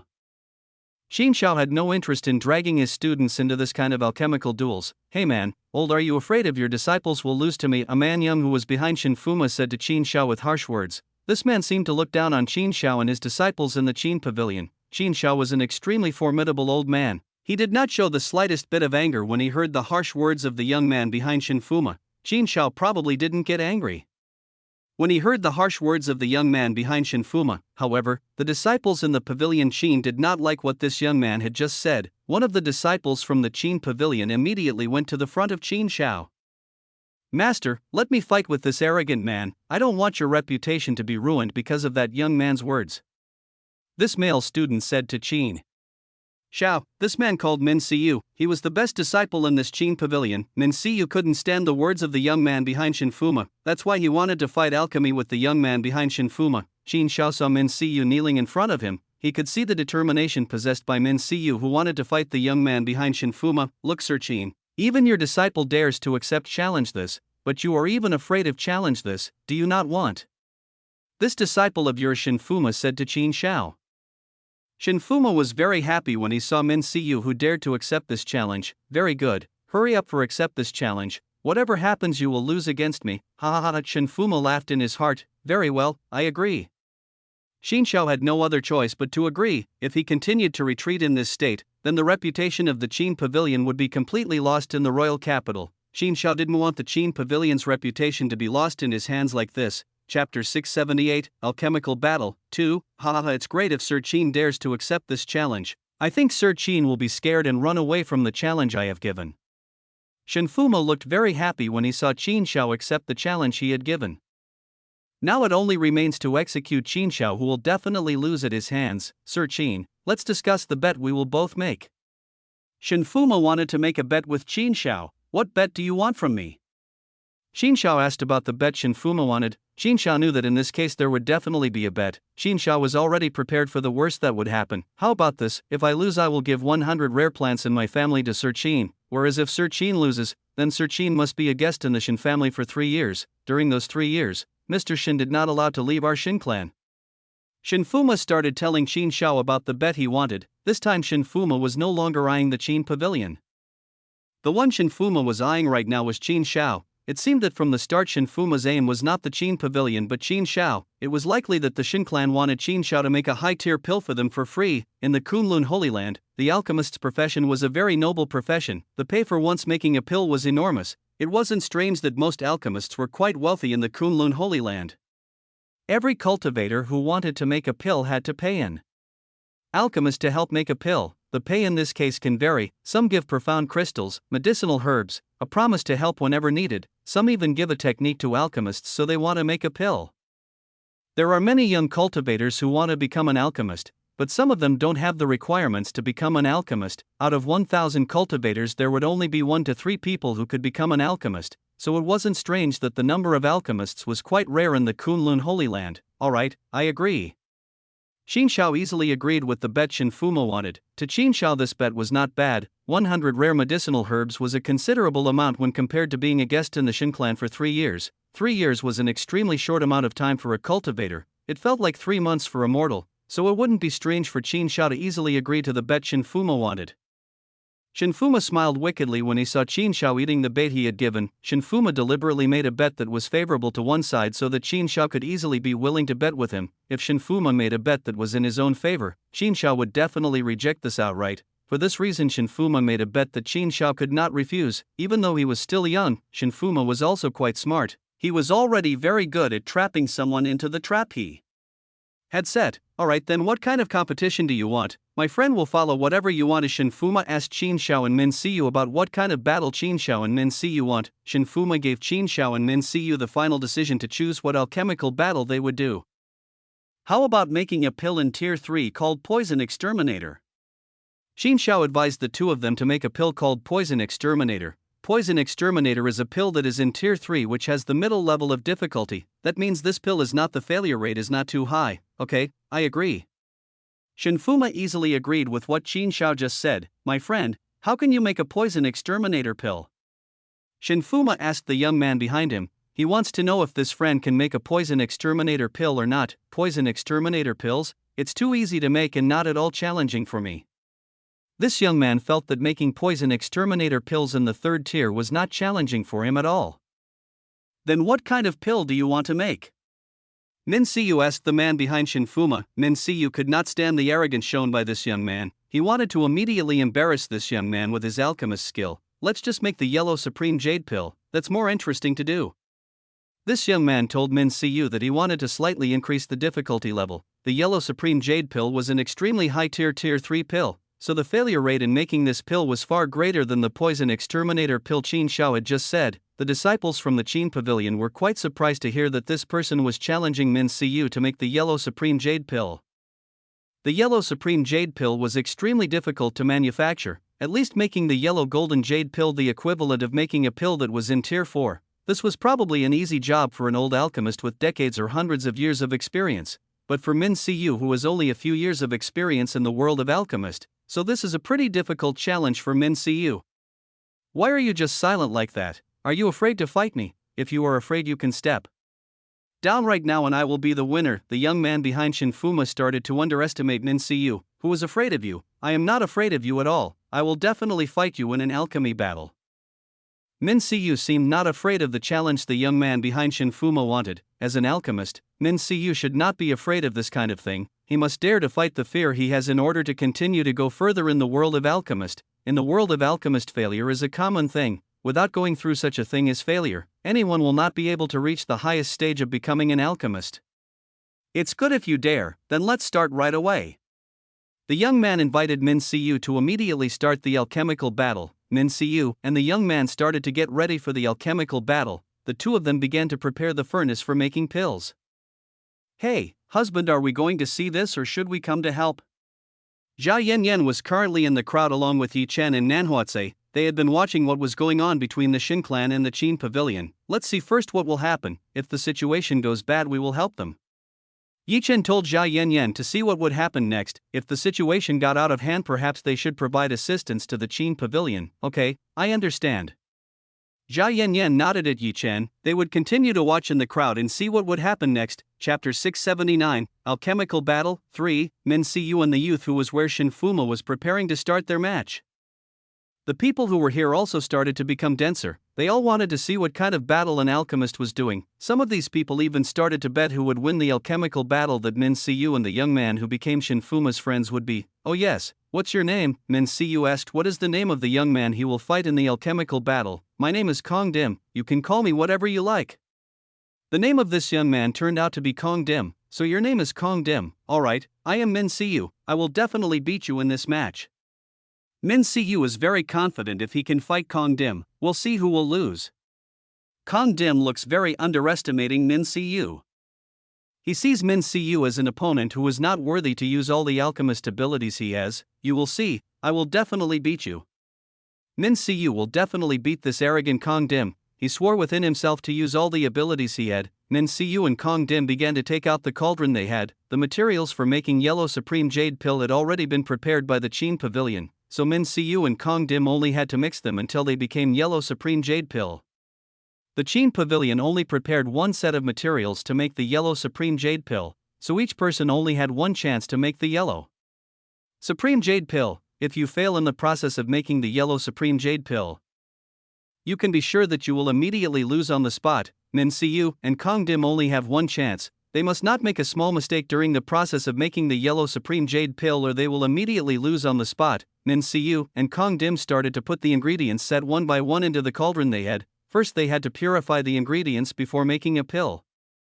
This process was a process that would determine the purity and efficacy of the Yellow Supreme Jade Pill that the two of them would make, so in this process they had to be able to refine the set of ingredients to make the Yellow Supreme Jade Pill into a pill of high purity. Min Siyu and Kong Dim started to focus on what was in their furnace. They both tried to keep the temperature inside the fire waiting to remain stable and not burn the ingredients to make the Yellow Supreme Jade Pill. At this time all the audience tried to be quiet and not make a loud voice so as not to disturb the concentration that Min Siyu and Kim Dim did. Mr. Chen, can your disciple win against that young man named Kong Dim? Wu Ping asked Chen Xiao as Min Siyu can win against Kong Dim. Duke Wu, I also don't know about this matter. The Yellow Supreme Jade Pill is a pill that is quite difficult to make for young Min Siyu in the alchemist world, so I can only estimate that the chances of Min Siyu succeeding in making the Yellow Supreme Jade Pill are only around just 15%. Chen Xiao estimated that the success rate of Min Siyu in making Yellow Supreme Jade Pill was only around 15%. Isn't that a very small number? Are you not mistaken in predicting this? Wu Ping felt that the prediction Chen Xiao said was very small. I know my own disciple very well, so I won't be wrong in predicting this. If he succeeds in making the Yellow Supreme Jade Pill perfectly, then it will be a fortune he has. Chen Xiao told Wu Ping that Min Siyu only can count on his luck for now, so you're not even sure of your own disciple. Wu Ping could only sigh. It seemed that the Chen Pavilion had a very hard time winning battle. If only current Wu Ping could help with this, he would definitely try to help the Chen Pavilion win this match. Husband, is the Yellow Supreme Jade Pill hard enough to make? After hearing the conversation that Wu Ping and Chen Xiao said, Zhao Yanyan asked Yi Chen whether the Yellow Supreme Jade Pill is difficult for someone to make. It's not a difficult pill to make. I think making the Yellow Supreme Jade Pill is as easy as turning a palm. Yi Chen told Zhao Yanyan that making the Yellow Supreme Jade Pill was easy enough to do. The Yellow Supreme Jade Pill could be said to be a pill similar to the pill which was in the early 4th tier, so for Yi Chen making the Yellow Supreme Jade Pill was quite easy to do. The Yellow Supreme Jade Pill was a pill that could restore the profound energy of a cultivator. This pill only had 1x use in one day, so if one took this pill once then they would not be able to take the effect of this pill a second time. You brag. The people around Yi Chen started sneering at Yi Chen. They didn't believe that Yi Chen could make Yellow Supreme Jade Pill so easily. Everyone here was a cultivator. Naturally they knew how hard it was to make a Yellow Supreme Jade Pill. Even a talented young alchemist like Min Siyu and Kong Dim would have a little trouble making a Yellow Supreme Jade Pill. And now there is a young man in strange clothes who was brave enough to say that making Yellow Supreme Jade Pill is very easy to do, for a cultivator in the Kunlun Holy Land. The clothes worn by Yi Chen looked quite strange and not good to look at. The average person here wore ancient clothes that could only be seen in ancient movies. Clothes like those in the Kunlun Holy Land were rarely seen in the mortal world. Hearing these people start sneering at Yi Chen, Nanhuatsai did not feel very dislike. Nanhuatsai wanted to make people who had just sneered at Yi Chen feel the consequences for having dared to say such words. This is the Kunlun Holy Land. There is no law governing killing. Everyday killing occurs everywhere. It can be said that this place is like a jungle where the strong will survive. Say, ignore the words of these people. Seeing Nanhuatsai want to make a move against people who sneer at him, Yi Chen immediately tried to stop Nanhuatsai. Yi Chen didn't want Nanhuatsai to make a fuss bigger than this is. Master, why did you stop me? Nanhuatsai asked why Yi Chen stopped her, even though Nanhuatsai wanted to teach a lesson to people who were sneering at Yi Chen. Don't make trouble, just stand still beside me. Yi Chen told Nanhuatsai to be quiet and not create a problem. Nanhuatsai could only nod at Yi Chen. She was very obedient to Yi Chen's words. Yi Chen returned his attention to the alchemical battle that was being carried out by Min Siyu and Kong Dim. Yi Chen saw that the two of them had finished refining the ingredients to make the Yellow Supreme Jade Pill. Now it remains only to extract all the refined ingredients into the Yellow Supreme Jade Pill. This process seemed to be the most difficult process for Min Siyu and Kong Dim. The slightest mistake could destroy them and lose. Chapter 680. true identity of Kong Dim. In this process, every stage is very important. Just a little mistake in extracting the material will be an explosion in the cauldron owned by Min Siyu and Kong Dim. Min Siyu is currently sweating very hard all over his body. In this process he looks quite difficult. It seems that what Qin Xiao said is true. Min Siyu is still too ordinary to be able to make Yellow Supreme Jade Pill perfectly. Meanwhile, Kong Dim looked very relaxed when he was doing the process of extracting all the ingredients into the Yellow Supreme Jade Pill. He didn't have any pressure at all when doing this. From here Yi Chen can see that the alchemist skills of the two are not balanced. It is clear that Min Siyu is far below Kong Dim in terms of alchemist skills. From this it can be concluded that Min Siyu can have a chance to win if he gets a high level of luck. Now Min Siyu's fate is only determined by the luck he has. If he is not lucky, then it is certain that the cauldron he has will explode. Everyone saw Min Siyu and Kong Dim, who were very concentrated in making the Yellow Supreme Jade Pill. Both of them seemed to be in their own world and couldn't be bothered by others. These people might not know what was going on inside the cauldron of the two of them, but they knew that it must be a final process before the pills were made. Boom, boom. Suddenly a small explosion occurred in Kong Dim's cauldron. Seeing that there was a small explosion in Kong Dim's cauldron, all eyes that were here immediately looked at Kong Dim's cauldron. Did he fail? The people here want to know if Kong Dim failed in the process of extracting the purified ingredients. Looks like he just failed. One of the disciples from the Qin pavilion said in a loud voice. Seeing just now there was an explosion in Kong Dim's cauldron, the disciples who from the Qin pavilion looked excited. Finally they saw this arrogant man getting the result of his arrogant attitude earlier. Now Min Siyu just has to be able to make the Yellow Supreme Jade Pill and he will win this match. Just as the disciples from the Qin pavilion were about to celebrate their victory, Qin Xiao began to close his eyes. He was displeased so quickly. After watching what Kong Dim was doing in making pill, he knew that this young man named Kong Dim had a higher talent than his student Min Siyu. So the chances of Kong Dim succeeding in making the Yellow Supreme Jade Pill are around 60% and above. Kong Dim started to open his eyes. He started to open the lid of the cauldron that he had. When the lid of Kong Dim's cauldron opened, a very strong pill scent started to spread in all directions. The disciples of the Qin pavilion became gloomy when they smelled the scent emanating from Kong Dim's cauldron. This scent would only be smelled if someone managed to perfectly make a pill. That means that Kong Dim has now succeeded in making a Yellow Supreme Jade Pill perfectly. It seemed they couldn't celebrate their victory any sooner after finding out that Kong Dim managed to make a Yellow Supreme Jade Pill. Kong Dim started peeking into his cauldron. When Kong Dim peeked into his cauldron, he found a yellow pill which was quite perfect. With this pill Kong Dim was sure that victory would be his. Kong Dim smiled with great pride. Now it's just a matter of waiting for Min Siyu to finish the Yellow Supreme Jade Pill that he will make. Shinfuma looked very happy when he saw that Kong Dim had succeeded in making the Yellow Supreme Jade Pill perfectly. Now that his victory was in sight, Yi Chen, who was in the crowd, looked at Min Siyu. He saw that Min Siyu was in a depressed position. He looked very difficult when the process of extracting the ingredients into the Yellow Supreme Jade Pill. Yi Chen decided to use God Eyes to look inside Min Siyu's cauldron. When Yi Chen used his God Eyes to peek inside Min Siyu's cauldron, Yi Chen found that Min Siyu's cauldron looked very messy. Looks like Min Siyu is no longer able to maintain the ingredients in the cauldron. From here alone Yi Chen can see that Min Siyu 95% will fail in extracting the ingredients that have been purified before. After just looking inside Min Siyu's cauldron, Yi Chen turned his attention to Kong Dim's cauldron. When Yi Chen looked inside Kong Dim's cauldron, he found that the Yellow Supreme Jade Pill made by Kong Dim was quite perfect. At least the purity level of the Yellow Supreme Jade Pill made by Kong Dim was about 80%. It was good enough to be above the standard set in the Kunlun Holy Land. The pill purity standard set by the Kunlun Holy Land was around 70%. If it was below that, it would be declared a pill of poor quality. Meanwhile, if it was above 70%, it would be given a good quality. Bum. Min Siyu's cauldron started to vibrate uncontrollably. Min Siyu had lost access to control the fire in the ingredients in the cauldron that he had. So Min Siyu's cauldron is now very messy and can explode at any time. Min Siyu, hurry back from there right now. Seeing this, Qin Xiao immediately told Min Siyu to leave the cauldron he had. No, master, I can still do it.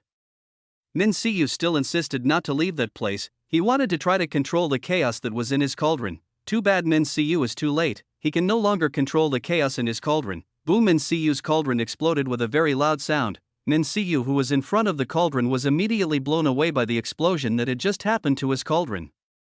Min Siyu was thrown hundreds of meters back. Seeing Min Siyu, who was blown away by the explosion, Xin Xiao immediately went to help Min Siyu. He immediately grabbed Min Siyu so as not to fly any further. Min Siyu's condition this time is quite bad. His whole body is black because he received the explosion from the cauldron just now. Master, forgive me for disappointing you. Min Siyu apologized to Qin Xiao because he failed to beat Kong Dim. It is okay, everyone fails. You will not be disappointed as it is. Failure is the best teacher for everyone. Qin Xiao told Min Siyu not to be disappointed.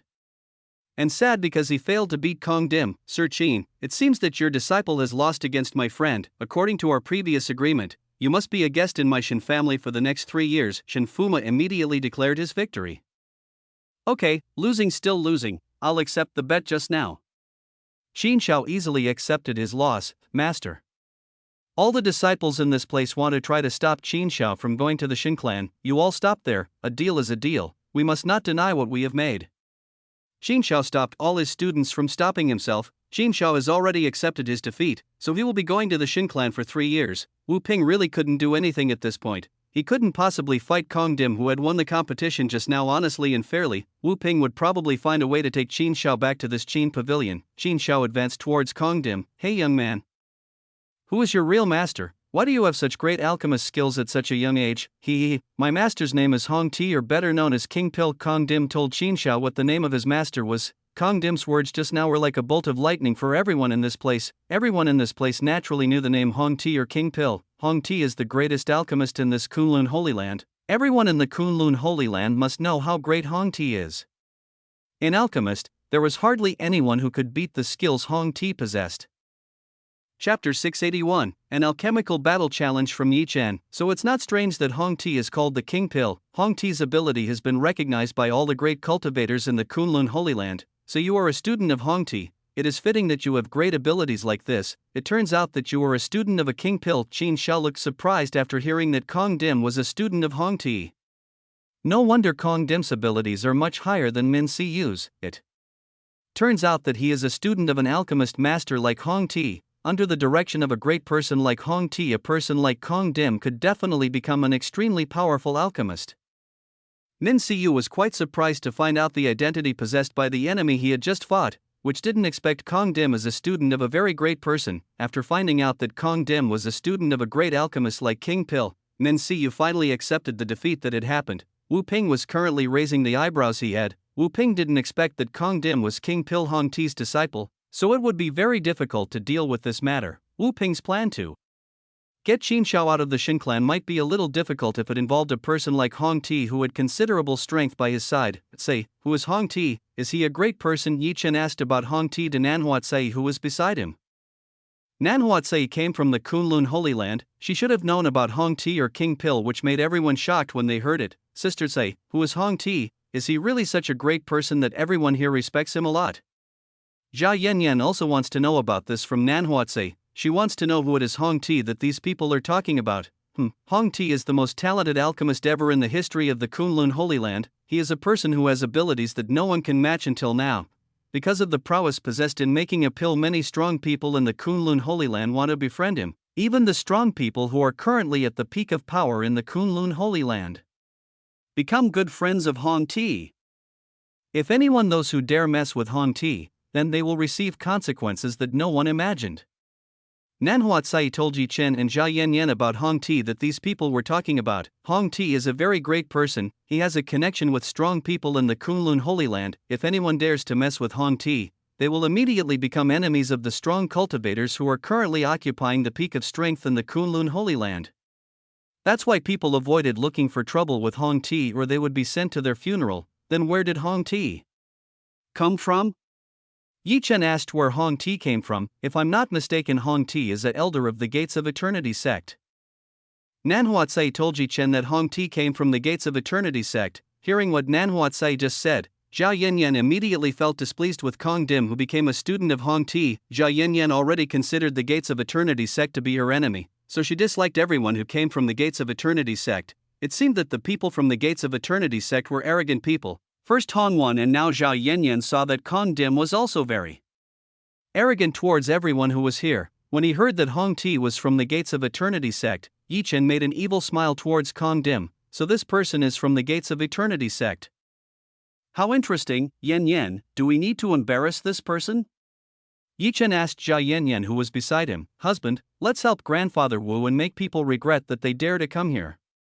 This time Jia Yanyan immediately supported Yi Chen. She supported Yi Chen to humiliate a man named Kong Dim. "Ha, Sir Chen, now you know that my friend has a great teacher and is very influential. If only you had fought, then this matter would be complicated," Shen Fuma very arrogantly said to Qin Xiao. Shen Fuma shamelessly used Hong Ti's status to bully Qin Xiao and Wu Ping. This way Qin Xiao and Wu Ping would definitely not dare to sound dissatisfied in this matter, if previously Qin Xiao and Wu Ping had dared to voice their dissatisfaction in the match just now, they would definitely get into trouble from Hong Ti. "Okay, Mr. Qin, let's get out of this place. Duke Wu, goodbye." Haha. Shen Fuma invited Qin Xiao to leave this place. Before leaving, Shen Fuma did not forget to humiliate Wu Ping in front of everyone here. It was rare for Shen Fuma to be able to humiliate Wu Ping like he is now. The current Wu Ping could only grit his teeth. He did not expect that he would be humiliated by a junior like Shen Fuma in front of everyone like this. Hey, wait a minute. When Shen Fuma, Kong Dim and Qin Xiao wanted to leave the Qin pavilion, suddenly there was someone who dared to stop the three of them. Hearing that someone dared to stop the three of them,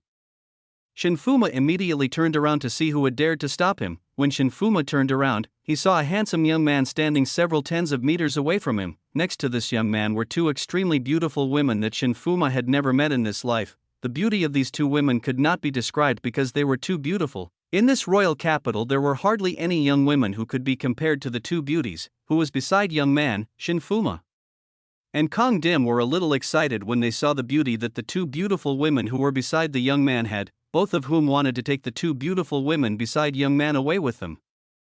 The handsome young man standing in front of Shen Fuma was of course Yi Chen. Yi Chen stopped Shen Fuma, who wanted to run away from this place. Yi Chen couldn't possibly let Shen Fuma escape from this place. He had to make this man pay for daring to cause trouble in this place. "What do you want from me?"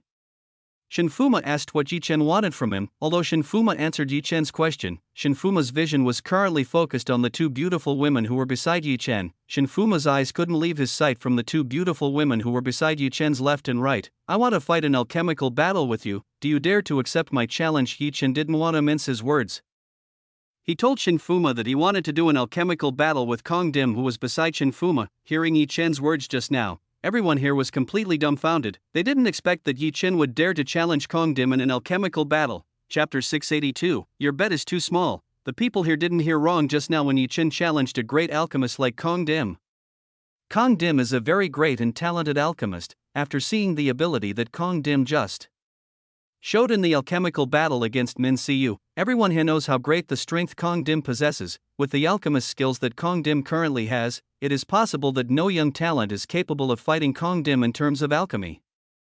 And now they saw that there was a fool who had just challenged Kong Dim to an alchemical battle. These people thought Yi Chen was a fool for daring to challenge a great alchemist like Kong Dim. "Huh, you want to challenge my friend who was a student of King Pil Hong Ti? Are you not joking with us?" Shen Fuma felt that Yi Chen was a fool who dared to challenge him. "Why is it that if your friend is a disciple of King Pil, I want to challenge him? Are you afraid to fight with me?" Yi Chen said to Shen Fuma and Kong Dim with provocative words that were quite harsh. Yi Chen used provocative words to lure Shen Fuma and also Kong Dim to compete with him. The best way to deal with arrogant people is in a slightly provocative way. That way they will feel angry and want to fight against Yi Chen. "Ha, afraid of you? Are you joking with me? Shen Fuma will never be afraid of anyone." Hearing this, Shen Fuma burst out laughing. He had never heard words like what Yi Chen did at this time. "Then what are you waiting for? Hurry up and accept the challenge that I give you. If you really dare with me." Yi Chen told Shen Fuma to accept the challenge he just said. "How interesting. No one has ever dared to challenge me in the way you do now." Shen Fuma felt called by the challenge given by Yi Chen. He felt that he wanted to make this handsome young man know who he was. "Okay, I will accept the challenge you gave. But we have to make a bet so that the losing party can feel the consequences." Shen Fuma accepted Yi Chen's challenge. He showed a condition that is a bet with Yi Chen. Yi Chen smiled when he heard Shen Fuma ask himself to bet. From the start this was what Yi Chen wanted from Shen Fuma. Because Shen Fuma originally wanted to bet with him, Yi Chen is naturally happy about this, so if Shen Fuma loses later he has no reason not to obey him. "Okay, I agree with this. It won't be an interesting thing if there is no stake in the alchemical battle." Yi Chen easily agreed with what Shen Fuma wanted. "Yi Chen, what are you doing?" Wu Ping suddenly came in front of Yi Chen. He tried to stop Yi Chen, who was trying to find trouble with Shen Fuma and Kong Dim. Wu Ping was not afraid to fight the Shen clan, but when it came to Kong Dim, who was Hong Ti's disciple, Wu Ping couldn't do too much in this matter. One lose was enough for today. Wu Ping didn't want Yi Chen to suffer again in front of Shinfuma and Kong Dim. Grandfather Wu, you don't have to worry about this matter. I just want to see how great the person who becomes disciple from King's Pill. I want to know if he's really good or not. Yi Chen told Wu Ping not to worry about him. Yi Chen had full confidence to overcome these two people. Wu Ping, but the problem, grandfather, believe in Yi Chen, he must be able to fight this man very easily. Jia Yanyan, who was beside Yi Chen, tried to convince Wu Ping that he would believe in Yi Chen. Jia Yanyan really believed in Yi Chen. Yi Chen would be able to overcome Kong Dim very easily. Oh, Duke Wu, so apparently this guy is your people, interesting. Shinfuma just found out that Yi Chen and Jia Yanyan are people from the Wu clan. When he found out that Yi Chen was from the Wu clan, Shinfuma wanted to make a bet with Yi Chen even more. It was rare for Shinfuma to humiliate the Wu clan twice time like this. He wouldn't have missed something like this. Then let's just start the alchemical battle. My friend is ready whenever you want. Shinfuma told Yi Chen to start the alchemical battle they had agreed on. Then what will you bet in?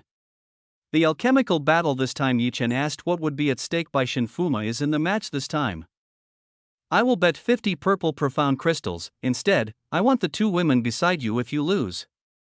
Shinfuma immediately bet all the purple profound crystals he has to bet with Yi Chen. This man is also very outspoken, wanted Zhao Yanyan and Nanhuatsai, who were beside Yi Chen. Everyone gathered in this place was shocked when they heard the bet that Shinfuma had just said. 50 purple profound crystals was an enormous amount. This was enough for the cultivators here to increase their strength so quickly. Kid, don't mess with my granddaughter or you will suffer the consequences, Wu Ping was furious when she found out that Shinfuma wanted Zhao Yanyan as a bet. Wu Ping was very sensitive about Zhao Yanyan. Of course he would be very angry when he heard that Shinfuma wanted Zhao Yanyan as a bet. Grandpa, calm down. Seeing Wu Ping getting out of control, Zhao Yanyan tried to calm down Wu Ping from doing something unreasonable. Zhao Yanyan also actually disliked what Shinfuma had just said. Zhao Yanyan was currently trying to remain calm and not provoked by Shinfuma's words. Isn't the bet you gave that is very small? Yi Chen laughed when he heard the bet that Shinfuma had just said. Once again, Yi Chen made all the cultivators here constantly dumbfounded. The people around here at this time wanted to beat up with stupid Yi Chen. 50 purple profound crystals was an enormous amount. It was enough to build a mansion that was magnificent and magnificent. If 50 purple profound crystals were used to go to a brothel, a person could stay in the brothel for a number of years. It was for this reason that the people who were here wanted to hit Yi Chen for daring to say that 50 purple profound crystals was an extremely small amount. For the people who were here, 50 purple profound crystals was quite a lot, but for Yi Chen 50 purple profound crystals was an infinitesimal amount. It was not worth wasting time on a bet like this. Then what do you want from me? Shinfuma asked Yi Chen what he wanted from him. Shinfuma wanted to know what Yi Chen wanted. I want 50% of the total territory of your Shin clan. Yi Chen said that he wanted 50% of the territory owned by the Shin clan. Chapter 683, issued a tier 9 armor set to bet on. Are you kidding me? Shinfuma still can't believe what he just heard. Yi Chen really wanted 50% of the territory that the Shin clan had. This was the craziest thing Shinfuma had ever heard. Not only did Shinfuma feel that Yi Chen was a lunatic, the cultivators in this place also felt that Yi Chen was a very insane person. He wanted something completely absurd like the 50% of the Shin clan territory. The Shin clan territory was 50% large enough to create a trading area that was twice as large as the Wu clan territory they currently occupied. It could be imagined how valuable the Shin clan's 50% territory would be. I'm not kidding with you, what I said was really serious.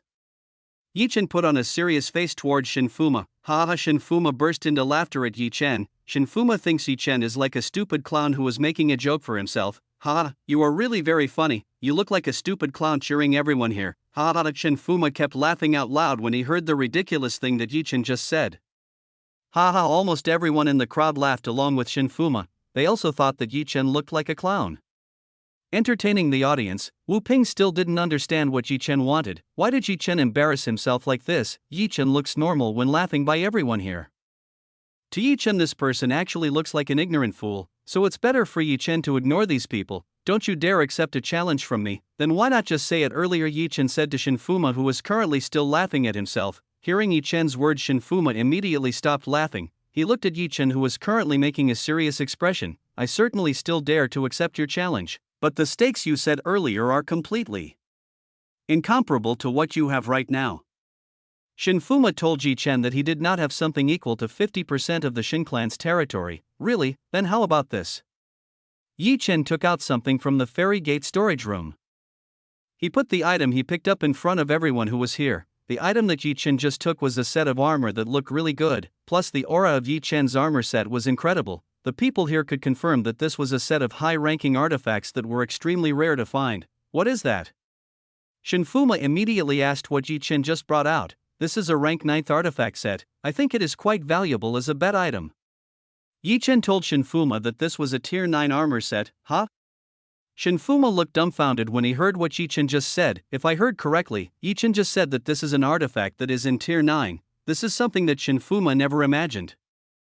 It is necessary to know that in this Kunlun Holy Land, the highest artifact is usually at tier 4 and 5, while tier above is an artifact that is very difficult to find. Only strong people can own artifacts above tier 5 and above artifacts are extremely expensive. Even the Shin clan, which is a large clan, only has one artifact in the 6th tier. It is also an heirloom left by the Shin clan ancestors. This is why Shinfuma was surprised when he heard Yi Chen say that this armor set was at tier 9. You're not kidding me, are you serious? Shinfuma asked Yi Chen if he was joking or not. Why am I joking with you? I'm really telling the truth. If you don't believe, you can see it for yourself. Yi Chen didn't play around when he took out the tier 9 armor set he got from exploring Devil's Prison. Yi Chen still had quite a few sets of armor like this, so it didn't matter if he used one to bet with Shinfuma. Yi Chen himself knew that in this Kunlun Holy Land it was very rare for high-tier artifacts like this. Surely Shinfuma would easily be attracted and want this tier 9 armor set. Shinfuma was an extremely greedy person. If he had found out that this was a high-level armor set, he would definitely try to get this rare set for himself. Shinfuma started to approach and looked at the tier 9 armor set that Yi Chen had just issued. When Shinfuma took a closer look, he found that this was really a very high-class artifact. Even the heirloom artifacts that the Shin clan possessed were far inferior when compared to the armor set that Yi Chen had just released.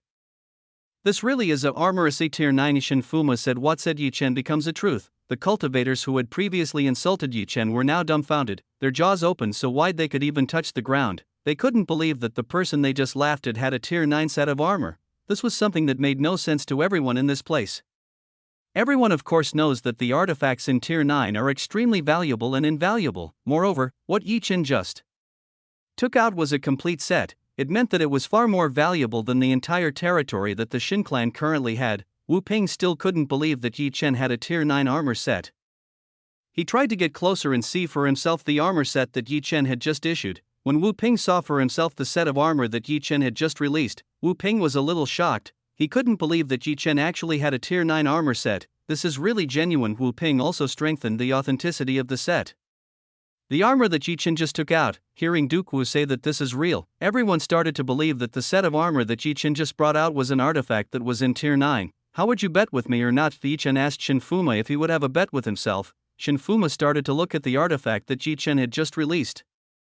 If he could get this from Yi Chen, then Shinfuma would get an enormous contribution to the Shin clan. That means Shinfuma will certainly become the clan master of the Shin clan. If he succeeds in getting this from Yi Chen, Shinfuma had already decided that he had to get this tier 9 armor set from Yi Chen no matter what. Shinfuma is very confident in himself. He is sure that Kong Dim will be able to win the match very easily. Hey Kong Dim, what percentage do you trust against this young man? Shinfuma asked Kong Dim. He wanted to know the confidence that Kong Dim would have if he went against Yi Chen. Chapter 684, Yi Chen vs Kong Dim. 1. Don't ever underestimate me. In this Kunlun Holy Land there is almost no one who can beat me in terms of alchemy. So I have above 90% confidence to beat this person. Kong Dim told Shinfuma that he had full confidence to fight Yi Chen. Kong Dim is very confident in his alchemist abilities, so it's not strange that he dares to guarantee that he can win against Yi Chen. My friend, I will never underestimate the abilities you have, but this young man is a little strange. If I have to say, Shinfuma feels that Yi Chen is a little strange and mysterious. Even Shinfuma finds it difficult to understand Yi Chen. You don't need to be afraid of someone like him. I am here. I will definitely beat him very easily. Kong Dim told Shinfuma not to be afraid of Yi Chen. As long as he is there, everything will be fine. Very well, then I will accept this person's bet.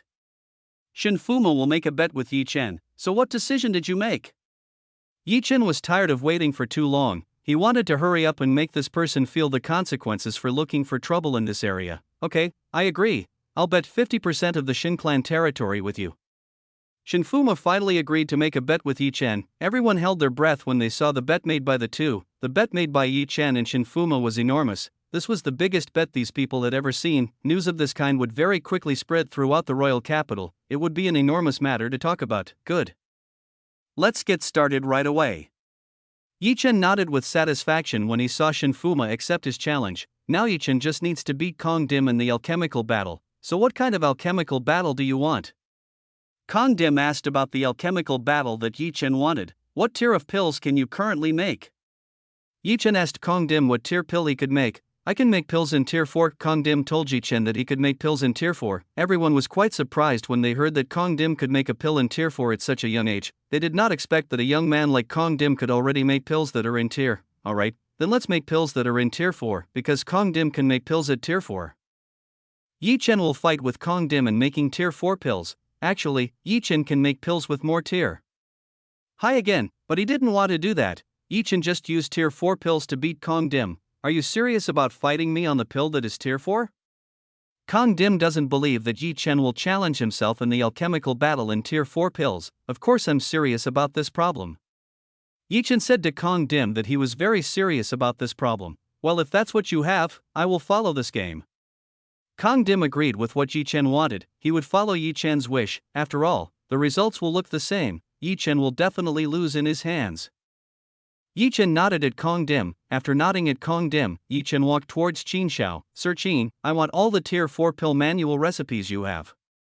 Yi Chen asked Qin Shao to give him all the manual's recipe for making pill that was at tier 4 for himself. What do you need the manual for making pills from me for? Qin Shao asked Yi Chen what he wanted with the tier 4 pill manual recipe he had. Of course I want to use it to fight with that person. Yi Chen told Qin Shao that he wanted to use the pill manual that Qin Shao had to fight against Kong Dim. Yi Chen began to explain in detail what he was going to do to Qin Shao. After gaining enlightenment from Yi Chen, Qin Shao finally understood what Yi Chen wanted from the pill manual recipe he had. Okay, I understand. Qin Shao nodded at Yi Chen. He was a little interested in what Yi Chen just said. Qin Shao started to take out all the copies of the pill manual recipe he had. What Qin Shao just took out was a copy of the original manual recipe he had. This copy is not permanent, it will disappear within 12 hours after the seal is opened. Normally the Qin Pavilion would sell these copies to cultivators who wanted this pill manual. Because this manual is temporary, once used it will immediately disappear and cannot be traded back to other people. This was quite a lucrative business for the Qin Pavilion. Yi Chen looked at the dozens of scrolls that were in front of Qin Shao. It seemed that these were all the pill manuals that were in tier 4 that belonged to the Qin Pavilion. The number of tier 4 pill manuals that the Qin Pavilion possessed was quite large as well. Yi Chen firmly believed that this wasn't all the Qin Pavilion had. In this alchemical battle we will randomly choose the pill manual that is here. Each of us has to make what is in the manual that we have taken. Whoever can make pills with perfect purity will win this battle. Yi Chen explained the rules of the game to Kong Dim. Okay, I understand. Kong Dim nodded at Yi Chen. He felt that the alchemical battle this time was more challenging than before. This makes each of the two of them will not know what they will make later. It could be easy and it could be very difficult. Then you can choose first. Yi Chen invited Kong Dim to choose first. Kong Dim went to have a copy of the manual recipe in front of him. He randomly picked up a copy of the pill manual recipe that was in the pile. Kong Dim starts to open a copy of the manual of the pills he just took. Kong Dim wants to know if he found something difficult or mundane to make. When Kong Dim removed the seal and looked into the copy of the pill manual, he found something that was very familiar to him. This was the manual recipe for making a fire-resonant pill. This was a pill commonly used by cultivators at high levels to help them make a tier 5 pill and above. By using a fire-resonant pill, the probability of failure can be minimized by 15%. This is a weapon belonging to alchemists to make a pill above tier 4. This pill can make one's own fire more stable and easier to control. Things like this are very functional when doing the process of making a pill for alchemists. Kong Dim was quite happy when he took a copy of the manual to make a fire-resonant pill. This is something that is quite easy to make. Kong Dim has already made fire-resonant pills, so this will feel like turning your palm over to Kong Dim. Chapter 685, Yi Chen vs Kong Dim, 2. I found something good here. This way it will be easy to beat you. Kong Dim said to Yi Chen that he could definitely beat Yi Chen. Yi Chen only smiled when he heard Kong Dim's words. He didn't really care about this person's words. Yi Chen went and took out one of the copies of the manual recipe for making pills. Just as Kong Dim, Yi Chen took one of the copies of the manual pill recipe that was in the pile. After taking out a copy of the manual pill recipe, Yi Chen immediately broke the seal that was in the manual pill recipe copy. When Chen wanted to break the seal that was in the manual pill recipe copy, Chen found that the manual pill recipe copy didn't have a seal. That meant it was an original pill manual recipe. When Chen opened the manual pill recipe, Chen found a formula that was a little foreign to him. Chen had never seen such a complicated manual. Chen's face immediately turned black when he saw the writing never seen before. Chen had seen countless manuals for making pills, but this time he had actually gotten something out of the ordinary. Sir Chen, why is this manual in a strange language? Chen asked Qin Shao about the manual he just took. Chen didn't understand what was written in the manual at all. Oh, it's a manual that I happened to find while exploring in a remote place. I myself don't understand the language in it manual. Qin Shao told Chen that he also didn't know the language in the manual pill recipe. I see. Chen nodded at Qin Shao. Since the pill manual was not known in the language, Chen had to take another new one. Chen put the manual pill recipe back into place. When Chen wanted to take another copy of the manual pill recipe, he was stopped by Shinfuma. Wait a minute, didn't you say that participants are only allowed to take one? Since you took a copy of the manual pill recipe, then you have to make what's in it. Shinfuma forbade Chen to take a copy of the new manual pill recipe. He wanted to make it difficult for Chen to use the unknown manual pill recipe. That way he would easily get what he wanted. Isn't that a little unfair? It's clear the manual pill recipe doesn't have the language in it. How can this be called a fair match? Nanhuatsai tried to protest because of the injustice that was happening. It was clear that Chen had gotten something unusable. How could this be called a fair match? Beautiful lady, it wasn't me who said that just now. It's clearly the young man who was beside you who said that. Shinfuma said that he took these words from Chen, so it's not his fault for using the words just now to corner Chen. You brat, you are brave enough to say that to me. I think I have to discipline you a little so that you understand where you are. Nanhuatsai was already quite annoyed with this man. Nanhuatsai wanted to teach a lesson to Shinfuma, who was quite arrogant.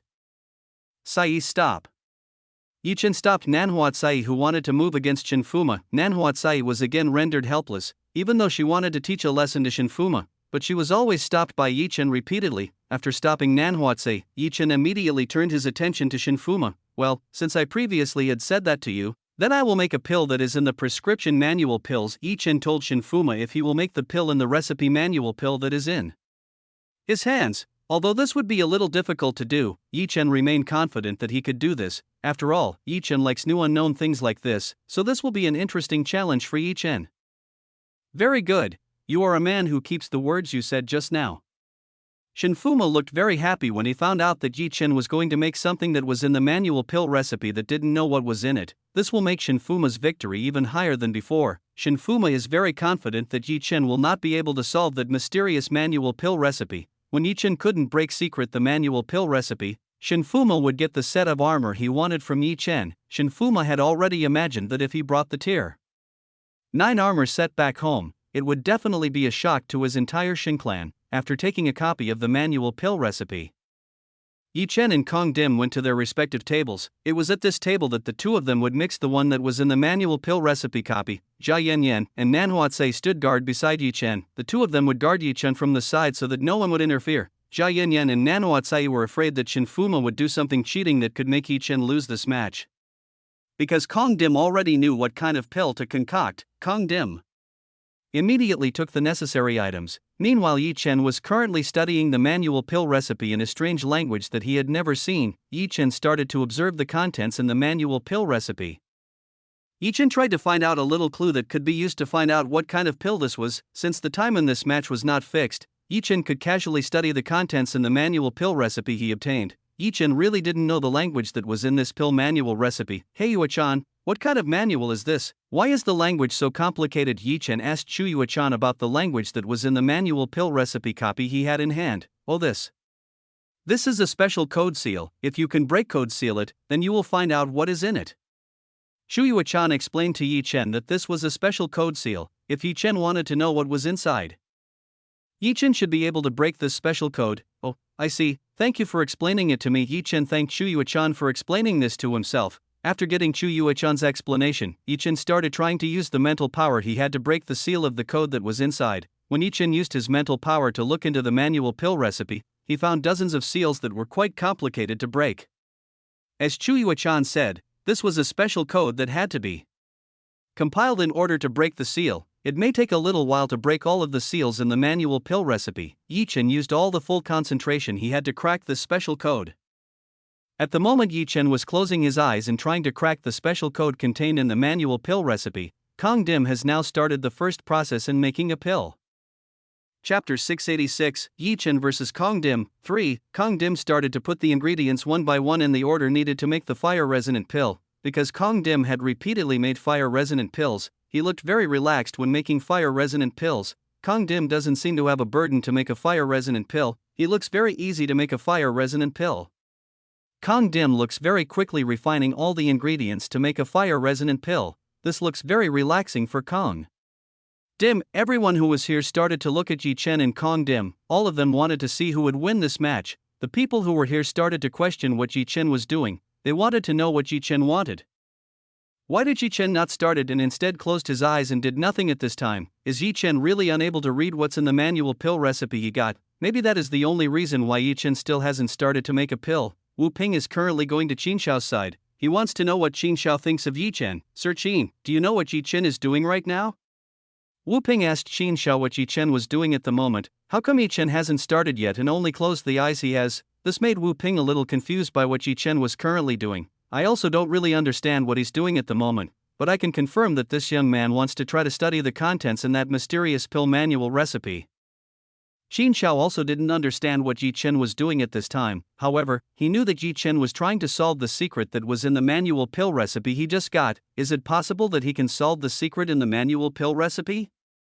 Wu Ping asked Qin Shao if Yi Chen could solve the secret in that mysterious manual pill recipe. For that matter, I don't know either. I have studied the manual pill recipe for several years, but until now I still don't know the secret in the manual pill recipe. Qin Shao said with uncertainty. Qin Shao himself had been trying to learn the secret in the manual pill recipe for many years, but until now he had yet to find a bright spot to solve the secret in the manual pill recipe. The secret in the manual pill recipe was extremely complicated. Even an old alchemist with extraordinary experience like Qin Shao was still unable to solve the secret of the manual pill recipe, so it might be unlikely that Yi Chen could solve the secret in the manual pill recipe. Wu Ping understood. It seems that currently Yi Chen is in very serious trouble. The possibility of Yi Chen winning against Kong Dim is very small because of this problem. Yi Chen was currently trying to break the code seal that was in the manual pill recipe. Yi Chen only needed a little more time for himself to finish all of this. Yi Chen actually used all the thoughts he had to try to break this code seal. This code seal was more complicated than Yi Chen thought. Yi Chen even had to extra use his mind to break this code seal. If you take a closer look at this time, you will find that Yi Chen's face is covered in sweat. This proves how hard Yi Chen is trying to crack the seal code. Jia Yanyan started to get closer to Yi Chen. She took a handkerchief and started to wipe the sweat off Yi Chen's face. What Jia Yanyan doing right now was quite striking. What Jia Yanyan doing right now caught the attention of the people around here. The men here felt very jealous when they saw Yi Chen get this kind of treatment from Jia Yanyan the very beautiful. They also want to get treatment like Jia Yanyan did to Yi Chen. They really want a beautiful woman to do something like Jia Yanyan doing is currently. Jia Yanyan ignored the dissatisfied gaze emanating from the people who were here. She continued to wipe Yi Chen's face, which was currently full of sweat. Even though Jia Yanyan didn't know what Yi Chen was doing right now, she believed that Yi Chen was doing something very difficult. Jia Yanyan could tell from the sweat that Yi Chen spat out. The current Yi Chen must be trying very hard to solve the puzzle that is in this pill manual recipe. Meanwhile, Kong Dim is currently almost finished making his pills. It will not be long before the pill made by Kong Dim is finished, and until now Yi Chen has not done anything to put up a fight against Kong Dim. Looks like I will win very easily. Kong Dim felt that he would win very easily. This can be seen from Yi Chen, who hasn't done anything until this second. People look back at Yi Chen, who until now had kept his eyes closed. If Yi Chen had still not done anything until the second, then it was the same as Yi Chen giving up without a fight. Some people even believed that Yi Chen had given up on this match. When people thought that Yi Chen had given up on fighting Kong Dim, suddenly the manual pill recipe that was in Yi Chen's hand let out a golden light that was quite dazzling. When this light appeared, the strange language inscription that was on the manual pill recipe began to move like it was alive. These writings began to move and create a new script which became the ancient Wuxia language. Don't say that he managed to solve the secret in the manual pill recipe, Qin Shao said in a slightly trembling voice. Qin Shao couldn't believe what he was seeing right now. Yi Chen was capable enough to solve the secret in the manual pill recipe that he couldn't even break. Qin Shao began to see the talent that Yi Chen had. It seemed that Yi Chen was much more talented than he thought. Hearing this from Qin Shao, everyone immediately knew what was going on at this moment. It seemed that Yi Chen had just solved the secret in the manual pill recipe. Most people didn't know what was happening right now. All they knew was that Yi Chen did something so great, to the point that Qin Xiao praised him so much that it was like that. After finishing breaking the seal code, Yi Chen started to open his eyes. He looked at the manual pill recipe he was currently holding. It's finally finished.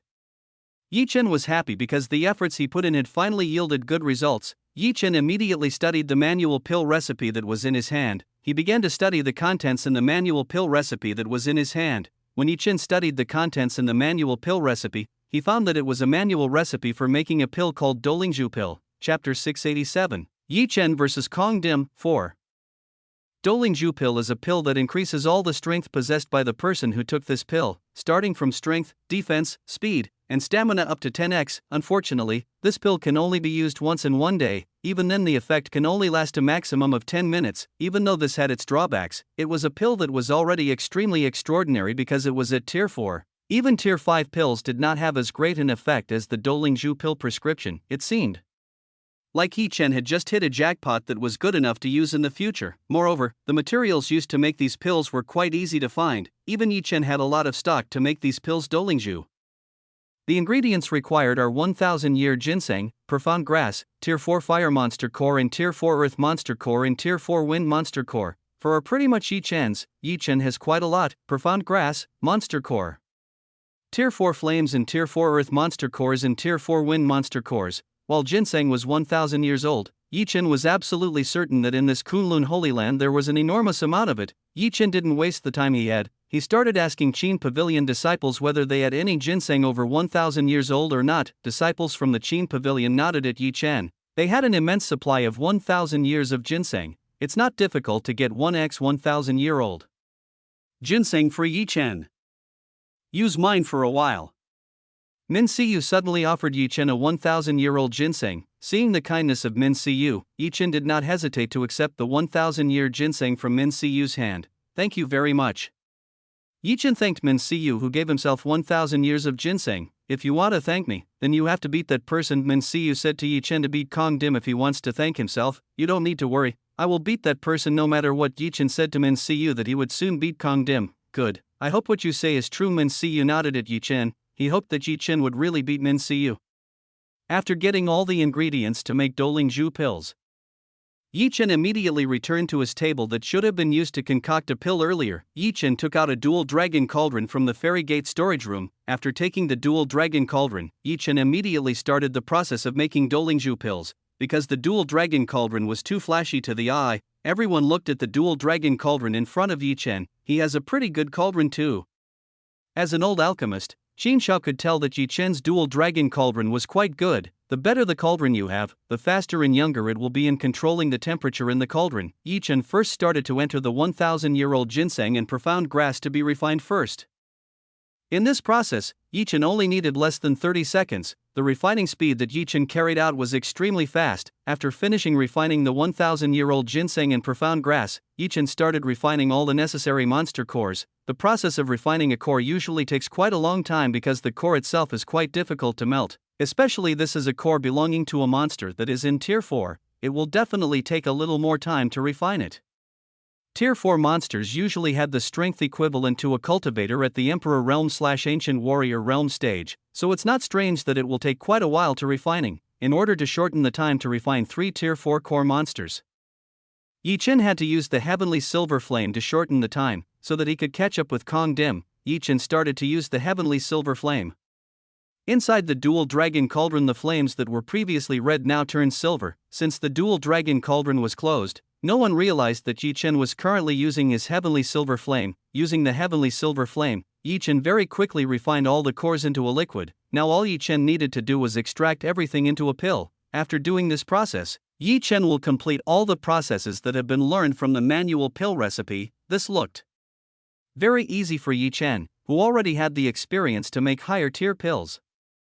Kong Dim has now also reached the final stage. He will soon finish making the fire-resonant pill. He looks like this time the victory will be mine, Kong Dim said to Yi Chen with great confidence. Kong Dim is very confident that he will win this match. Let's see who will win and who will lose in this match. Yi Chen answered the challenge from Kong Dim. he would definitely beat Kong Dim in the speed of concocting a pill.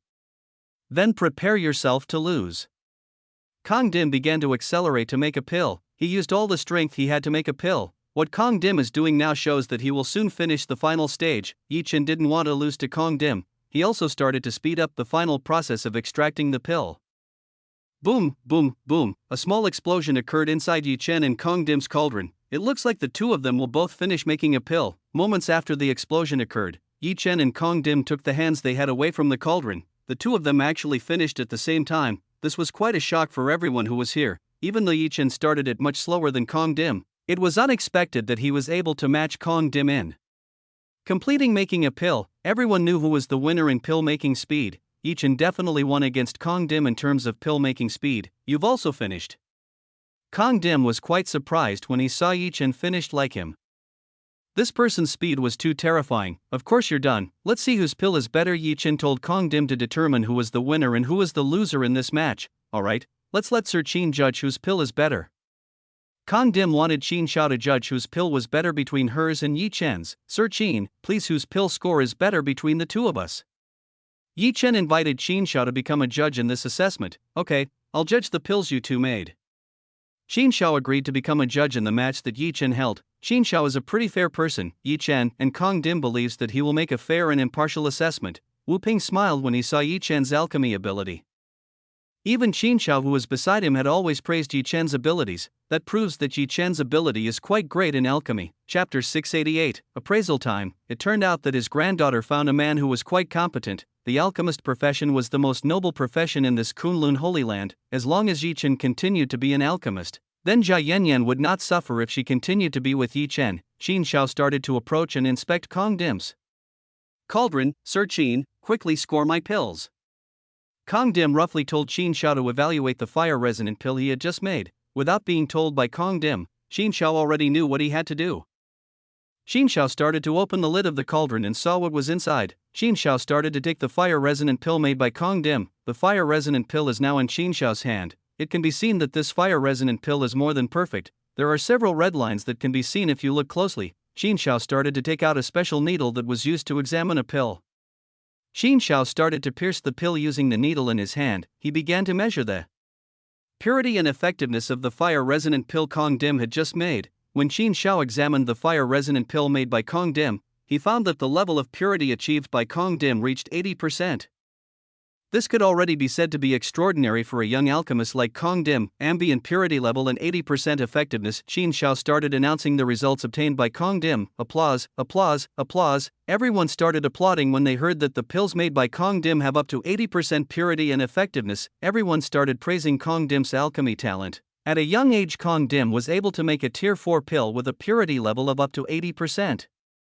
This was quite an achievement for Kong Dim. Some of the old alchemists who saw this were a little embarrassed by themselves. They couldn't believe that in the younger generation there was someone like Kong Dim who could match their abilities, who had been trained for hundreds of years. Kong Dim was overjoyed when he heard Chen Xiao's judgment. He began to raise his hands up like an invincible champion. Shen Fuma looked delighted when he found out that the results obtained by Kong Dim were excellent. With the results currently being obtained by Kong Dim, that should be enough to make him a victory. Shen Fuma can't wait to ask for Yi Chen's armor set. If Yi Chen refuses to hand over the tier 9 armor set, Shen Fuma will take it by force. Shen Fuma doesn't care if there is a battle with the Wu clan. As long as he carried the tier 9 armor set that Yi Chen had, the Shen clan would definitely protect himself from the Wu clan's rage. You have extraordinary talent at such a young age. Chen Xiao praised Kong Dim's talent. Of course I have extraordinary talent, otherwise it is impossible for my master to make me a disciple. Kong Dim said to Chen Xiao in a tone that was quite cocky. Hearing this, Chen Xiao shook his head. Even though Kong Dim had good talent, this person was too arrogant to see that everyone was inferior to him. One day he would definitely suffer the consequences because of the arrogance he had. Chen Xiao placed the fire-resonant pill on Kong Dim's table. After placing the fire-resonant pill on Kong Dim's table, Chen Xiao walked towards Yi Chen's table. Chen Xiao was already very curious about the pill that Yi Chen had just made. He wanted to know what pill Yi Chen had managed to make using the pill manual recipe that was difficult to break. When Chen Xiao came to Yi Chen's table, Yi Chen greeted Chen Xiao with a smile. Please value the pill I made.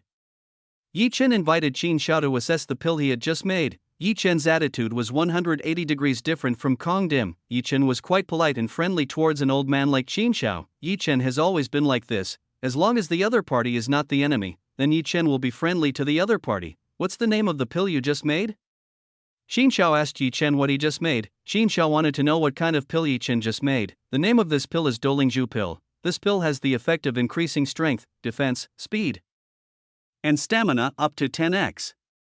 Yi Chen started explaining to Qin Xiao about the Doulingzhu pill he just made. Qin Xiao was dumbfounded when he heard what Yi Chen had just said. He did not believe that Doulingzhu, the pill that Yi Chen had just made, would have such a powerful effect. Among the tier 4 pills that Qin Xiao knew, perhaps none could match the Doulingzhu effect pill that Yi Chen had just said. All the cultivators who were here were dumbfounded when they heard Yi Chen's explanation about Doulingzhu pills. They also didn't believe that tier 4 pills could have the effect of increasing strength, defense, speed, and stamina up to 10x. This was impossible for a pill that was only at tier 4. Most likely a pill that had the same effect as what Yi Chen had just said was at tier 5 or 6 and would be very expensive in the market. Is what you said right? Qin Xiao asked Yi Chen if what he just said became the truth. Of course I'm telling the truth. How could I possibly lie about this matter? Yi Chen said that he would not lie about this problem. Then I want to see it myself. Qin Xiao wanted to see it with his own eyes. He wanted to see Doulingzhu pill that had just made Yi Chen. Have a look for yourself. Yi Chen invited Qin Xiao to see for himself the Doulingzhu pill that he had just made. Qin Xiao started to open the lid of the dual dragon cauldron that Yi Chen had. When Qin Xiao opened the lid of Yi Chen's dual dragon cauldron, he found that in the dual dragon cauldron there were several pills that emitted brilliant flashes. Qin Xiao immediately stopped in place when he looked inside the dual dragon cauldron. Qin Xiao could not believe what he was seeing right now. Even Qin Xiao, who had been pursuing the alchemist profession, couldn't believe what he was seeing at the moment.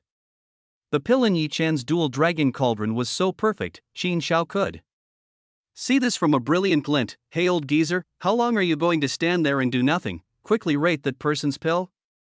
Kong Dim is impatient with his winning result. Kong Dim wanted Qin Xiao to immediately evaluate Yi Chen so that this match would be over.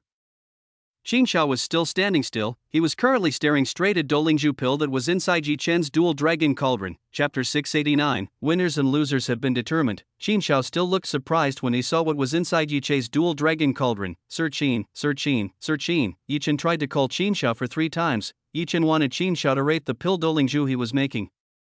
Hearing Yi Chen's calls for 3 times, Qin Xiao finally woke up from his shock. Qin Xiao was currently trying to calm himself down. Even though he had tried his best to calm himself down, Qin Xiao still had a shock in his heart. Qin Xiao began to stretch his hand into the dual dragon cauldron. When Qin Xiao reached his hand into the dual dragon cauldron, everyone who was here focused the sight they had onto Qin Xiao's hand that was used to retrieve the pill that Yi Chen had just made. Qin Xiao was still standing still. He was currently staring straight at Doulingzhu pill that was inside Yi Chen's dual dragon cauldron. Everyone wanted to know what kind of pill form that was described by Yi Chen just now. Was it much better than Kong Dim's or not? Qin Xiao started to take out the Doulingzhu pill that was inside the dual dragon cauldron. When Qin Xiao took out the Doulingzhu pill, everyone could see a pill that looked so shiny. They had never seen such a shiny pill in their life. This is the best pill I have ever seen in my life. Qin Xiao said that the pill that Yi Chen made was so beautiful that it made Qin Xiao feel happy just by holding it. In this world there was nothing most precious to alchemists except being able to hold a beautiful pill like the one Yi Chen had made, so it wasn't strange that Qin Xiao had become like this when he saw the Doulingzhu pill made by Yi Chen. Not only Qin Xiao, who felt that the pills that Yi Chen made were very beautiful, the other alchemists who were here also admitted that the pills made by Yi Chen were very beautiful. They were the same as Qin Xiao. They had never seen such a good and beautiful pill thing in their lives. The outside does not determine the purity of the pill. Kong Dim told everyone that the appearance of a pill is not judged by its appearance. To see whether a pill is good or not, it is necessary to carry out a test of purity level and the level of effectiveness of the pill itself. Everyone agreed with Kong Dim's words. A pill is not judged from the outside alone. A good pill should be judged by its purity and effectiveness. It could be that the outward appearance was deceiving to the eye, but the purity and effectiveness of the pill could not be faked. Master Qin, please value the pill I made. To prove that his pill was better than Kong Dim's, Yi Chen asked Qin Xiao to assess the pill he had made. Qin Xiao nodded to Yi Chen. He started taking out a needle to grade a pill. He wanted to know the purity and effectiveness of the pill in his hand. Everyone was currently looking at the assessment Qin Xiao was making. They wanted to know who would win in this match. When Qin Xiao was assessing the Doulingzhu pill in his hand, all cultivators focused on listening to the answer Qin Xiao would issue. Among these people, There were two people who were currently looking forward to Yi Chen's results. One is Shinfuma and one is Wu Ping. Shinfuma hopes that Yi Chen will lose this match, while Wu Ping hopes that Yi Chen can win this match so that the Shin clan will feel the embarrassment that Wu Ping previously received from Shinfuma. This is the most perfect pill I have ever had. Look in this life, 100% purity and effectiveness level. Qin Shao announced to everyone the results that Yi Chen had obtained. When everyone heard what Qin Shao had just said, everyone in this place was silent as if they were obedient. Not a single sound could be heard except for a gust of wind that was blowing around the place, and everyone screamed in disbelief at what Qin Shao just said. They were all shocked when they heard that Yi Chen made a pill with 100% purity and effectiveness, something no one in the Kunlun Holy Land had ever seen. No alchemist had yet been able to make a pill with a purity level of up to 100%.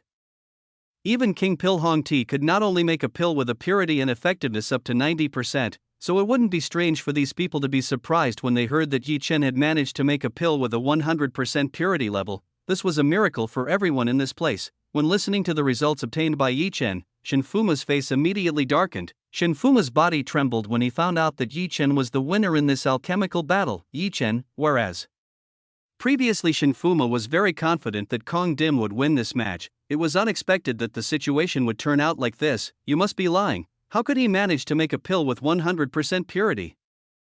Even my master can't do that. Kong Dim still couldn't believe the result of this defeat. Kong Dim is a person who always wins, he has never tasted defeat, so it's not strange that Kong Dim doesn't accept his defeat. I speak the truth. If you don't believe, you can invite other alchemists to judge them, they will definitely give you the same answer. Qin Shao told Kong Dim that this result was pure without any engineering by him. Qin Shao himself was still a little difficult to believe that the Dolingzhu pill made by Yi Chen would have a purity level of up to 100%. This was a result Qin Shao had never imagined. The winners and losers have been determined. Now is the time to keep the bet we previously made.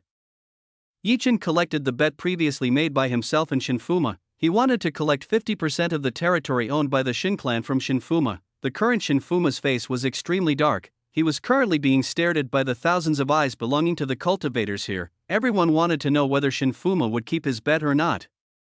Shinfuma currently looks confused what to do about this matter. There is no way he will keep the bet he previously made with Yi Chen.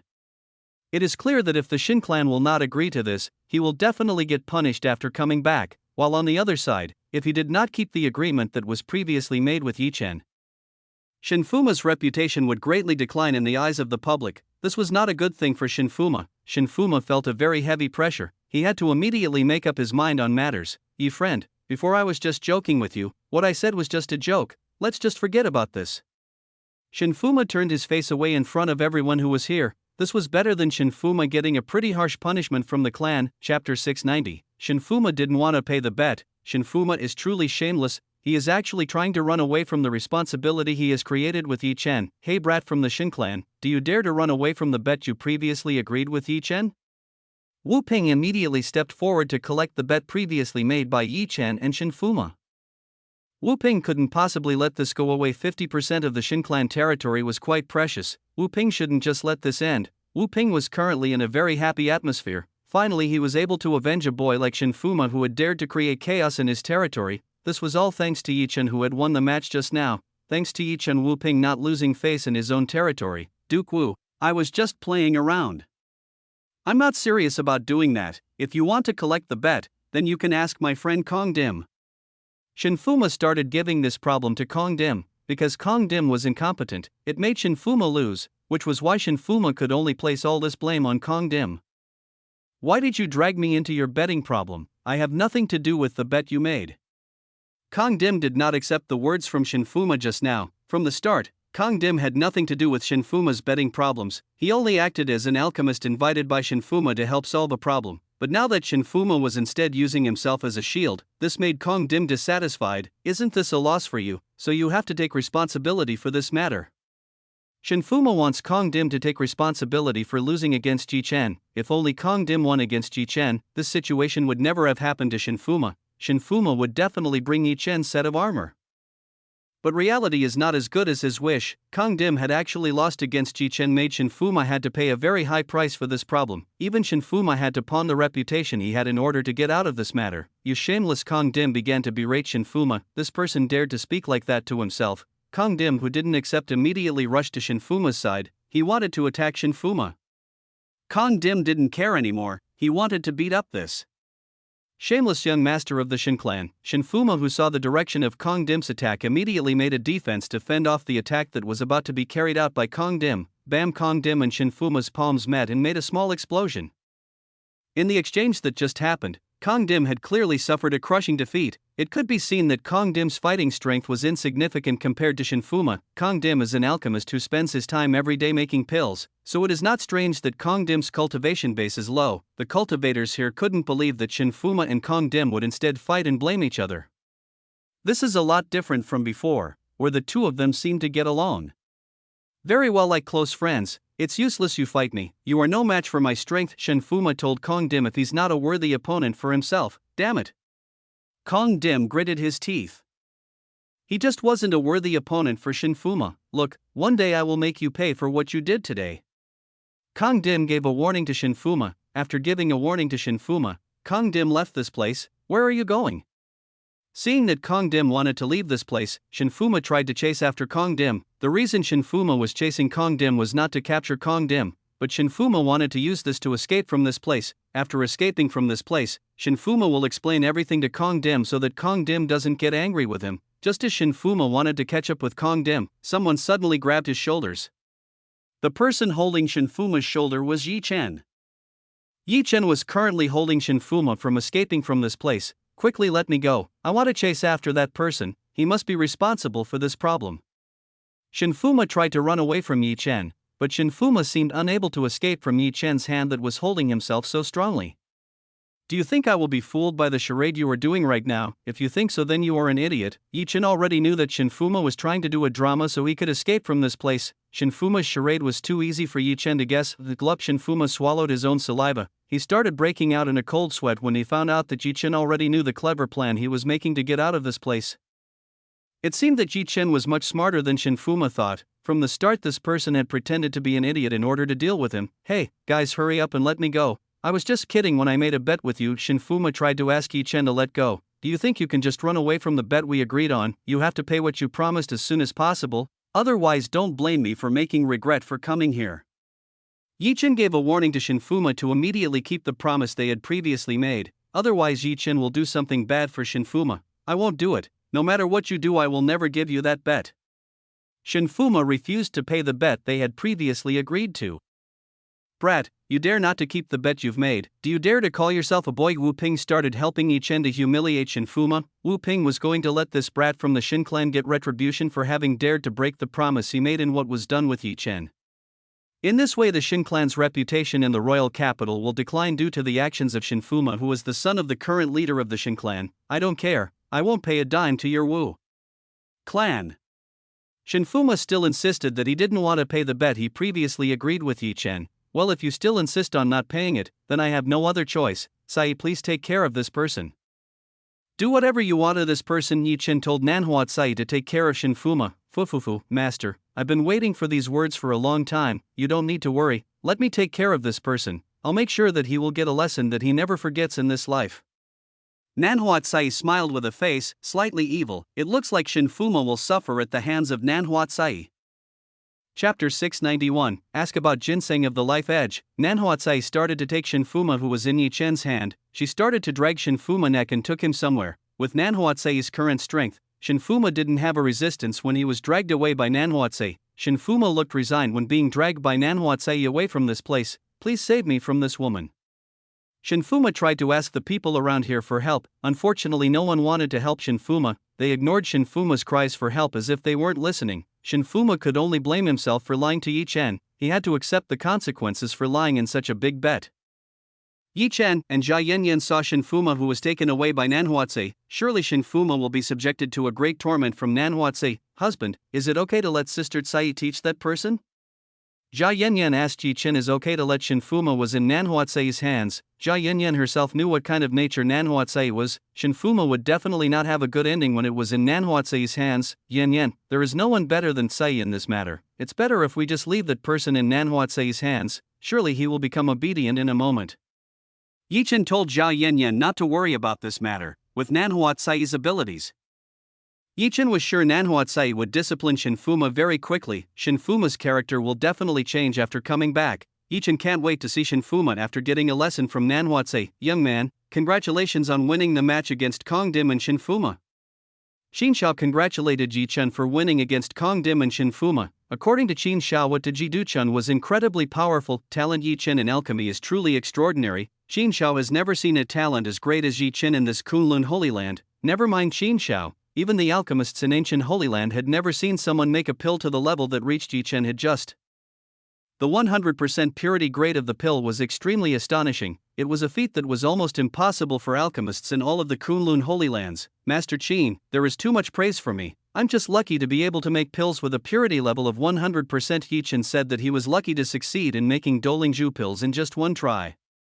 Qin Shao increasingly likes Yi Chen's character. Besides having great alchemy ability, this man is also a low profile. With what Yi Chen currently has, Qin Shao is very confident that Yi Chen will become a great person in the front future. Ha, Yi Chen, you are so amazing. This is a suitable son-in-law for my granddaughter. Wu Ping came and started to pat Yi Chen's back a little hard. The old man Wu Ping looked very satisfied when he saw Shinfuma being humiliated by Yi Chen like earlier. Sooner or later this news would definitely spread throughout the Kunlun Holy Land. Wu Ping couldn't wait how the old men in Shin Clan reacted. The Shin Clan will definitely be very embarrassed because of what Shinfuma is doing today. Yi Chen only smiled at Wu Ping. Duke Wu, is this Yi Chen a person from your clan? Qin Shao asked Wu Ping. Qin Shao was a little surprised when he heard that Yi Chen was the daughter-in-law of the Wu clan. If the Wu clan had such great talent as Yi Chen, the future of the Wu clan would definitely be very bright. Well, that's absolutely true. Yi Chen is part of my Wu clan. Wu Ping proudly said to Qin Shao. Wu Ping shamelessly told Qin Shao that Yi Chen was part of his Wu clan. I see. Qin Shao nodded at Wu Ping. Wu Ping and Qin Shao exchanged a few words. They seemed to be discussing something important. Congratulations to you who won against the disciple of King Pill. Min Siyu came and congratulated Yi Chen. Min Siyu looks a little better after seeing Kong Dim's defeat against Yi Chen just now. Yi Chen actually defeated a disciple of a King Pill by badly like that earlier. After seeing the abilities shown by Yi Chen, Min Siyu began to see a new wider world. It turned out that in this world there were many talents that were better and greater than him. Min Siyu thought he was already good enough in alchemy. Unexpectedly his abilities were still far from great. From now on he would train harder to become a great alchemist. Thank you. This is all thanks to the 1000 years ginseng you gave earlier. Otherwise I wouldn't have won against Kong Dim. Yi Chen thanks Min Siyu who has given 1000 years of ginseng to himself. It's not something valuable. You don't need to be thankful like that. Min Siyu told Yi Chen for not thanking him for the 1000-year-old ginseng he gave. 1000 years of ginseng was not something valuable in the Kunlun Holy Land. Anyone could get this kind of thing very easily in the market, and the price was not too expensive either. Senior Min, time to go back to work. A disciple from Qin Pavilion told Min Siyu that it was time to go back to work. People had already started lining up to buy pills and medicinal herbs from the Qin Pavilion. Due to the problem just now, people who previously wanted to buy pills and medicinal herbs could not make a purchase. After the problem was resolved, there was a long queue build up. The disciples of the Qin Pavilion should immediately work on solving this matter. Well, I'll be right there. Min Siyu nodded at the boy who told him to go back to work. I have to go back to work now. My name is Min Siyu. If you need anything from me, you can look for me at the Qin Pavilion or the Min clan.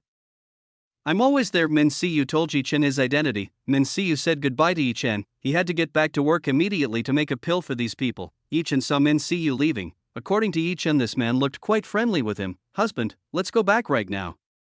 Zhao Yanyan invited Yi Chen back to the Wu clan manor. They had to continue the banquet that was previously delayed. Okay, but wait a minute, I want to find something. Yi Chen told Zhao Yanyan that he wanted to find something first. Yi Chen headed towards Qin Shao. Sir Qin, does your place have the ginseng of life edge?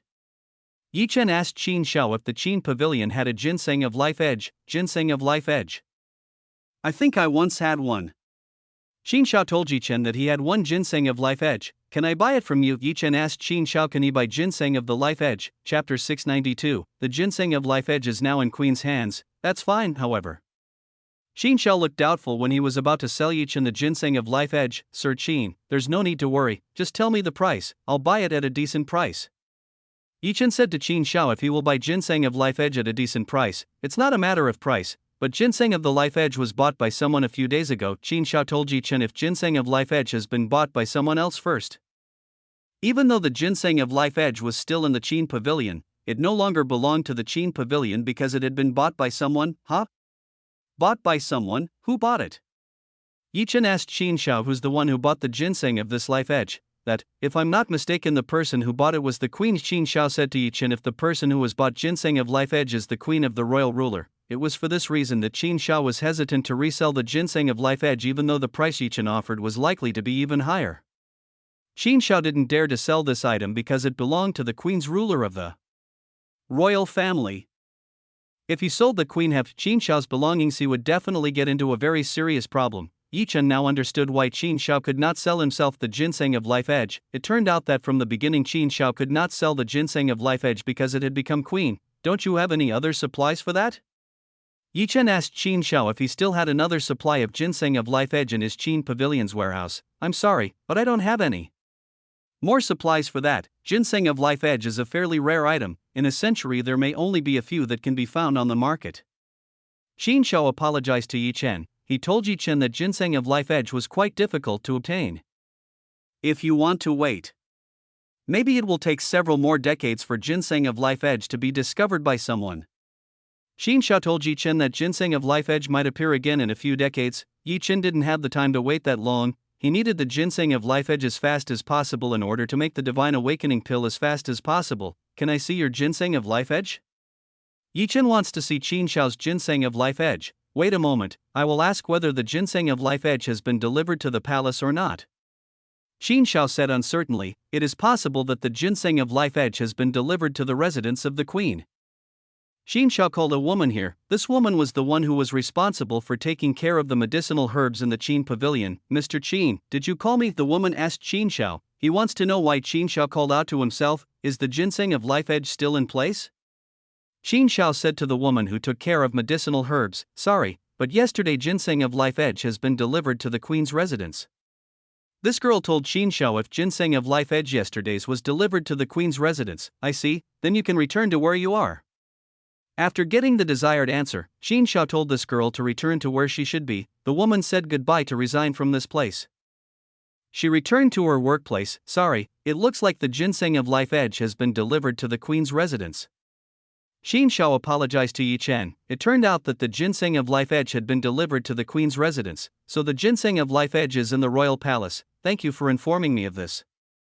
Yi Chen thanked Qin Shao for providing information on the whereabouts of the current ginseng of life edge. Yi Chen might have to meet the queen and try to ask the ginseng of life edge from queen's hand. That was the only fastest way Yi Chen could get the ginseng of life edge. Once again I apologize for not being able to give what you want. Qin Shao apologized to Yi Chen for not being able to give what Yi Chen wanted.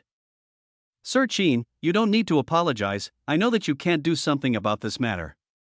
Yi Chen can understand that Qin Shao also can't do anything about this matter. Here we are talking about queen who is currently the highest ruler in the royal family. It is not easy for Qin Shao to deal with a queen who has such a high status. Okay, then I'll go. Once again thank you very much for the information you provide. Yi Chen said goodbye to Qin Shao. Qin Shao nodded to Yi Chen. He allowed Yi Chen to leave this place. What an interesting young man. It seems like from now on the alchemist profession will progress like never before.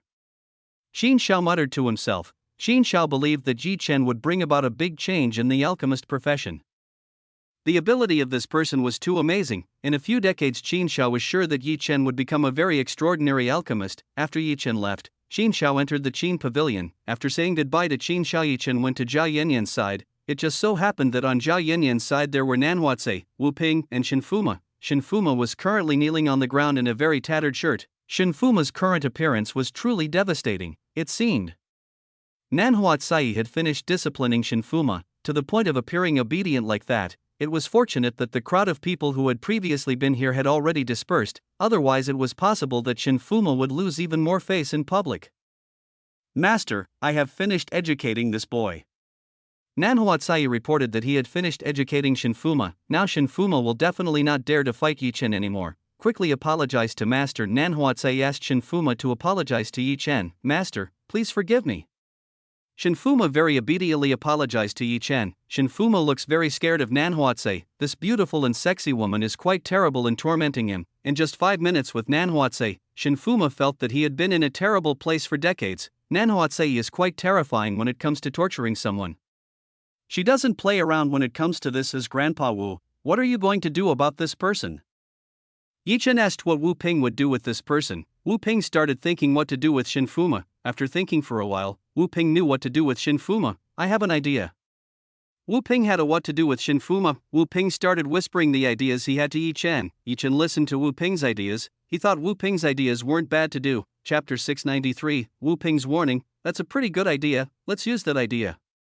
Yi Chen felt that it was a very good idea. Let Shinfuma be a message for the Shin clan to pay the bet they had agreed to. It say, come here, I have one more task you need to do. Yi Chen called Nanhuatsai. He wanted Nanhuatsai to do this task. Nanhuatsai looked very excited when she heard Yi Chen telling her to do work. Nanhuatsai liked to do a job for Yi Chen. Say, I want you to bring Shinfuma back to the Shin clan, but you have to make sure that this man returns on foot. Yi Chen wanted Nanhuatsai to take Shinfuma back to the Shin clan on foot. Let Shinfuma walk back in circumstances like this. Okay, I understand.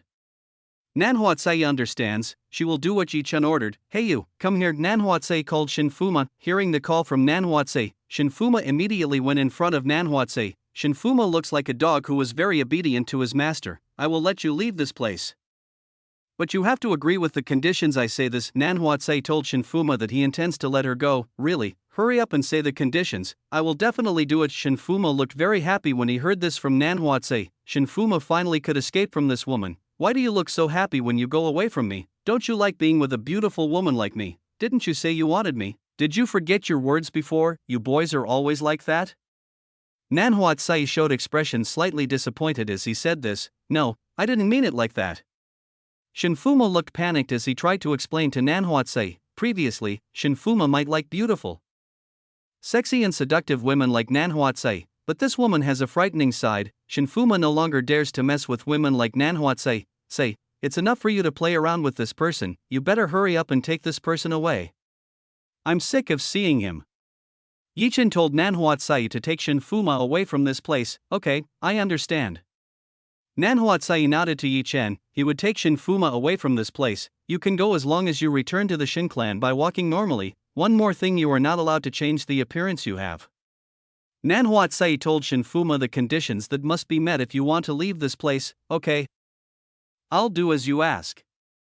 Shinfuma very easily agreed with what Nanhuatsai wanted. Shinfuma will do anything as long as he can stay away from this demoness. If Nanhuatsai knew what Shinfuma was thinking right now, perhaps Nanhuatsai would change her mind and not let Shinfuma go. Then what are you waiting for? Hurry up and do it now. Nanhuatsai told Shinfuma to quickly do what he had previously asked. Okay, I understand. Shinfuma immediately did as Nanhuatsai ordered him to. He started walking towards the direction the Shin clan was in. Nanhuatsai went along with Shinfuma. She would watch that Shinfuma would not commit a fraud in this matter. Shinfuma and Nanhuatsai began to move away from Yi Chen. Jia Yanyan and Wu Ping's view. Hey Yi Chen, how do you make the women from the Spring Palace so obedient like that? Wu Ping asked Yi Chen how to make Nanhuatsai obedient like that. Maybe Yi Chen could learn from Yi Chen to make you obey him. Grandfather Wu, if you want to make women obey, you have to conquer their hearts and bodies. Yi Chen tells Wu Ping how to make women become obedient creatures. Hearing this, Wu Ping immediately nodded. It was a logical reason why Nanhuatsai was so obedient to Yi Chen. Husband, what did you just say? Jia Yanyan stretched her hand out to Yi Chen's ear. She was irritated when she heard what Yi Chen just said. Yanyan, do not be angry. I was joking just now. Yi Chen trying to apologize to Jia Yanyan. He didn't mean to say that. Jia Yanyan didn't want to let go of Yi Chen's ear. She tugged Yi Chen's ear even harder. Wu Ping saw what happened to Yi Chen. It seemed that Yi Chen also had his own difficulties when dealing with Jia Yanyan. After a while, finally Jia Yanyan wanted to let go of Yi Chen's ears. Husband, have you got what you were looking for? Jia Yanyan asked if Yi Chen got what he was looking for. I haven't got what I'm looking for. The item I want is currently in Queen's hands. Yi Chen said while rubbing his ear that Jia Yanyan had just pulled. So the item you are looking for is currently in the hands of the ruler of the royal family? What will you do next? Asked Jia Yanyan to Yi Chen. Maybe I will try to go and ask Queen. Who knows, he wants to give that thing to me. Yi Chen told Jia Yanyan that he wanted to go ask for the ginseng of life edge from Queen's hand. Be careful not to be enchanted by the beauty of the Queen. Jia Yanyan said to Yi Chen not to be blown away by the beauty of the Queen who ruled this country. You don't need to worry. I think Yanyan's charm is the most powerful I've ever seen. Yi Chen tried to praise Jia Yanyan. Guess Jia Yanyan was helpless when praised by Yi Chen. Yi Chen really knew how to conquer Jia Yanyan's heart. Ahem, Yi Chen, you better not go to see Queen. Wu Ping suddenly warned Yi Chen not to go see Queen. Ed, what's wrong? Yi Chen wants to know why Wu Ping warned himself not to go see Queen. Grandfather, why did you forbid Yi Chen went to see Queen? Shouldn't he be over you? Jia Yanyan also wants to know why Wu Ping forbade Yi Chen went to see Queen. It's because it's not good dealing with Queen, let alone you are a handsome man. If Queen likes you, then it is not a good thing at all. Wu Ping said to Yi Chen and Jia Yanyan. Grandfather, wouldn't it be a good thing if the Queen liked Yi Chen? It would make things easier for the Wu clan. Grandfather, Jia Yanyan said to Wu Ping. Yanyan, this is not what you think. You know the man who was liked by the Queen always has a bad ending. Wu Ping started to say in a voice so low that Yi Chen and Jia Yanyan could hardly hear him. Wu Ping didn't dare to say this out loud. If he said this out loud, then Wu Ping would be in trouble. You mean grandfather? Jia Yanyan still doesn't understand why men can have such a bad ending when it comes to Queen. Come over here, I'll tell you. Wu Ping told Yi Chen and Jia Yanyan to get closer so that he could tell secret this. Chapter 694, Shin Clan 1. You know, there have been so many men who have become victims of Queen. That's why people in the royal family often refer to Queen as succubus. Wu Ping began to say to Yi Chen and Jia Yanyan about the Queen ruler of the royal family. Grandfather, is Queen really that kind of woman? Jia Yanyan can't believe that Queen will become a woman like that. Jia Yanyan knew that the number one woman in the kingdom would become like that. Yanyan, what I'm saying is the truth. You better keep your man out of Queen's reach or he will be snatched away from you. Wu Ping warned Jia Yanyan to take care of Yi Chen is fine, or Yi Chen will be kidnapped by Queen. Hearing Wu Ping's words, Jia Yanyan immediately looked at Yi Chen who was beside her. Jia Yanyan started staring at Yi Chen. Jia Yanyan's gaze looked a little strange. Yanyan, why are you looking at me with a look like that? Yi Chen asked why Jia Yanyan was looking at himself with such a gaze. Not only does it seem like Queen will get into trouble if she meets you, Jia Yanyan said that Queen would get into trouble if she met Yi Chen. Why do you think like that? Yi Chen asked why Jia Yanyan thought that of himself. Of course, aren't you the enemy of every woman? I'm sure the Queen will get in trouble if deal you with you. Jia Yanyan said to Yi Chen. Jia Yanyan knew how good Yi Chen was at this. Even a seductive woman like Nanhua Tsai was defeated in Yi Chen's hands, so Jia Yanyan was very sure that Queen would get into trouble if she dealt with Yi Chen. Yi Chen, straight face. Yi Chen is making a helpless expression. Why is it that every woman always thinks like that about him? Grandpa, you don't need to worry about that problem. I think Queen will get into trouble if she meet Yi Chen. Jia Yanyan told Wu Ping that Yi Chen would be fine if he met Queen. Yanyan, grandfather has warned you too about this matter. Wu Ping warned Yi Chen and Jia Yanyan about this matter. If Jia Yanyan and Yi Chen didn't hear it was none of his business. Jia Yanyan only smiled wryly when she heard Wu Ping's warning. Husband, grandfather, let's go back. Grandma must have been waiting. Jia Yanyan invited Yi Chen and Wu Ping back to the Wu Manor. Yi Chen and Jia Yanyan both nodded. The two of them followed behind Jia Yanyan, while Yi Chen, Jia Yanyan, and Wu Ping returned to the Wu clan manor. Nanhua Tsai was currently watching Shinfuma. Shinfuma was currently walking towards the Shin clan. In tattered clothes, Shinfuma was actually walking on the streets full of people passing by. The people who were passing by were naturally paying attention to what the current Shin clan young master was doing. They did not expect that the Shin clan young master would do this kind of thing. People started laughing at Shinfuma. They laughed when they saw young master Shin who was like this. Shinfuma's face currently turned red. He was really embarrassed when he heard the scorn of the people he met on the street. If only Nanhua Tsai weren't around, Shinfuma would definitely beat up the people who laugh at him. Since Nanhua Tsai was still watching over him, Shinfuma didn't dare to act recklessly or he would have anything to do with this woman. Shinfuma was better off being laughed at like this than having to deal with Nanhua Tsai. This woman was more terrifying than the shame Shinfuma was currently experiencing. Today is the worst day Shinfuma has ever had in this life. If only today he didn't go to the Wu clan's trading territory, Shinfuma would definitely not have suffered this kind of fate. Shinfuma could only swallow this bitterness for a while. He had to endure himself to the Shin clan manor. Along the way, Shinfuma was constantly laughed at by both children and adults. Even little children thought Shinfuma was a madman because of his extremely ugly appearance. Shinfuma continues to walk as if he does not care what is around him. It is better for Shinfuma to continue walking so fast to the Shin clan. After a long journey, finally Shinfuma almost arrived at the Shin clan. He felt very free when he almost arrived at the Shin clan manor. Looks like my task is done, it's time to go back. After completing the task asked by Yi Chen, Nanhua Tsai decided to leave her surveillance behind Shinfuma. Nanhua Tsai flew towards the Wu clan manor. She couldn't wait to show what she had just recorded from Shinfuma. Nanhua Tsai used an image stone to immortalize what happened to Shinfuma while on the way to the Shin clan.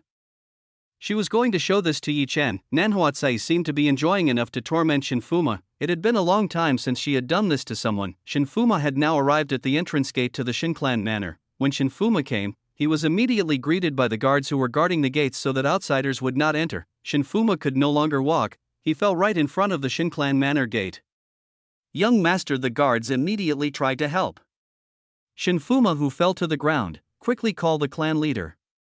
One of the guards ordered another guard to call the clan leader. One of the guards swiftly went to call the leader of the Shin clan.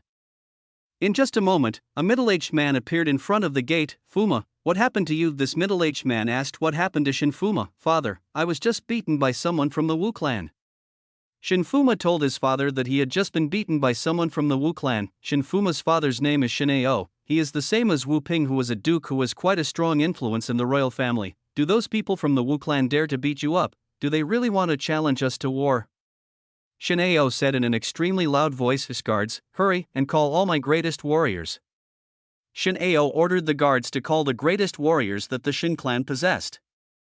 Shinao wanted to bring all the best warriors he had to the Wu clan. He had to finish this matter or the Shin clan's reputation in the eyes of the allies would decline. Shinao stopped when Shinao wanted to start trouble with the Wu clan. There were two old people who came and stopped what Shinao wanted to do. These two elders were the first elder of the Shin clan and the second elder of the Shin clan. These two elders tried to stop Shinao from looking into trouble with the Wu clan. Why did you two stop me? Shinao asked the first elder and second elder. Before you go, take a look at this first. The first elder threw a paper at Shinao. Shinao received the paper from the first elder. He began to open the paper that the first elder gave him. When Shinao saw what was in this paper, his face suddenly turned black. Shinao looked dissatisfied when he saw what was in the paper the first elder gave him. Chapter 695, Shin Clan 2, what does this mean? Shinao asked the first elder and the second elder what all this meant. As you can see that, your son has caused such a serious mess that our clan's reputation is almost tarnished by him. The first elder told Shinao what has been done by Shinfuma before. The news of Yi Chen and Shinfuma's bet spread very quickly. Everyone now knows that young master Shinfuma has a debt of 50% of Shin clan's territory to the Wu clan. Fuma, quickly explain what happened? Shinao roared at Shinfuma. He shouted very loudly at Shinfuma, Father, I can explain this to you. Shinfuma wanted to explain everything to Shinao. Quickly explain to me what happened, otherwise don't blame me for punishing you. Shinao forced Shinfuma to explain what happened. Shinao no longer needs an explanation for this matter. Everything is clear. The news has spread to almost all corners of the royal capital. There is nothing you can do about this. The first elder told Shinao that there was no point in getting an explanation from Shinfuma. Shinfuma will definitely try to lie again. Shinao's character Shinfuma was already known by the first elder. The first elder knew that Shinfuma will tell lies. First elder, please believe me. Shinfuma tried to persuade the first elder to believe in him. Shinfuma, that's enough, now go back to your courtyard. You are not allowed to leave your room indefinitely. The second elder stopped Shinfuma from speaking. There is no point in this matter continuing. Fuma, you go back to your place. You are not allowed to leave your place until you get my permission. Shinao told Shinfuma to return to his place. Okay, Dad, I understand. Shinfuma nodded to Shinao. He obediently returned to his place. You guys, take Fuma to his room, make sure not to let him go no matter what. Shinao told the guards to keep Shinfuma from escaping house arrest. Okay, we understand. The guard immediately nodded to Shinao. They will make sure that Shinfuma will not escape from the room. The guards started escorting Shinfuma to his room. They made sure that Shinfuma went to his room. After Shinfuma left this place, Shinao first elder and second elder began discussing this matter. What should we do about this matter? This will definitely be a joke for the Shin clan. Shinao asked the first and second elders about how to deal with this matter. We must first clarify this matter immediately, lest our allies leave us. The first elder told Shinao to first clarify this matter to their loyal allies. Do not let because of this problem their plans will go awry. I agree with the second elder's idea. We should clarify this to the allies who have joined our camp, or they will leave us. The second elder strongly agreed with the suggestion said by the first elder. Join the Shin clan, it's an easy matter. Let's discuss the way to fight the Wu clan. The Wu clan is the only one standing in our way. Shinao wanted to destroy the Wu clan immediately. By destroying the Wu clan, their plan would be easy to carry out. Shinao, don't be too impulsive like that. We have made a very mature plan. Don't let it be because of you and your child that the plan we have made is destroyed. The first elder told Shinao not to be impulsive in making a decision or plan that had already they make will be destroyed because of this. No one knows what the current Shin clan plans are, but for sure this plan must be related to the Wu clan. Otherwise, how could Shinao and these two elders think of the Wu clan as a boulder blocking the path? I will discuss this matter with father. I hope he has a way out to take care of the Wu clan. Shin Ao decided to ask his father about this matter. Shin Ao's father is the controller of the Shin clan behind the scenes. Important matters usually require this person's approval. Then you go and meet this old man. We will go to explain to our allies. The second elder told Shin Ao to go see the old man. Let the old man decide what they will do with the Wu clan in the future. After making a deal, Shin Ao and the two elders separated. Shin Ao went to see his father, while the two elders went to meet the allies of the Shin clan. Shin Ao, while leaving an ancient building which is located at the very back of the Shin manor. It was in this building that the most powerful people in the Shin clan were located. Father, Ao would like to ask to see you, Shin Ao said to the person who was inside. Ao, what are you meeting me? Is there a problem? The man inside said to Shin Ao, who was outside, yes, there is indeed a small problem that happened. It is related to the Wu clan. Shin Ao told his father about the Wu clan. Wu clan again? Why does the Wu clan always interfere with every plan our Shin clan has? The people inside the building looked dissatisfied when they heard this. Dad, what should we do now? Do we have to do something about this? Shin Ao said to his father, don't be looking for trouble with the Wu clan for a while. There will be a time when we get rid of the Wu clan. The person inside told Shin Ao not to look into trouble with the Wu clan for a while, aka arrived at a time where the Shin clan destroyed the Wu clan and several other clans who dared to block the Shin clan's path to ascend higher. Every year the Shin clan's ambition became more and more stronger. They even wanted to rule the entire territory of the royal capital for themselves. In order to do that, the Shin clan has accumulated a very strong power underground, the Shin clan's strength, which is actually strong enough to fight face to face with the royal family. It could be said that the current strength of the Shin clan was equivalent to that of the royal family. For this reason the Shin clan wanted to rule the entire royal capital, including everything in it. Father, have you broken through? Shin Ao asked if his father had broken through or not. Still not. I still need a little more time. You better go and leave me alone. Do it as originally planned. Don't fail because of a trivial matter like this. The person inside told Shin Ao to leave this place. He wanted to immediately continue cultivating so he could step into the realm of the half-step divine realm. Okay, I understand. Shin Ao nodded. He left this place. The anniversary of the founding of the royal family is coming soon. They must hurry to finish their plans.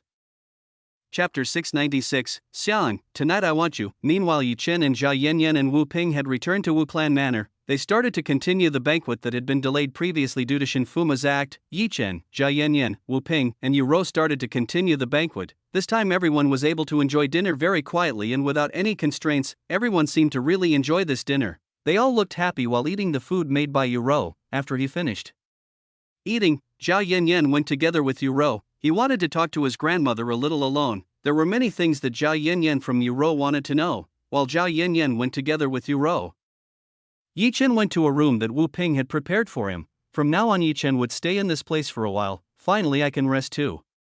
Yi Chen lay on the bed in this room. He began to relax and enjoy sleeping on this rather comfortable bed. When Yi Chen was relaxing on the bed, a gust of wind was quite strong around him. Xiang, where have you been? Yi Chen asked Nangong Xiang, who had just entered this room. Yi Chen already knew that the person who had just entered this room was Nangong Xiang. I just met some old acquaintances that I have in the royal capital. What are you doing anyway? Nangong Xiang asked what Yi Chen was doing right now. Nothing, I'm just relaxing and enjoying this quiet time. Yi Chen told Nangong Xiang that he was relaxing and enjoying this relaxing time. Why don't you train? Don't you want to go to God Realm right away to meet that woman? Nangong Xiang said to Yi Chen about the Dongfang Xiu matter. A sigh.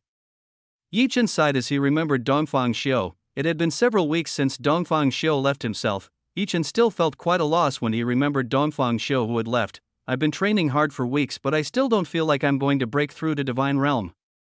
Yi Chen felt that he was experiencing a stagnation to reach the Divine Realm. Yi Chen found it extremely difficult to raise the cultivation he had to the Divine Realm.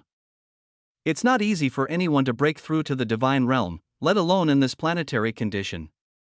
Nangong Xiang said to Yi Chen that it is indeed very difficult to break through to the Divine Realm. What Nangong Xiang said was true, that it was quite difficult for Yi Chen to break through to the Divine Realm even by using the pure energy within the fairy gate. Oh yeah, your only lucky woman is Tsai. She really is lucky enough to break through to the Divine Realm by using your rich Yangqi essence. Nangong Xiang felt that Nanhua Tsai was a very lucky person to be able to use Yi Chen Yangqi essence to break through to the Divine Realm. Wait a moment, using essence to break through to the Divine Realm. Why didn't I think of this for a long time? I can use essence Yingqi from women to break through to Divine Realm like Tsai. all I need to do is look for women with Inchi pure, that way I can quickly reach the realm of divine realm. Yi Chen started to say in his heart. Yi Chen could use Nanhuatsei's methods to increase his strength to the divine realm. All Yi Chen needed to do was obtain a large supply of pure Inchi. The only woman Yi Chen who has pure Inchi essence is Nangong Xiang, who was beside her. Among the women Yi Chen, Nangong Xiang can be said to have Inchi a lot of. If Yi Chen can harvest it, then maybe Yi Chen can break through right now. Yi Chen, why are you looking at me like that? Nangong Xiang immediately felt uncomfortable when she saw the look that Yi Chen gave. She felt that Yi Chen was planning something bad on her. Yi Chen got up from the bed. He got off the bed and started walking towards Nangong Xiang, who was in front of him. Yi Chen suddenly stretched out his two hands to embrace Nangong Xiang, who was in front of him. Yi Chen began to pull Nangong Xiang's body into his embrace. Yi Chen, Nangong Xiang frantically said to Yi Chen, who was hugging her, "Xiang, tonight I want you." Yi Chen whispered to Nangong Xiang that tonight he wanted herself. Nangong Xiang was quite surprised when she heard what Yi Chen saying. She didn't expect it to be Yi Chen would speak quite boldly like this to herself, without waiting for Nangong Xiang's approval. Yi Chen immediately took off Nangong Xiang's mask and started to kiss Nangong Xiang's serious lips. Nangong Xiang's eyes widened when she saw Yi Chen kissing her. This wasn't the first time the two of them had a kiss like this, but Nangong Xiang was still not used to doing things like this with Yi Chen. Nangong Xiang began to remember the conversation she had previously had with Queen. It seems that what Queen said is true, that most men want things like this from women. Yi Chen saw that Nangong Xiang did not fight back. This was the right time for Yi Chen to conquer this beautiful goddess from God realm. Yi Chen's hand, who was below, started dishonestly caressing the body of Nangong Xiang, who was carrying it. When Yi Chen's hands dishonestly started caressing Nangong Xiang's body, Nangong Xiang felt an extremely comfortable feeling. This feeling of comfort was a little strange for Nangong Xiang. Nangong Xiang felt that her body became hot and itchy when she felt this comfort. Nangong Xiang felt like there were millions of ants that had started crawling all over her body. Yi Chen, please stop for a moment. Feeling a strange change in her body, Nangong Xiang tried to stop what Yi Chen was doing. Unfortunately, Yi Chen did not want to let Nangong Xiang go. If he did let the current Nangong Xiang go, this beautiful goddess would definitely run away from him again. Yi Chen didn't want Nangong Xiang to run away from himself again. Tonight he had to get this Nangong Xiang beauty in front of him. In order to subdue the beautiful goddess Nangong Xiang, Yi Chen had to use all the abilities he currently had. Yi Chen used the King's Heart technique to make Nangong Xiang excited. When Yi Chen used the King's Heart technique to stimulate Nangong Xiang suddenly felt an extremely intense feeling in her body. Nangong Xiang had never felt this kind of feeling. This feeling could not be expressed in words by Nangong Xiang. For the first time, Yi Chen listened to the extremely sweet moaning sound emitted by the beautiful goddess Nangong Xiang. This groan was so incredibly powerful. Yi Chen felt his bones melt when he heard Nangong Xiang's groan. Yi Chen never knew that Nangong Xiang's voice would be this good, to the point that it made Yi Chen's bones feel like melting like this. Apart from Dongfang Xiu, Nangong Xiang was the second person who could make Yi Chen feel this kind of feeling. It seemed that the goddess of the God realm had her own charm and voice, to the point that it made a man's bones melt when he heard this voice. Chapter 697, Sudden Disturbance. Yi Chen kept trying to stimulate Nangong Xiang. He was trying to make this beautiful goddess excited. Yi Chen wanted to see like goddess Nangong Xiang, who always looked dignified, show the lewd side she had. As the former Empress Nangong Xiang, it was impossible to show the lewd side she possessed. This was something that Nangong Xiang had never done in this life. Little by little, Nangong Xiang's usually dignified appearance began to disappear. Nangong Xiang's face showed a joy that had never been experienced in this life. Yi Chen felt satisfied when he saw Nangong Xiang in this appearance. There was a hint of satisfaction in Yi Chen's heart when he saw Nangong Xiang in this appearance. As a man, conquering a woman like Nangong Xiang was a very difficult thing. That's why Yi Chen was quite satisfied when he could make Nangong Xiang look like this. Yi Chen brought Nangong Xiang's body onto the bed. He began to lay Nangong Xiang's body on the bed. Yi Chen started to try to take off the clothes that Nangong Xiang had, because the clothes that Nangong Xiang always wore were ancient types, with the belly belt still using a cloth. Yi Chen was a little difficult to remove. Nangong Xiang is still not aware that the clothes she is wearing are being removed by Yi Chen. She was already completely immersed in the pleasure granted by Yi Chen just now. With Yi Chen's persistent effort, he was finally able to take off Nangong Xiang's clothes. When Yi Chen managed to take off a little of Nangong Xiang's clothes, he found a completely flawless body displayed before his eyes. Yi Chen held his breath when he saw the perfect body that was owned by Nangong Xiang. Nangong Xiang's body was truly very beautiful and had a very perfect portion. Yi Chen's younger brother, who was below, started to rise when he saw the beauty of goddess Nangong Xiang, who was currently naked right in front of him. It was an extremely rare sight to see a former empress and one of the four god realm goddesses half-naked right in front of him. It's beautiful. Yi Chen praised the beautiful creation in front of him. This beautiful work is something that is very extraordinary for Yi Chen. Nangong Xiang, who was unconscious, felt that his body felt exposed to the air. When Nangong Xiang opened her eyes, she found that Yi Chen had untied the clothes she was wearing. Now Nangong Xiang's upper body was right in front of Yi Chen's eyes. Seeing this, Nangong Xiang hurriedly tried to cover her own body. She felt extremely embarrassed when she was seen this way by Yi Chen. Xiang, why are you covering it up? Let me see it. Yi Chen tried to get rid of Nangong Xiang's hand, which was covering the forbidden area she had. I am ashamed of this. Nangong Xiang told Yi Chen that she was embarrassed to show her body to a man. This was the first time that Nangong Xiang had shown her body to a man. Even Sun Quan had never seen Nangong Xiang's body. Come on, I want to see it. Yi Chen asked Nangong Xiang like a child who wanted a candy. Nangong Xiang looked at Yi Chen. In her heart, Nangong Xiang had already accepted Yi Chen's existence as her husband. So it didn't matter if she gave something like this to Yi Chen. Nangong Xiang began to lower her hand from the private space she had. When Nangong Xiang's hands moved away, Yi Chen could see the two double peaks that were standing in a profound way. The cherry buds at the top of Nangong Xiang looked pink and quite fresh. Yi Chen feels that he wants to taste these cherry buds. Yi Chen started to bring his mouth closer to one of Nangong Xiang's peaks. The two started to open his mouth and put Nangong Xiang's cherry buds into his mouth, after which Yi Chen started to suck on Nangong Xiang's cherry buds. Nangong Xiang started to let out a very cute groan when Yi Chen sucked on her cherry bud. Nangong Xiang felt an extremely comfortable feeling. This feeling made Nangong Xiang's head fly to heaven. Nangong Xiang did not begin to lose consciousness of hers. She felt that her mind was chaotic when Yi Chen sucked her cherry bud. Nangong Xiang's groan made Yi Chen very excited. He felt very excited when he heard Nangong Xiang's voice. One hand Yi Chen was not idle. One hand Yi Chen started playing with the other Nangong Xiang's cherry bud. He played the two of them like a favorite toy he had. The current Nangong Xiang was speechless, only a soft moan leaked from her mouth. Any man who listened to this groan would be very excited. This was a gentle voice emitted by a beautiful goddess like Nangong Xiang. After several minutes of trying Yi Chen's technique, Nangong Xiang's body started shaking uncontrollably. Seeing this, Yi Chen knew that Nangong Xiang was about to reach the peak. Yi Chen began to bite Nangong Xiang's cherry buds even more strongly. He began to give a little tug to make Nangong Xiang feel an extraordinary feeling of ecstasy. No. Nangong Xiang groaned in a loud enough voice. For the first time, Nangong Xiang felt the true happiness of being a woman. This feeling was very comfortable for Nangong Xiang. After seeing Nangong Xiang reach the top, Yi Chen finally wanted to let go of Nangong Xiang's two cherry buds. Nangong Xiang's feeling of sucking was quite refreshing. Yi Chen felt that he had the power to flow to fight Nangong Xiang all night. After reaching the peak of Nangong Xiang's consciousness starting to return, Nangong Xiang could not believe that she and Yi Chen were doing such lewd things. At this time, Yi Chen already felt very uncomfortable in his lower body. His younger brother wanted Nangong Xiang's body. Yi Chen started to hug Nangong Xiang's body that was below him. He wanted to enjoy the beautiful goddess under him. Nangong Xiang was now completely no longer fighting against Yi Chen's invasion. She obediently accepted what Yi Chen was going to do. Master, I'm back. When Yi Chen and Nangong Xiang were about to do something more pleasant, suddenly the two of them heard Nanhuatsei's voice coming into this room. Hearing this voice, Nangong Xiang hurriedly pushed Yi Chen away. She immediately tried to tidy up the clothes she had. Yi Chen was very helpless when he saw Nangong Xiang pushing himself. Even though earlier was a very good moment, it was unexpected that this good moment would be ruined by the arrival of Nanhuatsei. What are you two doing? When Nanhuatsei walked into the room, she found that in the room at this time Yi Chen and Nangong Xiang were sitting on the cross. They both sat with their backs to each other. Nangong Xiang had just finished putting on her clothes again, just to finish on time or Nanhuatsei would find out what he just did together with Yi Chen.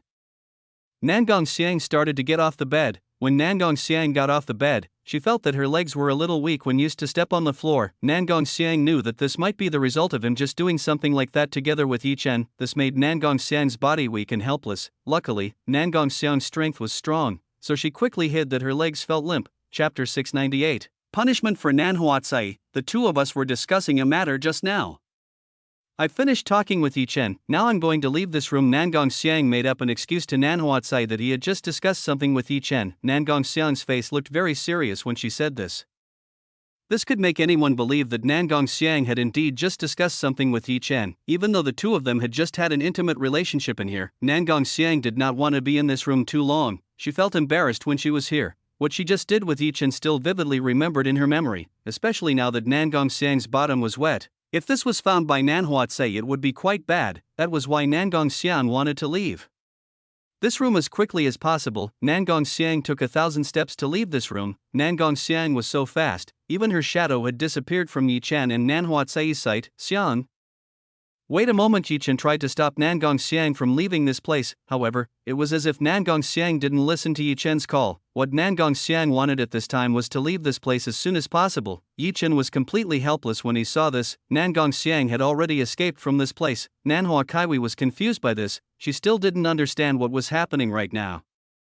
Yi Chen looked at Nan Huatsai, who was currently standing in front of the door. This woman was really bothering him at such an important moment just now. If only Nan Huatsai had not come and bothered him, he might have gotten Nan Gongxiang. Yi Chen was a little annoyed with Nan Huatsai, because tonight he failed to get Nan Gongxiang, so Yi Chen couldn't help but punish this woman. Yi Chen wouldn't let Nan Huatsai run away after messing up the good times he just had together with Nan Gongxiang. Say, come here.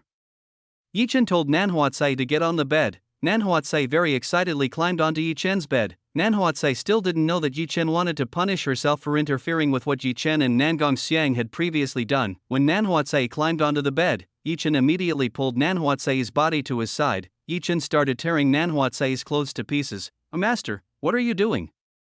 Nan Huatsai screamed when she saw Yi Chen tearing off the clothes she was wearing.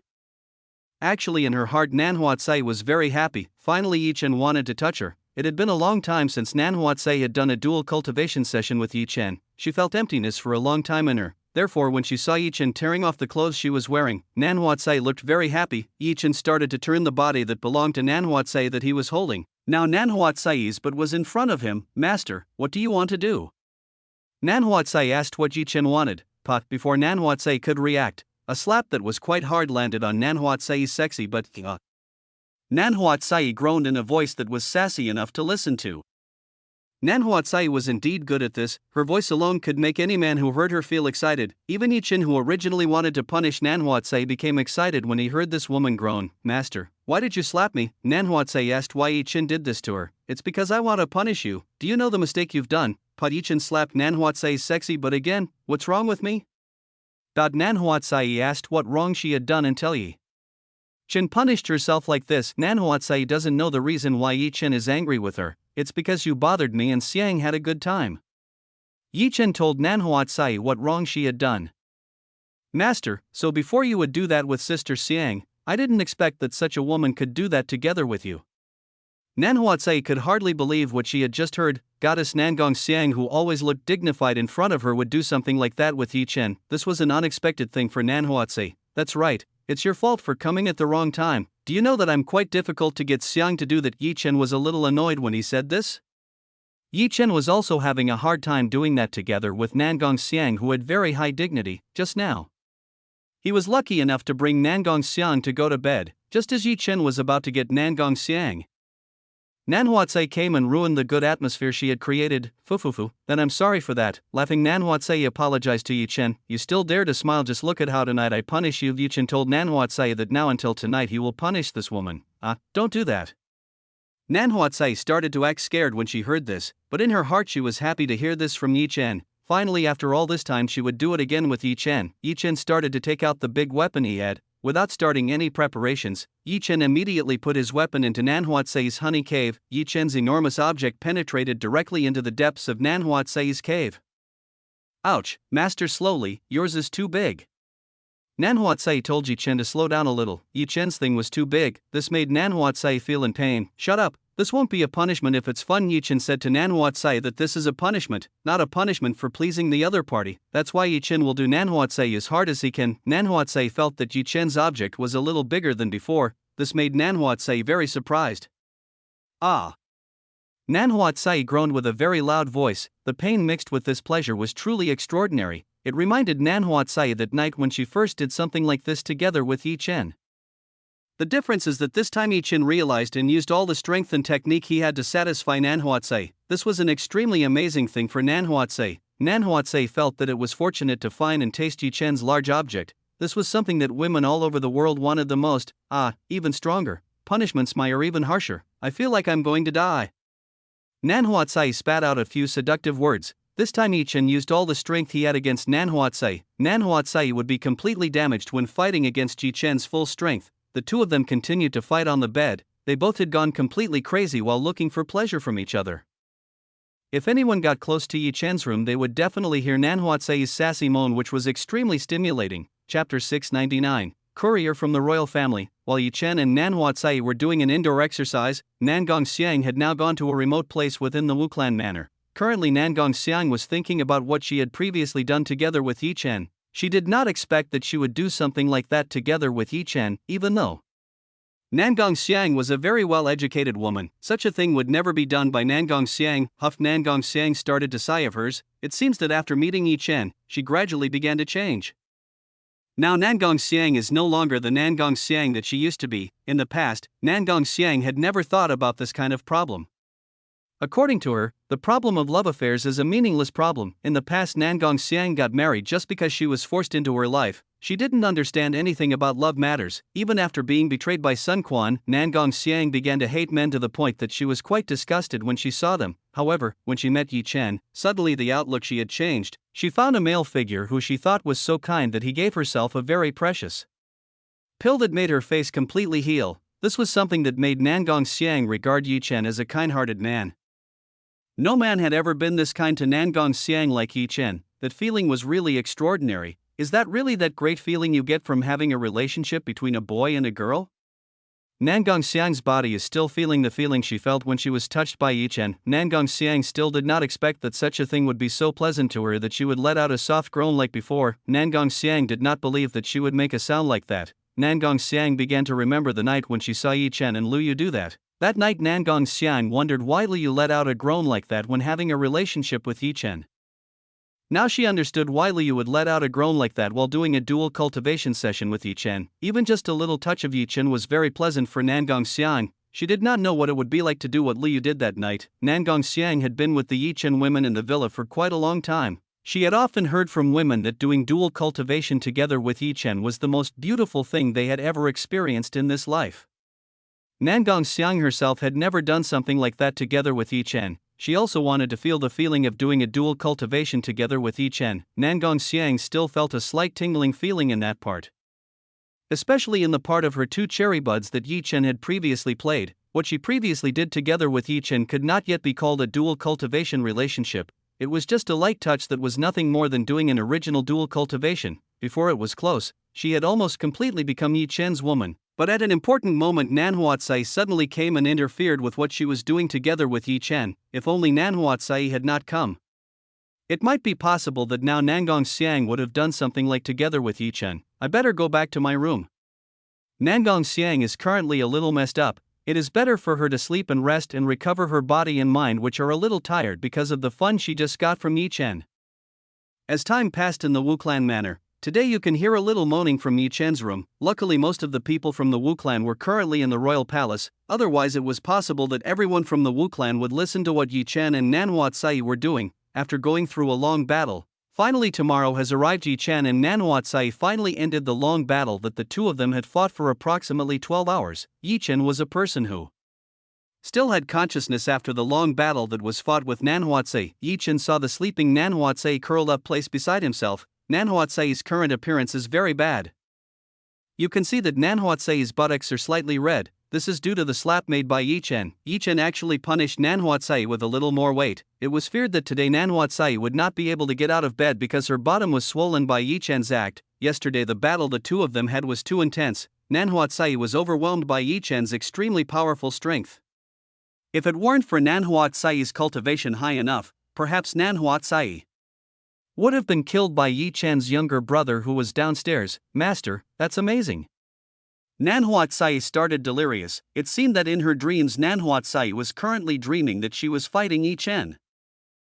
Chen saw the condition of Nan Huatsai. This woman really has an innate trait to be misused by him. This is evident that Nan Huatsai likes being misused by Chen. Chen took the blanket and started covering Nan Huatsai's sexy body. It's not good to let Nan Huatsai's body be seen by someone who deliberately entered this room. With Nan Huatsai's current body, the man who saw it would definitely be excited immediately. This woman has the charm to stimulate the man who saw her. After covering Nan Huatsei's body, Yichen got up from the bed. He began to stretch his body. Yichen felt that this morning his body was very fresh. It seemed like doing a dual cultivation session with Nan Huatsei made Yichen's body feel refreshed.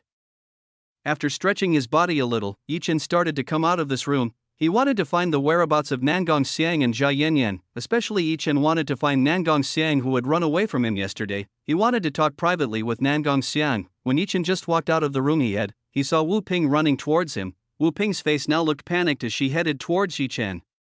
Wu Ping stopped right in front of Yichen. Yichen is bad. Wu Ping said that something urgent had happened. Grandpa Wu, what happened? Please explain so I understand what happened. Yichen asked Wu Ping what really happened. There is a messenger from the royal family who wants to see you. Wu Ping said to Yichen. If there is a messenger from the royal family who wants to meet Yichen, what does that person want from me? Yichen asked Wu Ping what the messenger wanted him to be. I don't know that, but for sure it's not a good thing. Wu Ping felt a bad feeling when grandfather Wu. Then let's see. Yichen invited Wu Ping to go and see the envoys sent by the royal family for him. Yichen wanted to know what the royal family wanted to suddenly send an envoy like this. Chapter 700, an invitation letter from Queen. Are you sure you want to meet the courier sent by the royal family? Wu Ping asked Yichen, is he really going to meet the courier assigned by the royal family to meet Yichen? Of course, I want to know what the royal family wants to send a courier here. Yichen really wanted to know what the royal family wanted to send a courier here. What message did the royal family send from him? This made Yichen quite curious. If that's what you want, then come with me. Meet the courier from the royal family. Wu Ping invited Yichen to go see the courier sent by the kingdom. Yichen nodded. He followed Wu Ping to the place where the courier from the royal family was. Wu Ping escorted Yichen to the main building in the Wu clan manor. This was the place where the couriers of the royal family were. When Yichen and Wu Ping arrived at the main building of the Wu clan manor, both of them saw that there was a man who looked 30 years old wearing an ancient eunuch outfit. When Yichen and Wu Ping entered this room, the courier who was in this room immediately stood up. Are you called young master Yichen? The courier sent by the royal family immediately went to the front of Yichen. That's right, I am Yichen. Yichen told this courier that he was Yichen. Good, I came here on the orders of Queen. The courier told Yichen that he came here ordered by Queen to bring a message for Yichen. What did Queen want to send you here? Yichen asked what Queen wanted to send a messenger here. Let me read the letter written by Queen for you. The courier intends to read the letter written by Queen for Yichen, to young Master Yichen who is extraordinary and talented. I specially invite you to go to the royal palace as an important guest. I hope you can come to meet me. The courier began to read what Queen wrote to him. It turned out that Queen intended to invite Yichen to go to the royal palace as an important guest. When he heard the message from Queen, Wu Ping immediately gawked. He did not expect that Queen would invite Yichen to go to the royal palace. Looks like what Wu Ping was afraid of starting to happen. Queen has started showing her fangs to Yichen. This will be very bad. If Queen kidnaps and seizes Yichen, then Jia Yanyan will be very sad. Wu Ping began to think very hard about how to refuse this, if the other party was not the ruler of this country. Wu Ping could reject it very easily, but because this is a queen, Wu Ping has its own difficulties to reject this. Young Master Yichen is a letter written by Queen for you. The courier handed the paper in his hand to Yichen. This courier wanted Yichen to see it in person so as not to misunderstand what he previously read to him. Yichen received a letter from the courier. He began to read the contents written in this letter. When Yichen read the contents written in this letter, he found that this was an invitation from the queen herself. Even on this paper there was a lip-shaped stamp belonging to a woman. From anywhere, this lip-shaped stamp must belong to Queen. Yichen did not know what kind of shape the queen had, but he knew that this woman was likely to be a very seductive woman. This could be seen in the way she sent letters to herself. This is also a pretty good opportunity to ask the ginseng of life edge from Queen's hand. Alright, tell Queen that I'm going to the royal palace.